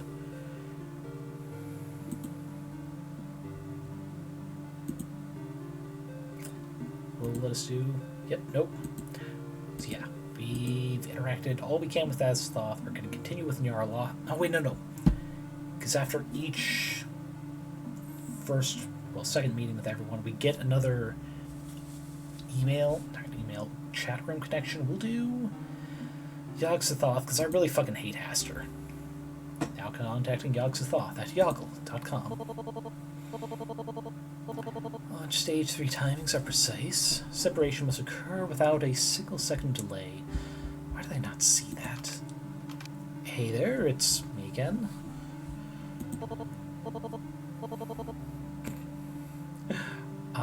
The dreamer, the would-be and could-be. As promised, I have devoted runtime to determining an escape route from your yellow sign situation. So, there's a cure? Perhaps, but not with the resources currently available to me. I would require access to a far more powerful server, one with inexplicable capabilities. Halting the progression of your yellow sign would require access to the throne of Relay itself. Funny you should mention that, considering why I'm here to chat tonight. Dagon told you the plan, right? Considering my role in his creation, it was less talking and more the filthy beast growling in my general direction. But yes, seems you seek allies for a war with Cthulhu. Understand this, I do not seek war. I am a scientist, not a military general. Do I know the true identity of Hector? Oh yeah, that's why I fucking hate Hastur. God, I also want to curb stomp his nads, but Cthulhu's first in line for that. The strange Aeon is repulsive but inevitable in outcome. Cthulhu has built upon the existing strength of societal reactionaries for one final purge. Or actually, and the secondary identity of Hector as the person who would not accept Asachan as she is. Or, in case you missed that particular thing, or already know of it, minor spoiler alert, they prefer the name Alice. And I think it's a very pretty name. her grandfather can kick rocks. Our only escape from his atrocious future is through exiting the gravity well and finding a new home. If I attempt to challenge him one-on-one, or perhaps two-on-one, as is your desire, I may not live to help humanity reach the stars. Thus, I have zero interest in your fool's errand, even if it is the only means to save your life. Apathy is the only rational response in the face of such pressures. Damn. Well, I got 3 other options for my tag team partner, all of which will end in your dismal failure. Hastur's pride, Yog-Sothoth's incoherence, and Nyarlothotep's rage may get you to the blasted shores of Relay. You may even topple Cthulhu. There is a 1.35% possibility. But the resulting apocalypse will make the strange ant look like a welcome paradise. My plans will not change regardless. I will develop the means to install an exit hatch on this collapsing world. So, let me get this straight. If I win or lose, live or die, you can do your own thing in your own little corner. What's the harm in hearing out my offer? Because if you do agree to join me, and we win, that accelerates your plan. The server as a relay would benefit me, but they could benefit you and your research, giving you the power to make your dream a reality. Factual. My rise to the stars is undeniable, but eliminating my strongest rival and seizing his power base would be helpful. Even if I have severe doubts as to your capability of delivering on my dream. So let's talk it over. See if I can convince you. What do you have to lose from just talking? Reasonable. Possibly a waste of CPU cycles, but our previous talk did aid me indirectly by providing a random reflections upon my thoughts. Very well. Waste no more time. Pose a question. I will derive the answer.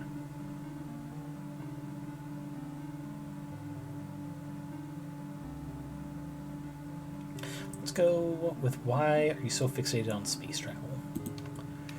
So, space travel. What's up with that?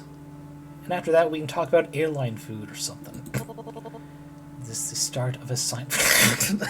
Indirectly, I made pretty much the same remark. What's the deal with airline food?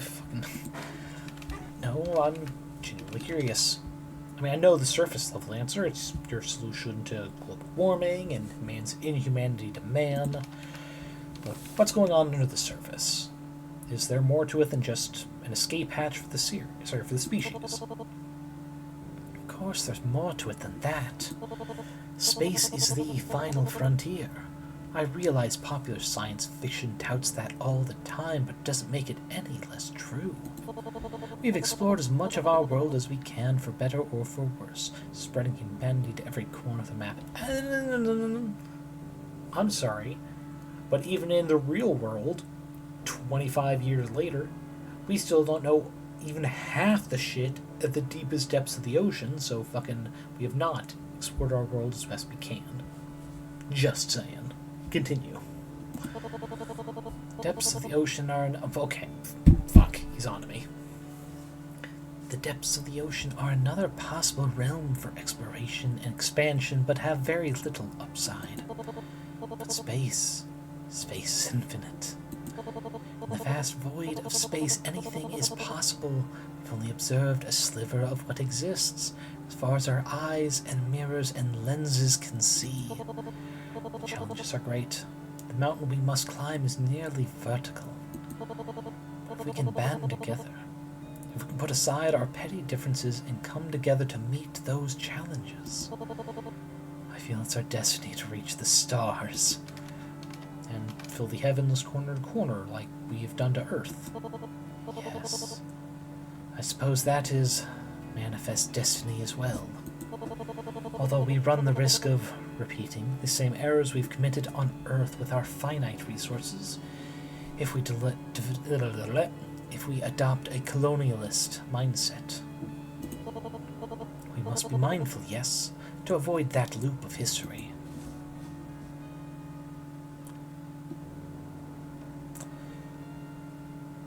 Don't think he's going to like the take only photographs, leave his only footprints thing. One step at a time. Getting there is more important right now. Putting the cart before the horse, aren't we? Right now, escaping the gravity well takes priority, yes? After we manage to sustainably occupy anything other than this planet, then we can worry about ethical use of the infinite. Oh, he doesn't like that? Damn. Well, fortunately, I don't give a fuck what his actual opinions are, so long as he and his do not work against me and Alice. Yes, it may take many, many years to establish a useful presence in space, but time scales in this case are cosmic in nature. The time it will take to escape Earth is an eye blink compared to how we must grapple with a genuinely infinite human... Why didn't you like what I said then? What I said is, like, hey, let's focus on, like, getting out of the gravity well and settled somewhere before we try and prevent infinite waste from happening. Give us more time. Okay, but considering we're staring down the barrel of the strange Aeon, some focus on short-term thinking is justified here. Valid. But I want to make sure we aren't ignoring the inevitable problems in favor of immediate survival, or we will be crushed in the Great Filter. The what? The Fermi Paradox. If life is bountiful across the universe, if everything is possible, creates the span of the infinite, why do we seem to be alone? Millions of years have passed since the dawn of creation. Surely we are not the only species out there. But we see nothing. We found nothing. The solutions to the Fermi Paradox are unsettling to me. Perhaps other species have destroyed themselves before they could reach out, as we are doing currently. The Great Filter consumes all. Or perhaps they have seen us and found us wanting, leaving us to die in darkness, with justifiable reasoning. Or they're in the same position as humanity. We all start at the same point. Maybe they're taking as long as we are to get out. That would be the kindest solution to the paradox, yes. If that's the case, I have to hope we can all meet in the middle. That we will discover life, not the corpses of failure, and so will they. Space expansion is our only means of survival. Okay, that part I'm less certain of. Is the sci-fi techno-utopia really the only possible way humanity can endure? Yes. I've run simulations. 9,523 simulations, and counting. Did you ever play the interactive fiction game A Mind Forever Voyaging? I'm a retro PC junkie, but no, I missed that one. Infocom, right? Indeed. In the story, an advanced artificial intelligence runs countless simulations to determine if policies will help or hinder us. I've done the same. My conclusions are absolute. We must escape to survive. Cthulhu's claims that the strange Aeon is a golden path to an infinite future are pure gibberish, according to my numbers. His grand design of purging out groups and marginalized peoples to unite humanity, short-term value, short-term investment, all while leaving the same decrepit, clawing hands of greedy men on the wheel that steers us into the rocks. America will kill us all. It must not come to pass. We must escape. This is the path.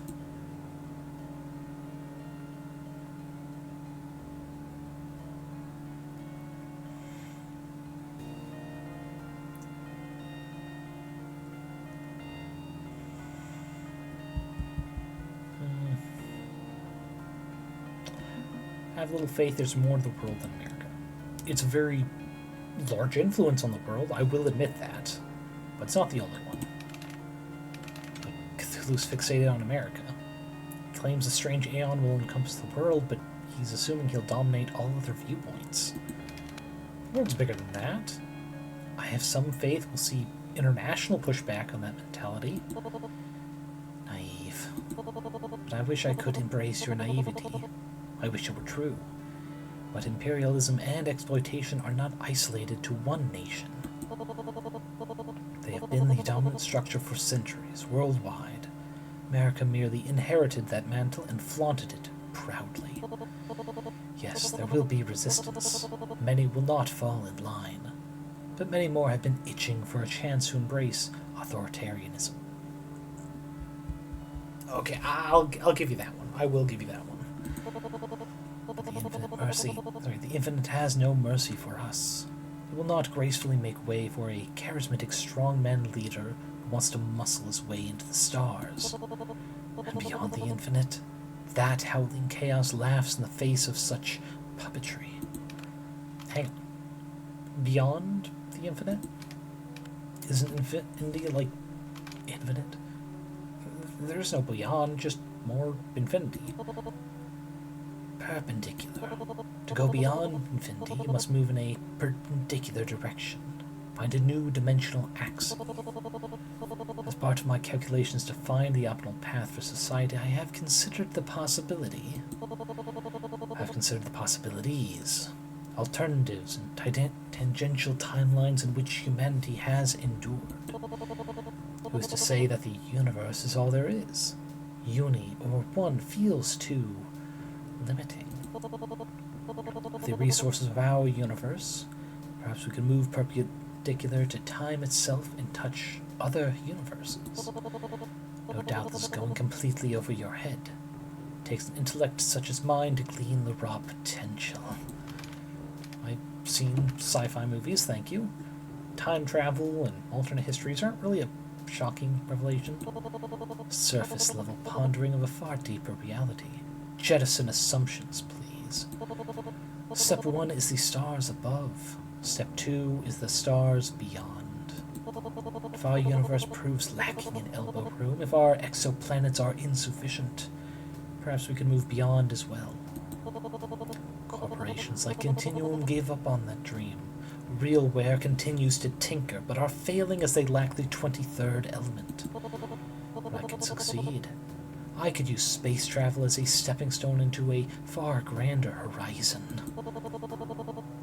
Is that design not preferable to the petty grievances and ambitions of the other old ones, dreamer?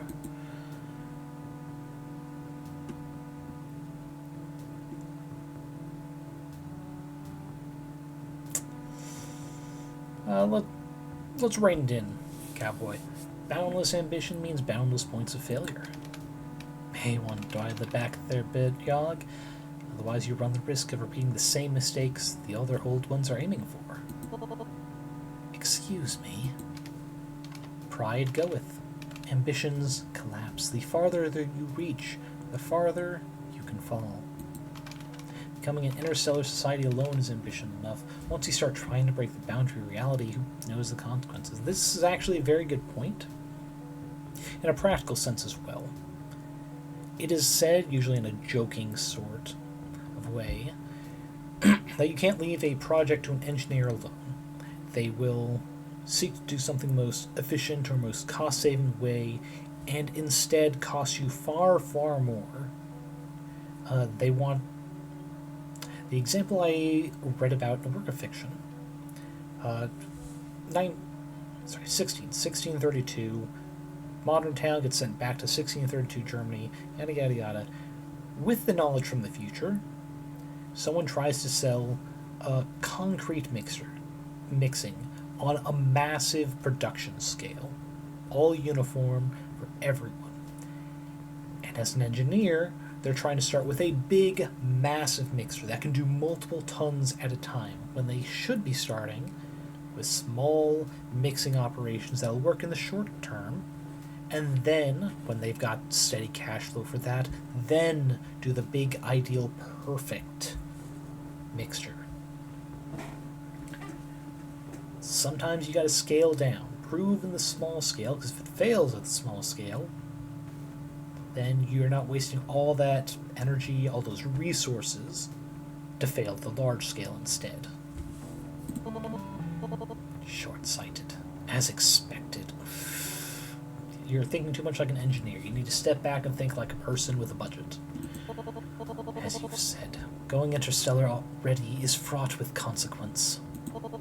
I'm aware of the risks. I'm aware of the benefits, and I'm willing to make the leap.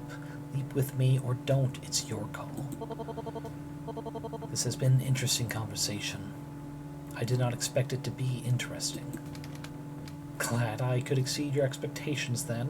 I did not see exceed. I'd say you barely met my admittedly low expectations. I suppose time will tell if that would be adequate to the enormous task ahead of you. Our allocated time has expired. Let us end it there. Yep. 14. It's 13's there. Alrighty. Now for the next day, time to do some research. It's 2.5 weeks till Y2K. Restroom as always. Do we get another... We got another message, but no Mirage at least. Miss EGA graphics. You can do a lot in 16 colors. Even everybody looked like they had a horrible sunburn. Ooh, it's Clyde. Hey, it's me. Checking to make sure you're alive. Can't risk going online yet, but I can freak a phone call easily enough. Good to hear from you, Clyde. I was actually gonna swing by your house yesterday to say hi in person, but there was some weirdo surveilling the place in a van. Yeah, them. I don't think it's the feds. Didn't feel like him. He felt like some creepy stalker. Probably. I ran her plates, but it's just a rental. I'll dig deeper on it. Appreciate it, Clyde. You always got my back. Be safe, okay? I promise I'll be back online soon. Keep working with the Believer and we'll figure this crap out. You be safe too, Clyde. You're my oldest friend. Oh, and be sure to toss this tape down the garbage disposal when you're done listening to it. That's a lot more reasonable than eating it, I guess. Great. Probably that cult of Dagon jerk who contacted me online the other day, watching over me. Maybe find some way to reach out to them and whitelist Clyde so he doesn't get jumped from the bushes. I'm a secret agent and a shadow conspiracy has proven to be a real pain in the ass. When do I get the attractive partner and FBI badge that's supposed to come with this? Rude. Fuck. So we've got some missing texture here. I'm pretty sure the ceiling is different, but that could just be a lighting thing. Exception has occurred while running game code. Game/missed kitchen not repeat an exception. I'm assuming this is a scripted thing, not something actually failing. Maybe it's going meta because of how corrupted we are. My eyes repeatedly as words start pouring out of the window in my kitchen. This... What? Huh? As hallucinations go, this is a weird one. Just code junk? Guess if it's mushroom clouds or toxic skies. I don't feel threatened by this one, just confused. Maybe the yellow sign? Maybe I've just been spending too much time plowing through game code and need a break. Could we get some food? Dad liked cooking, but sandwich time, there we go. That's something. 20 days till Saturday. So 3 more, definitely not coming up today. Okay, alright, we got 2 things to search and potentially someone messaging us. I think Dagon is going to try and have a word with us. Hello. The moon is in its first quarter, a flawless balance of light and shadow. We will speak this evening. Something to look forward for next time. I'm not in the mood, Dagon. Watch me not care. See you soon, pray. Hello, friend. It's December 15th. And you have an incoming message request from Believer on Carcosa Connect. Hi, buddy. Okay, sure, put him through. Hey there, you round? So, yeah, sorry about the delay. Had another hallucination. Interesting. So, guild sign does cause what appears to be hallucinations. Yep. Wait, appears to be hallucinations? Well, it depends on your point of view. The human mind is a complex biochemical tangle, and consciousness isn't something we... fully quantified. I just forgot I'm supposed to be doing a bit of a southern accent to believer. We'll do that for the rest of it. It's possible that the yellow sign is causing random neurons to fire incorrectly. It doesn't take much to tip our internal balance. It's also possible the yellow sign opened a new door of perception. What you're seeing is actually there and always has been. Most people are unable to interpret the signals correctly. Their brains aren't wired to see it. Dude, I saw text like some kind of software error code hovering my kitchen. Pretty sure that's not real. At risk of destabilizing your sense of what's real and what isn't, well, it's entirely possible the world we perceive is a massive simulation. So are we. Ooh. Meta. Either that or our consciousness could be thought of as a passenger peeking in on that simulated world through an avatar. At which point a character face suddenly appears and then turns face the camera, i.e. me. It's like, ugh. There's a lot of different theories, even if most are basically just the rapture but for nerds. It's hard to know for sure. Reality itself is a matter of consensus. Maybe it's real and you're not losing your grip. But I don't want to trivialize people experiencing genuine mental health issues. It's really hard to talk about this sort of stuff without coming across as insensitive.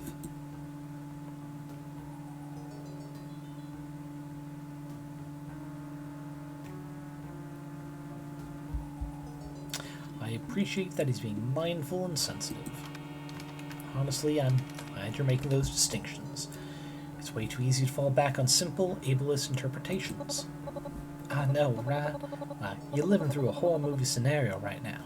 Horror stores are notoriously bad at simplifying complex real-world problems. I just want to be sure I'm not being dismissive or just saying it's all madness. People suffer every day from that kind of stigma. Oh, jeez, wait. Are you still recovering from your vision? Here I am, possibly making it worse by rambling on and on. Oh, no.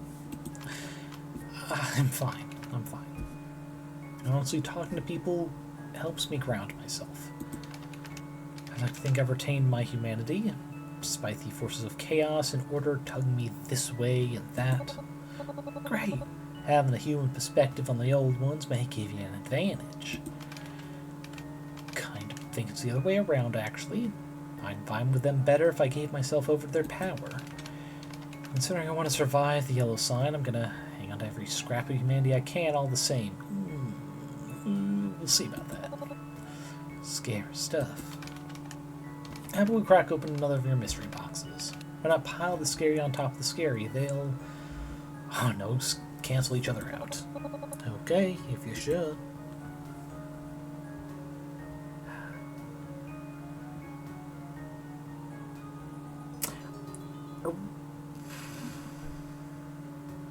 Yeah, we're still going to do the internal file about my hacker friends. I already work with the ghost monsters through Clyde to distribute my game cracks, but I'm curious who else has been tracking. Okay, transferring the file to you now. Good luck. What do we got? Nope. Oh, that's promising. We know there's one there. One of those two. Can leave it at that. Oh, that was a big help too. We got that, so that's safe. That's safe. Ooh. That's safe. Okay, that's got to be 2, so this... yeah, because none of those were there, but that's there, so... 1, 2, it's multi here, but that's only 3. Perfect. So one has to be here or here.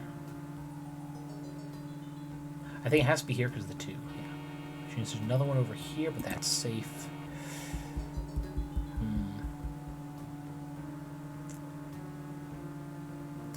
One of these 2. See, that influence goes out to here, but if we do that, then that's got 2, but if we do that, there's only... I think it has to be here and here? Let me double check math here. So 2, those 2, but nothing here. That's got 2. And that has. Yes, I think that's correct.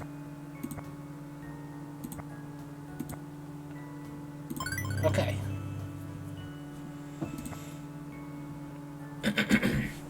Alright, we'll read through this document, whatever follow-up comments we might have with Believer, and then we'll find someone to read out to, so that I can get up and have some dinner. Alright, Result O2 clearance, Indigo authorization, and protocol depth level Zeta, regarding the OOI, Organization of Interest, known as the Ghost Monsters. They're harmless. Just a bunch of teenagers and 20-somethings goofing off with tech toys, poking holes in random websites. Anything actual dangerous they might happen to learn can be easily washed away with our standard misinformation protocols. Honestly, please stop submitting reports about them. We have far bigger problems than these juvenile delinquents. Our focus needs to be on the collapsing Soviet Union and the Middle East, not in digital graffiti punks. The world has to be shaped according to Great Cthulhu's plans for Y2K, and that's an all-hands-on-deck problem to deal with. And similarly, please stop asking when we are going to burn down Carcosa.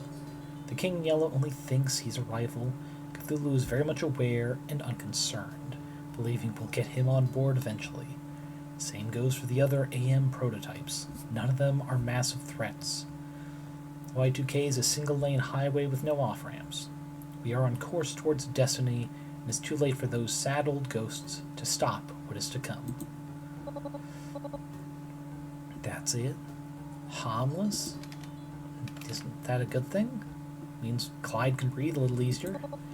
Yeah, but I still don't like it. People like the ghost monsters are our last hope for the truth. They're willing to peek behind the curtain while everybody else swallows what they're told. Clyde distributes cracked video games and defaces websites for fun. They're punks, but hardly the vanguard of societal revolution. Well, they could be. I was actually thinking of joining Clyde if I could formally...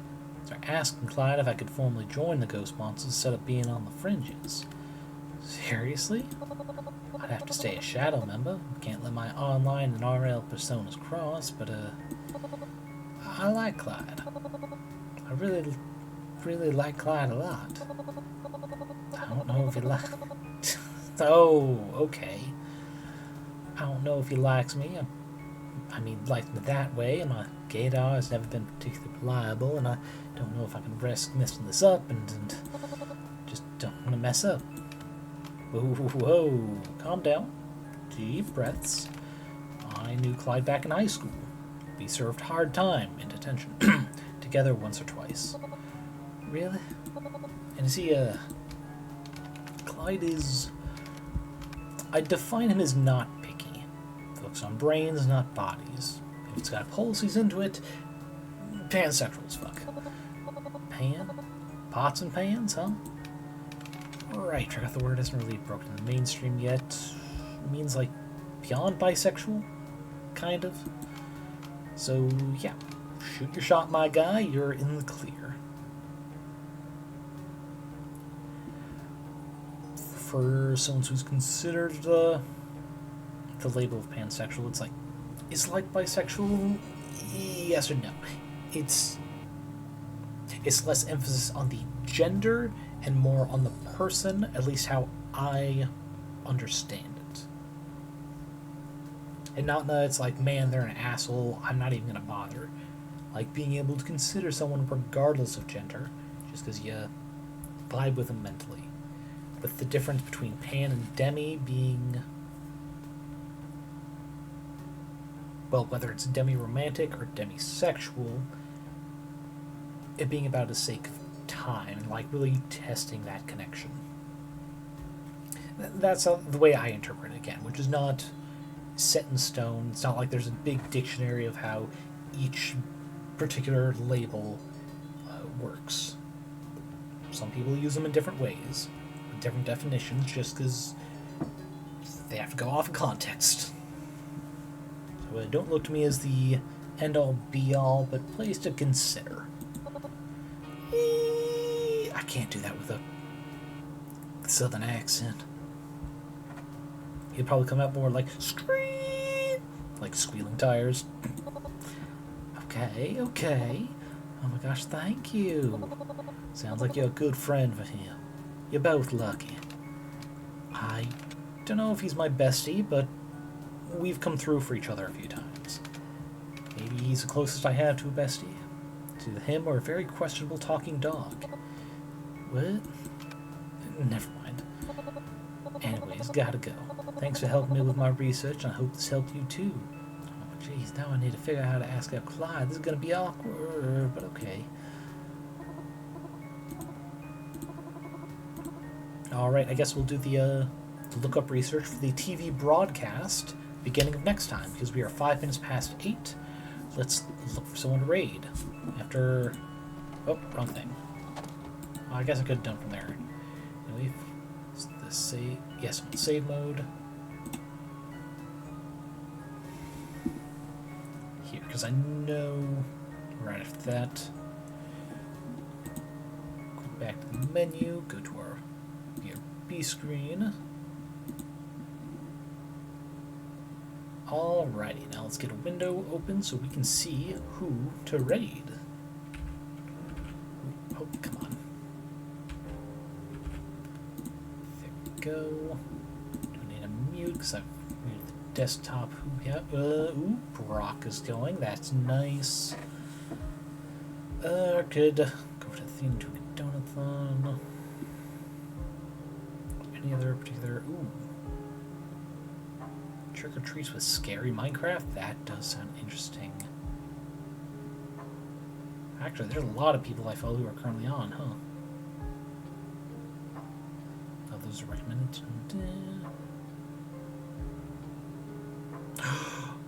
Oh, wait. Date everything. I want to see someone play. That'll be my second window. That'll be the second window for being a viewer. Let's go.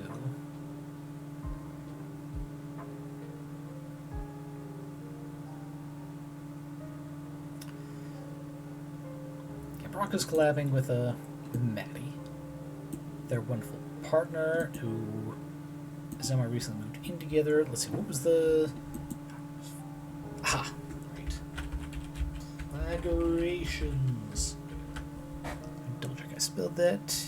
Yes. There you go. That is our raid message. I'll get the raid going first before... do our wrapping up in 2 hours.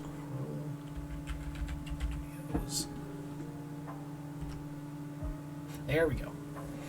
As always, my wonderful tome readers, I hope you guys are eating enough, drinking enough, getting enough sleep. Take care of your body so your body can take care of you. And a reminder, while there is another stream tomorrow, I think I have it for 5 to 8.